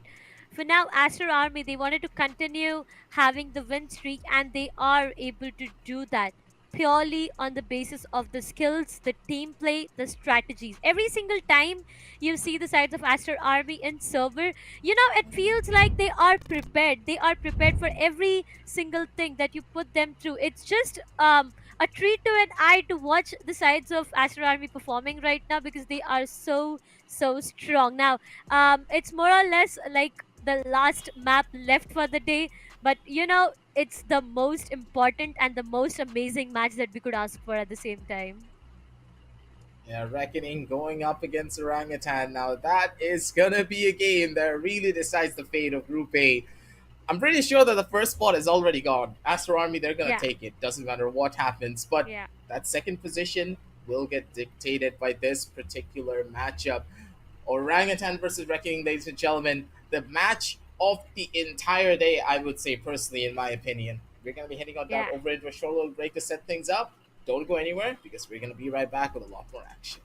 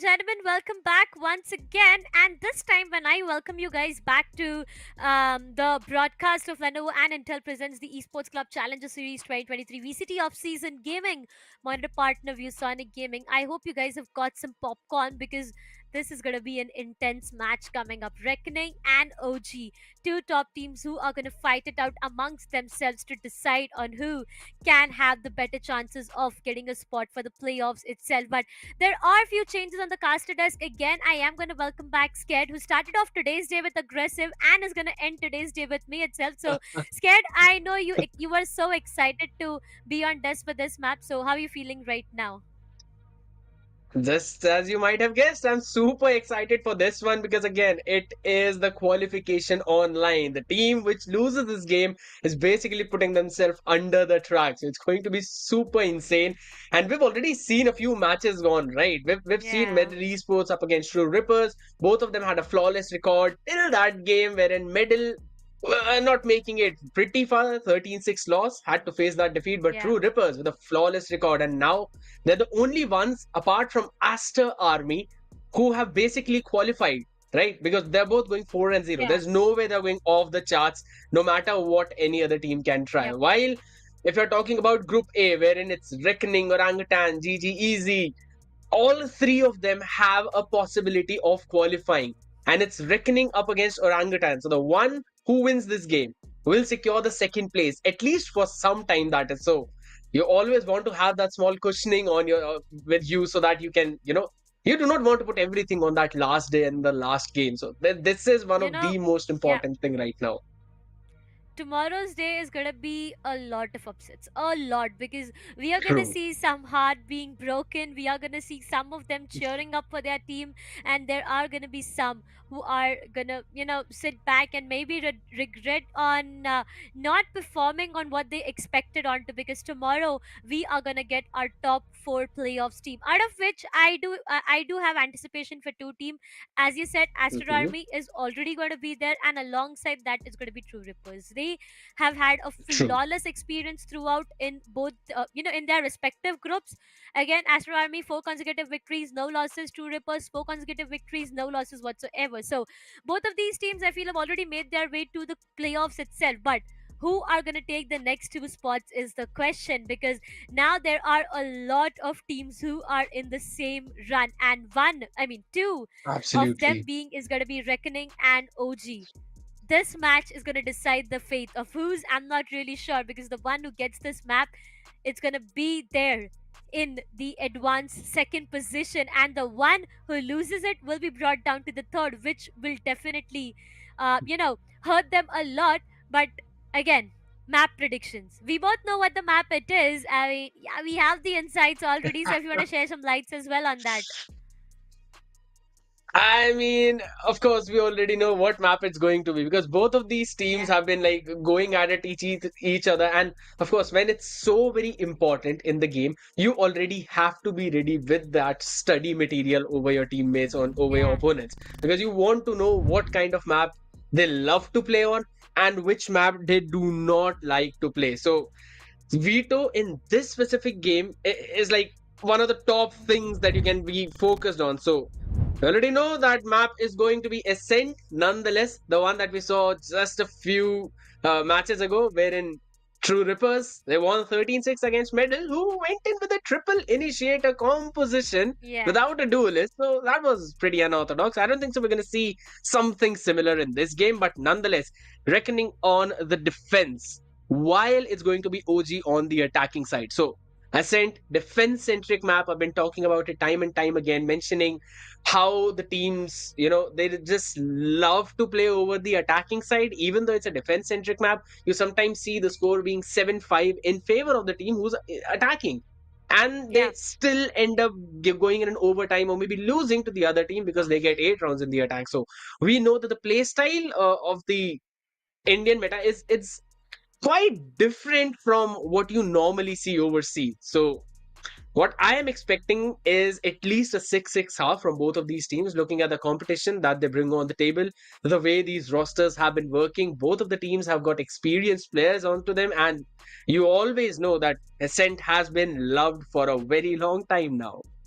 Yeah, I mean, Ascent is considered to be one of those maps that players do love to play on. If I talk more about the agent composition right here, that's the basic that I can talk about right now. Omen, Killjoy, Jet, Omen, Killjoy, Jet, the KO, it's going to be very important, the investment and the Sova. This is the basic composition that we talk about. But now when it goes down to doing something fancy or something out of the box, I felt it was the sides of MLT Esports, who went in with the triple initiators in this map and no duelist whatsoever, which did hurt them a lot. But right now, head to head is what we have between Antidote and Harsh. Now, previous time we saw Antidote, he has been phenomenal on the Sentinel role.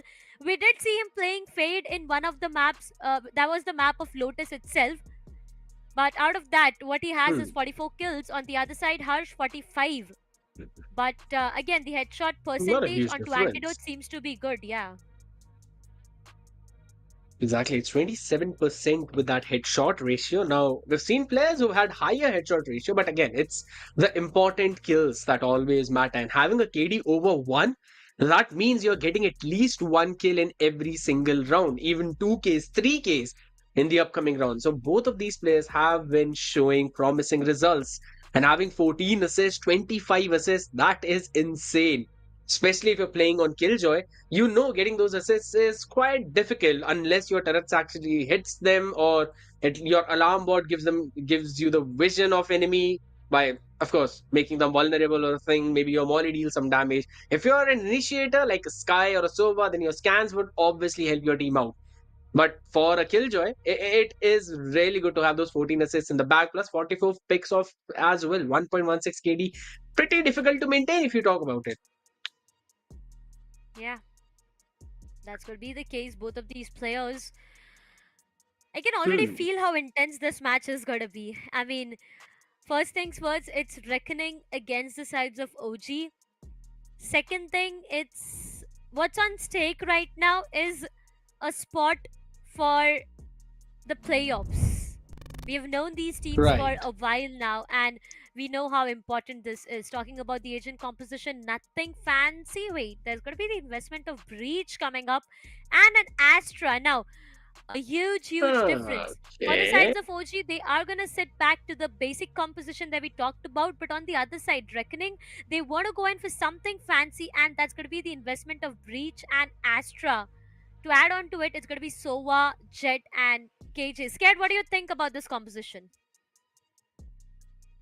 Okay, so if we're just talking in regards of the initiators, the reason why you always go with double initiator, the ones that can actually provide you active information, is so that you can have them, shuffle around with those utilities, the KO knife as well as the Sova recon dart, combining it with the owl drone. You basically have those timers set that when the timer hits this time, you are going to send a recon out. When it hits this seconds, then you're going to send the owl drone out, and you can obviously jiggle the KO knife in between.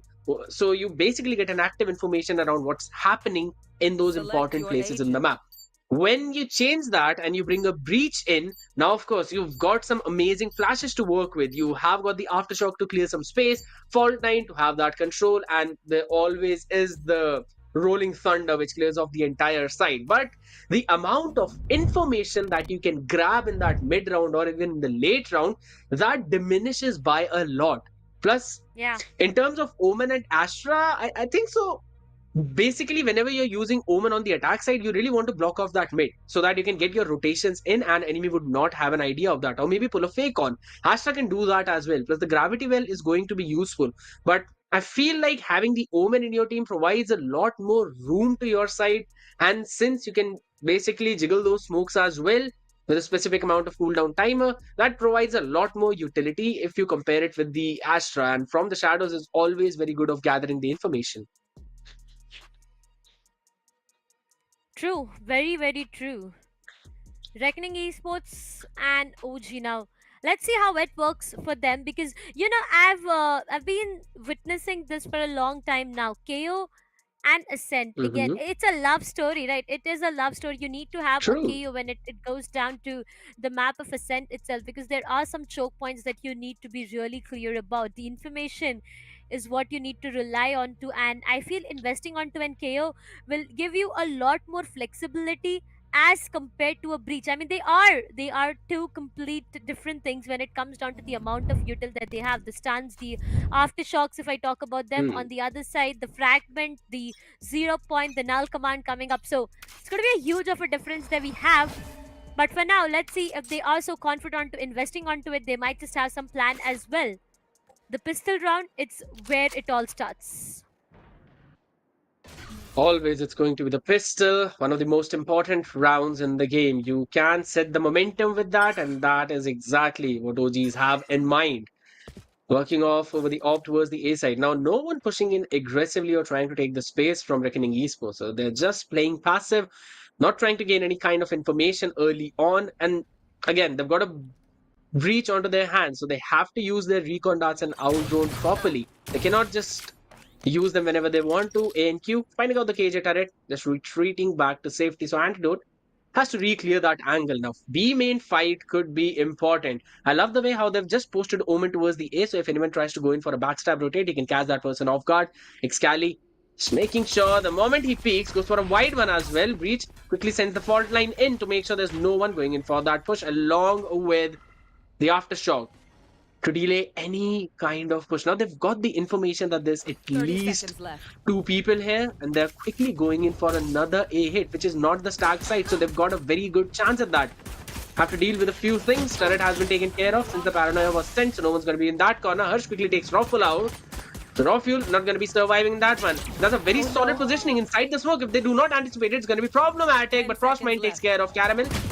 So not going to be a problem at all. They have an idea that everyone is actually in the heaven as Spike has been planted. ANQ with an amazing shot. Frostmine's head has been taken care of. Quickly dashes over into the shock dart, but it's good enough to take Antidote down. As it's down to a 1v2, the defuse is going to stick in. It's not planted for him, and they have an idea that Aziz is probably under heaven. And ANQ just finishes the job up while also hitting the defuse, and that's the first round for Reckoning Esports. Amazing start for them. The way they played it out, it was a good round. They did lose on a few of their players, but that's completely all right. Reckoning Esports, they wanted the best of that round, and they did get it. OG, now again, not the best of the second round that I do expect coming up from them, because it's them having not great of an economy. Yep, the spike was planted, so they might invest onto Sheriffs, but I feel that's all they could do. Completely going in for a save. Yeah, that's going to be a complete save coming up. Not even Sheriffs whatsoever. The information, yes it is up, though it's getting the knife call, but Antidote, a good start coming up for his end, but to nullify it all, it's going to be ANQ who finds Aziz, and now it goes down to a 3rd versus 4. But the problem is with OG, they've lost their duelist. They've lost the one who will make the space for them. They've lost the Jet. So it's going to be a bit difficult. Oh, the turret is It is going to be, but look at that rotation. Killjoy can actually catch the spike. Unless he's not hearing the footsteps. That's the question. Might have heard it now, but they do not have an idea of the positioning of Caramel. That is insane. Trying to sell a fake towards the A side, but no one's bought it. And that's the pick. Harsh quickly taking care of Antidote, and Caramel trying to go for a long range spray. It's actually good enough as he gets all 3 of them. They did not even line up, but that is just a perfect spray down. Not going in for a full spray, but just going in for that semi-tower, that shot. My goodness. He just went right into the crosshair of ANQ. And Caramel, yeah, he did. Jeez, classic long-range shot. My God. That's ouch. Yeah, it is. They have the Guardian once again to work out with in this round itself. So, OG, they need to be careful. A full buy round is what they have. On the other side, Reckoning Esports playing onto their bonus for now. Important rounds for both of these ends. No ultimates whatsoever. Maybe just 1 or 2 points away for either of the sides. But for now, what's the plan like? Maybe an A execution that they are looking forward to. Basic strategies coming up from their end. The A execution, alarm bot triggered, a lot of information. On the other side, the KJ, less of the life, tries to come back to his teammates, but The site is completely under the control. Caramel is yet stubborn with that angle. He still wants to hold with the hope that someone might just walk into his crosshair, but that's not going to be the case. Excali will be going in for the plant, and now it's about a 5v5 retake, which seems to be a bit difficult, but it completely depends upon the very first frag. Caramel, his position can be so vulnerable for all of the players out there, but the time needs to be perfect, because if it is not, it just can be so difficult for him. Except they are taking a lot of time. When the flashes comes up, Caramel trying to find one. Yes, he is able to do that. Finds one onto Excali. Jumps down to that. That's going to be King and Boya. ANQ joins the same party. It all goes down to Harsh, who could not do anything for now. Gets denied for.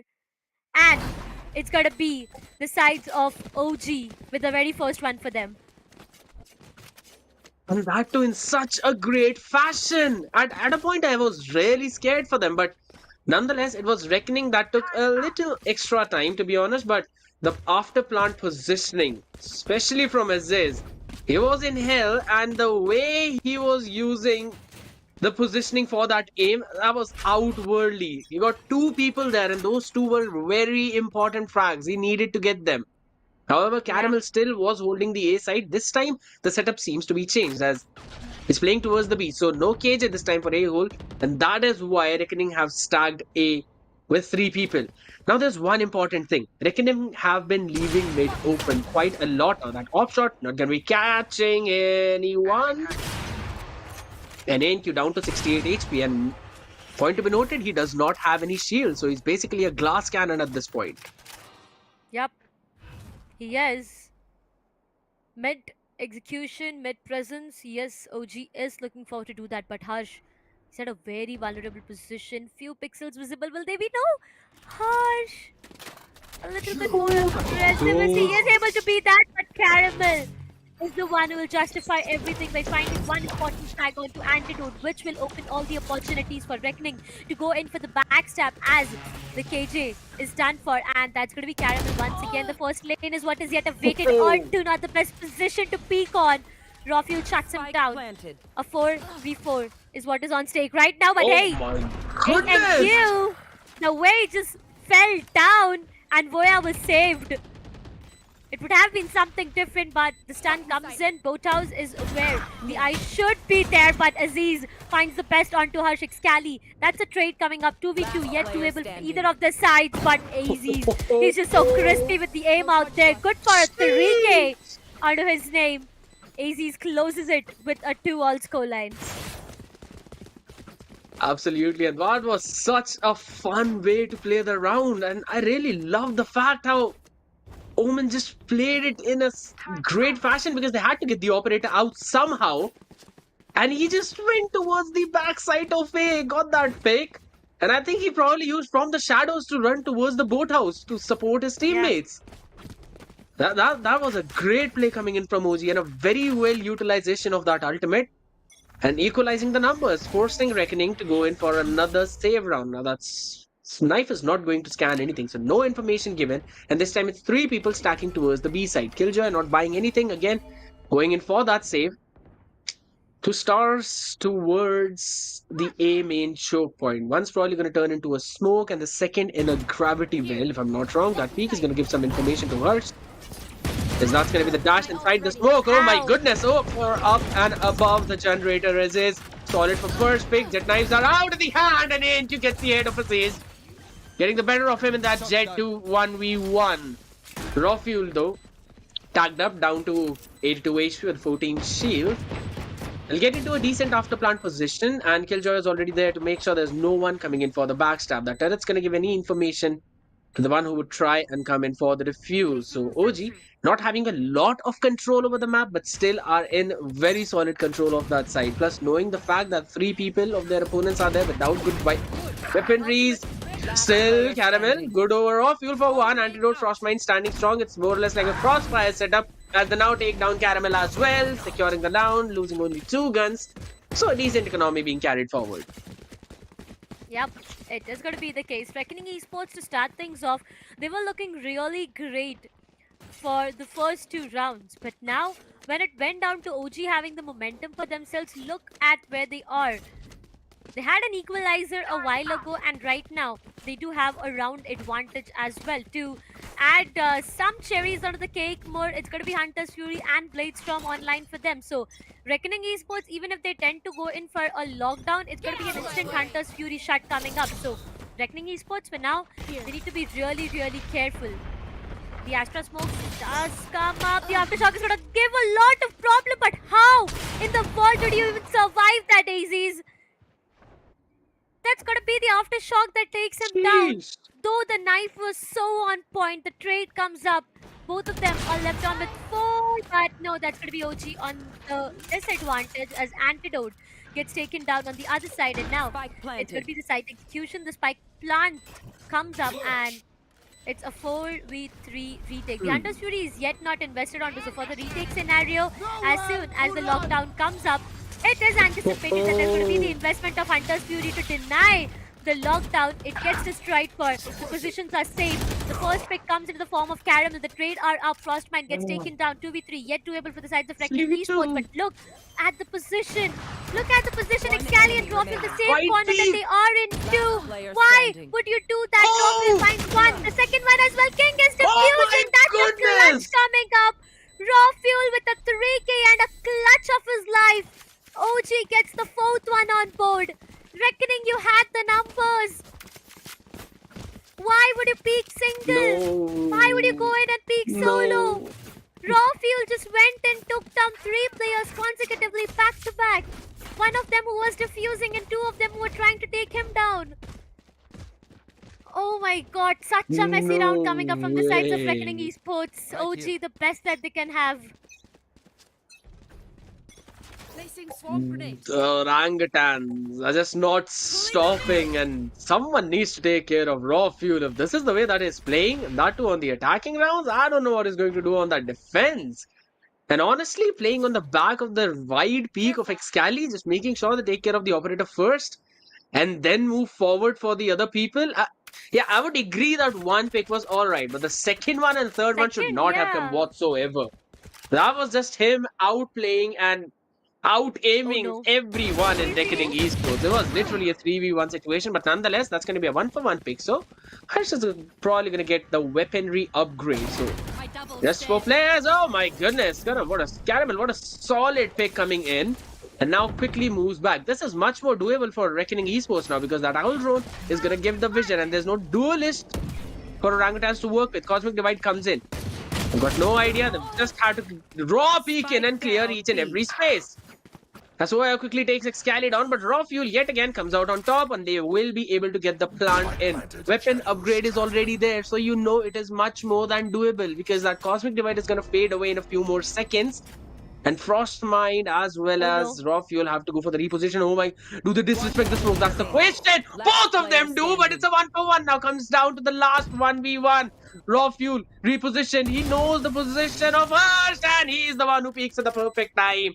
Gets the 5th one on board for OG. That was Reckoning Esports save round, by the way. So that's a very solid economical damage done. Now let him cook is quickly going to ask for a timeout, because they have to stop the assault of orangutans. This is a defense-centric map. They've already got 5 rounds in their hands. Any more than this, and they'll basically be doing more than sufficient job.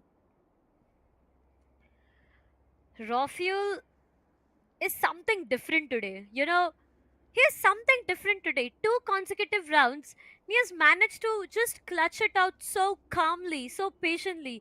Now, at a point of time when you are left all alone in such a messy scenario, in such a messed up situation, there are chances where you just get panicked onto.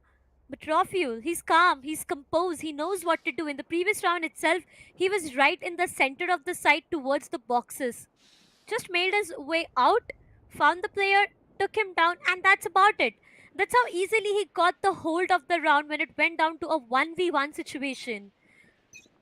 2 rounds consecutively, OG is looking great. 5-2 is what the scoreline is, and look at the sides of Reckoning. It's not looking great for them. They got the, pistol round. They got an advantage up to that as well. But when it went down to having the bonus, it was denied. A full buy, it was denied. It went down to economical collapse coming up for them. A full buy again that got denied, which made them go in save. And that's how OG is just climbing up right now. But ANQ once again is so Oh my aggressive. god! Every single time ANQ seems to Double be tap. so damn aggressive. Oh yeah, Dust converts one onto raw fuel, but the initial damage is already done for. Yes, that is true. But again, getting out raw fuel of the picture, it's a very solid way to start the round indeed. Killjoy is definitely going to use the lockdown now since already have an idea there's no Hunter's Fury remaining. But there's a small gap in the boathouse if you look at it. However, Yeah. Reckoning do not want to capitalize on to that. Now Gravity Well did definitely deny some kind of space, but the site will be taken by Orangutan. Spike has already crossed in, and will definitely go down. And I love the play. How Aziz is just staying as a lurk play. That's going to be null command invested. So Reckoning have to fasten up their retake. Right there. As they'll have to clear multiple angles now. King definitely has a few utilities. That's going to be the fragment being used up as well. And the spray down is actually very solid as Caramel picks off Aziz, and that was a headshot. Now everyone falling one after the other as OG only one remains, and that's Excali only for so long. Finally the timeout working well, and they'll get the defuse in. And the third round on board for Reckoning Esports. So they found the answer in the air, and that timeout was the thing that they needed the most. The answer was the Rolling Thunder. Investment under the Rolling Thunder got them a lot. The way it all started, I mean, Aziz has been quite an aggressive one out there. He was left all alone towards the mid, but then here's where the Rolling Thunder came into the play, and everything seemed to be not True. working. To stop the push or to deny them a lot more of information, the paranoia was there. But again, you know how difficult it is to, go and deny the sides of Rolling Thunder. Reckoning Esports, finally, after a long pause, they are back into the game. They've got the third one on board. But OG, what is going to be their plan? Because again, they do have an economy to be maintained in this round, but Harsh will be. What? Spike down A. Why? Excali. It was supposed to be Aziz who could have been denied there, but instant it was Excali. The spike goes down. Not the best possible way to peek out there. OG have lost their numbers. And do they anticipate this crossfire near the tree? That's the question. As soon as they cross the cat, they'll be having ANQ sitting in a cheeky corner. That's going to be the paranoia. Fault line to stop any kind of push. But they're looking towards the mid control, especially going towards the market now. Killjoy turret definitely going to reveal some of the information, and now they've called off the rotation. But the question is, do they go in for the B split? They've got a timing onto it, since there are 3 people towards the A side even now. That's Swarm Great trying to deny some of the space, 30 seconds. as well as KJ Utilities. That's 30-second marker, and they've spread up their execute as they've got to take care of a couple of people in the boathouse. Caramel fallen. Boy are still standing, only for so long as Aziz finishes him off. Now again, 3 more people to take care of. This time no Rolling Thunder, no any other ultimates. 2 away NQ from his own Blade Storm, so could definitely try and farm a few picks.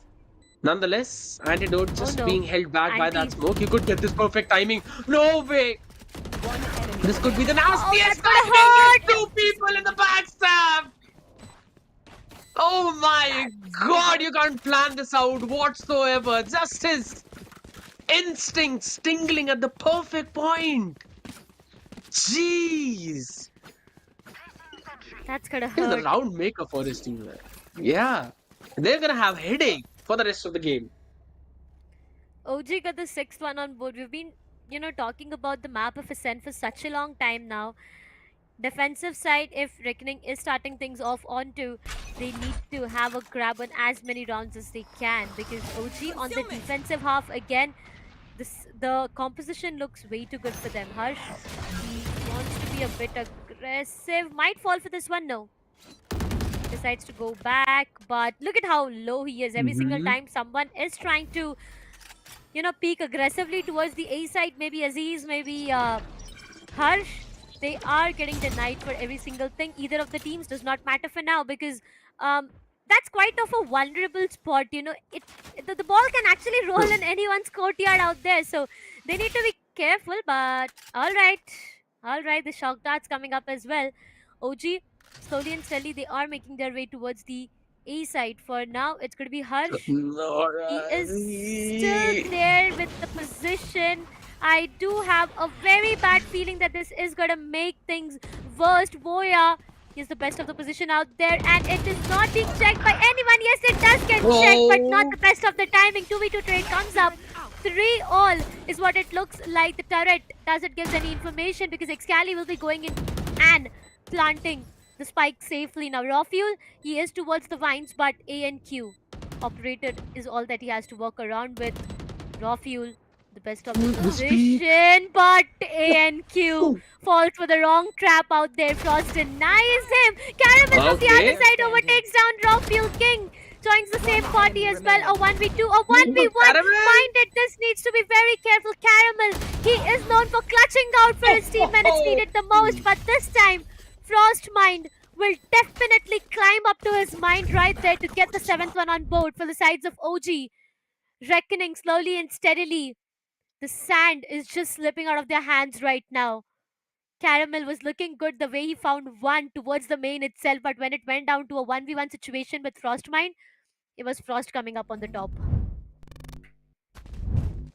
That amazing white peak and the repositioning behind the box, helping him out perfectly. But I really love the fact that even after that, his position was noted. So could have gone either ways. Just a second difference, that's all. Econ's going to be taken care of. Your knife probably going to scan something. But oh my goodness, Excali, how do you get a pick on A and Q in that position? That is such aggressive. Still quite confused. I mean, yeah, he probably wanted to just make a play over that utility usage, but could not do that. However, Frostmind, Fano is definitely doing the work for his team as gets a couple of heads, secures the main control. Now they're going to go in for that paranoia play, tipping into the side while Antidote gets the head of Voya, catching him in mid. So that's the Lurker up against the Lurker. Caramel, you could actually get this one rifle off of their hand. So not much, but maybe some economical damage, that is. Giving the footsteps. Not a perfect time to remove your weapon. Dead zoning. Oh my god. Oh, what? No. He was playing. He was just playing. He was really just playing. Ghost guy. Ouch. Come on, Antidote. We know. I mean, look at him. He just stopped. He did not do anything. He just stopped. He was like, okay, I'll wait. Maybe give it a try. Reload. But you've got one shot. Take it and then you hit the reload. I'll have my time. Yup. Antidote finds the last one out there. OG. They are seeming to be way too strong. Right now, initial shock darts, yes, early shock darts do come and maybe give a chip damage to anyone. No, it does not, but the null command gets activated. The flash comes in and that's going to be a heavy B push coming up. They know that the sides of Reckoning cannot invest onto any of their ultimates. Utilities, my bad. Caramel goes down. So is the case with Voya. The full buy round is turning out to be one enemy remaining. A fall of dominoes for them because it all goes down to one last remaining player. Antidote again. He is trying to go in and find ANQ, who is towards the mid. The dash is activated, but oh come on, not the perfect timing. One more flawless. Will that be the case? Yes, it is.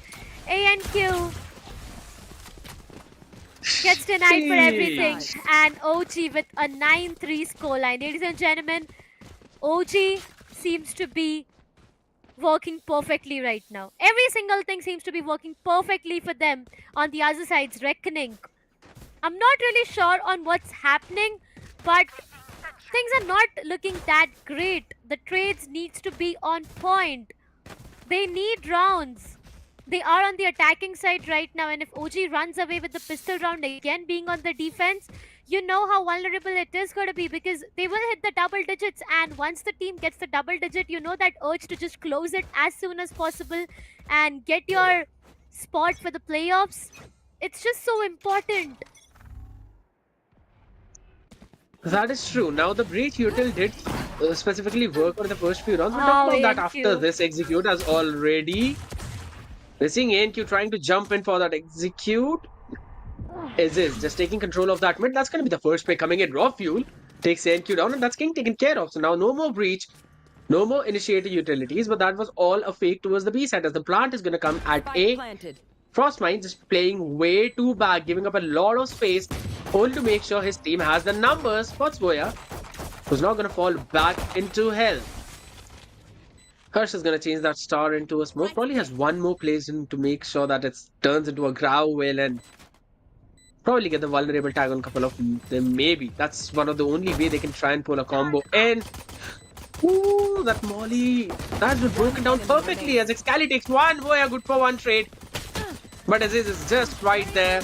And that's going to be the spam through the smoke. 10 HP. Caramel cannot do anything more than that. Do they have enough time? Yeah, it seems they've got more than enough time to get that defuse in. And it's going to be 10-3 in favor of Orangutan. Reckoning. They have lost on the pistol round as well, which means the scoreline will roll up to a 10-3. 7 rounds of a difference is what we are talking about. 7 rounds. That's a huge mountain to climb for. Mind you, Reckoning. They're going to force it. Yep, they have to. They got the spike planted as well in the previous round, so they can actually go in for a force. But the question is, will the force work for them? Because if it does not, it can be more vulnerable and they will push OG up to the match point itself, which is not a great sign. Reckoning, right now, they need a plan. They need to deny those players. Yep, they are going to go in for a force by coming up. Excali, the position, the door. Will it be closed? Yes, the aftershock comes in, but the door is yet open to be checked for. They need to clear that angle, so is the case with Banana Swarm. Spam! They can go in for spam! Frostmine converts not just one but two. Excali good for two. It all goes down to AZs to find the last one with the shorty, and that's going to be Caramel. Done for. This is what I was talking about. The aftershock and the nanoswarms did get OG into a problem, but not for a long period of time, and now that Reckoning have lost their first round, it's complete sad. The economy is what I'm talking about. Completely sad. They can go in and invest onto Bulldogs, but for how long is this gonna work? If OG wins this round as well, it's gonna be the match point directly.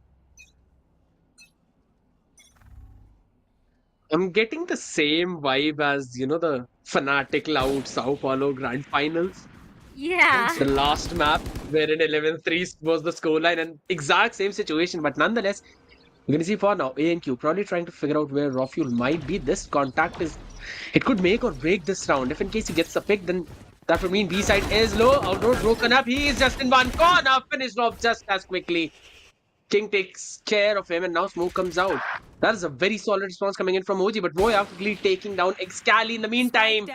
As he's finally trying to somehow equalize the numbers as Frostmine will win his trade off against Voya. And that's him standing strong. Spike has been down in the mid, so they've got the information, but only for Harsh to capitalize onto that. As he tries to go in for a solid lurk play, gets the perfect timing and gets the better of Frostmine. Now, they've got no idea whether Spike would be committed. 2v3 with the Marshal in hand. So OG not in a very solid position as of now. The smoke is going to come down. So it is. But the angle is being watched out for. Bulldog in hand. Aziz, that's going to be another smoke for them to cross that choke point. Spray down is there. But the spike has finally made its way to the site. Yep. The spike is planted and now it all goes down to a post-plant scenario. 3v2 antidote. Oh no. They know to anticipate. This duel is going to be important and it's Caramel who comes up on the top. The time is ticking and I don't think Reckoning is going to give away their position so easily. Easy's, he does come Does he anticipate two-man standing? Player standing. He does find two! That's a 3k Easy's! Caramel is going to be the last one who comes out! Oh my god! What in the world is that shot coming up? Aziz! No way you clutched it out in a 1v4 manner. Look at the coach. Look at the smiles all around. It's so much of happiness that they have, but on the sides of Reckoning, it's complete sadness. A 1 versus 3, where the sides of Reckoning had the best of that weaponry. But when you have a player like Aziz in your team, You do not need to fear any single thing out there. Timeout. This is heartbreaking, this is heartbreaking for all the Reckoning fans out there. They One could last have got round. the round. Yeah. They could have got the round. They should have got that round. Would have had the bye for a full one as well. But that is really just heartbreaking. Both of them holding one angle in hell. So what you would expect from them is to go for a double peak. Yes, Yeah. not exactly in a line, but Yep. one would go for a wide peak, the other one for a short peak, since they would have already heard him dropping down. So I think so. That was the best case scenario. Now, the only reason why Caramel was not able to support them in the fight was because of the fact that there was a box in between him and Aziz, which Aziz capitalized on perfectly. And look at him, he's got 5,000 creds in the bank and he wants to play with the Guardian. Guardian, Only yeah. because he's got knives in hand now. Hey, he's got knives in hand. Yeah. So why not? Why not? We're already very rich, so why not? And they've got 9 chances to close it out. It's just gonna be even more difficult now as knives have been popped in towards the mid, so they've got the control. Spike not yet committed. So Reckoning probably want to play for picks as of now. If they get a pick towards the B side, they'll probably end up going towards that. As Harsh quickly shuts those knives down in the cosmic form, Excali will try to take the contact first. Notices one, notices Harsh as well.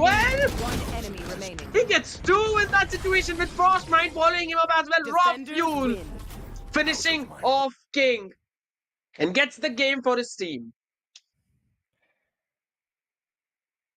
OG. So it's OG. Yeah. It definitely is the sides of Team OG who are going to have a better advantage now in terms of the overall standings. But what a match it has been. This is a roller coaster journey that I'm talking about, ladies and gentlemen. Up, down, 360-degree turns all around, scaring, nerve-wracking, everything an electrifying experience. But for the sides of Reckoning fans, it's going to be heartbreaking. It is just so heartbreaking. I did expect a close match coming up, but the way OG has performed, they did read the sides of, Reckoning as an open book, and they were just able to capitalize onto those aim duels perfectly. One player taking down 2 or 3. I mean, Mm, every single time that was happening, and the clutch that AZ's got for his team, a 1v3 with the Bulldog itself, that was a bold statement out there. That was a bold statement to end it all there and there, and they did it. The fact that Reckoning had the best of the weaponry, though it was OG coming up on the top. What an amazing match it has been. For the sides of Reckoning, yes, they did try their level best to get everything that they can under their control, but it just did not work out for them. indeed. And now, if you're looking at the scoreboard, Reckoning needs Yeah, MLT to win against Orangutan in a dominating fashion. And yeah. then they themselves have to win their last match. And that too in a very dominating fashion in order to throw Orangutan off that second place. So, Yep. as long as OG just go for a close win against MLT, they've basically done what they came here to do. Yep, that's going to be the case for now. I mean, the way this match has panned out for everyone, I'm yet in shock. We were literally on our True. nerves today and on the edge of our voices today because we waited for this match. I did not expect it to end so quickly. Reckoning, I really had a lot of expectations coming from Reckoning as well, the way their past history has been, but OG, they just were the better team out there, I would say, today. Because I remember Mm, OG, when they went up against the sides of Aster Army the previous day, it was them not being able to capitalize onto that match, and Aster Army did a phenomenal job of true. maintaining the win streak. Today, when OG had the best of their chance, when they were into a do or die situation, they just came up on top. It's said, like, if you push someone one step back, it's going to be them jumping 2 steps further, and that's what OG did True. right now. Reckoning, not the best possible scoreline that I did expect from you guys, though. But yep, all we can say is, well, try. And now tomorrow's day is gonna decide on what remains in the faith of Reckoning for this journey at the Lenovo and Intel presents the Esports Club Challenger Series 2023. Absolutely. And again, a very dominating win coming in for orangutans. Now, That also, helps them out with that round differential. They're in plus Yeah. 21 at this point. So definitely doing a very solid job at that. And it just eases them for the next game. Now, of course, they would want to end things on a winning note. And Yep. could also be possible that they might reach at the first position place if, in case, Aster Army lose their match against GGs, which, even Maybe. them could also be possible. That's also a maybe situation. It might be possible for them to qualify as well, but they would want OG to lose and them to win, and also Reckoning to lose. A I mean, lot of mathematics being involved in that, yeah. but yeah, This is all about the hypothetical situation that we can keep talking about. All hmm, of this is just an true. hypothetical statement that we can make, because what if this happens, if that happens, it's just If this, then if that. and yeah, and if all of the answers we are gonna get tomorrow itself, because tomorrow is gonna be the decider day for a lot of teams out there. Aster Army and True Rippers, True. they've already secured their spot so strong that no matter what other teams perform, you cannot take away the spot. You just cannot take away the spot from Aster True. Army and True Rippers, no matter what the performance comes up from the other teams out there. But for teams who are on the second and the third position, for them, it's not about the team performance right now. It also depends upon the performance that the other teams are putting up against their opponents, so that the round difference can come to a closure. Absolutely. And maybe that's where we might see some changes coming up. So I have to give it to True Rippers and Astro Army. First things first, they thought about it way too prior, and they just were like victories and victories all over. I'm really hoping to see few teams who have got a flawless experience coming up in the group stages itself to make it to the top four in the playoffs. Yes, I would love to remind you guys that we just are going to have four teams who make it to the playoffs today. Two from Group A, two from Group B. We have in total of 12 teams right now with us, so it's going to be 10 teams, 10 different teams, and so many heartbroken out there after what is going to happen tomorrow, right? Absolutely. As just as you mentioned, True Rippers, Astro Army, solidly securing that space, but still, Orangutan, Reckoning, GGEZ, along with Medal, MIBH, Team Mystic, all of them would try to somehow solidify their position. But for now, we'll see the one who solidified his MVP position in this game. None other than Frost's Mind, the man Yeah. himself, 21, 7, and 8 with a KD of ACS 341. Now, I still remember when I first started playing the game, my friend had Mm-hmm. already been playing for about a year, all right? And he said me that if you get an ACS of 200 to 250, that means you've done your job. You've done a job very well. Yeah. But seeing the ACS that's anything over 250, and in this case, Frostmind having 341, means you've done more than enough for your team and you've been just solidly dominating the entire lobby. And that's exactly the type of gameplay we saw from this guy.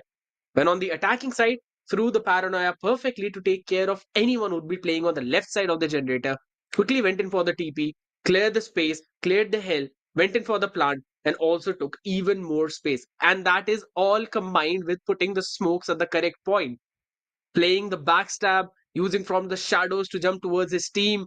That was just everything played so precisely. Some of them even seem to be as set pieces, like Yeah. literally reading into the gameplay of what Reckoning Esports would do and then playing it against them.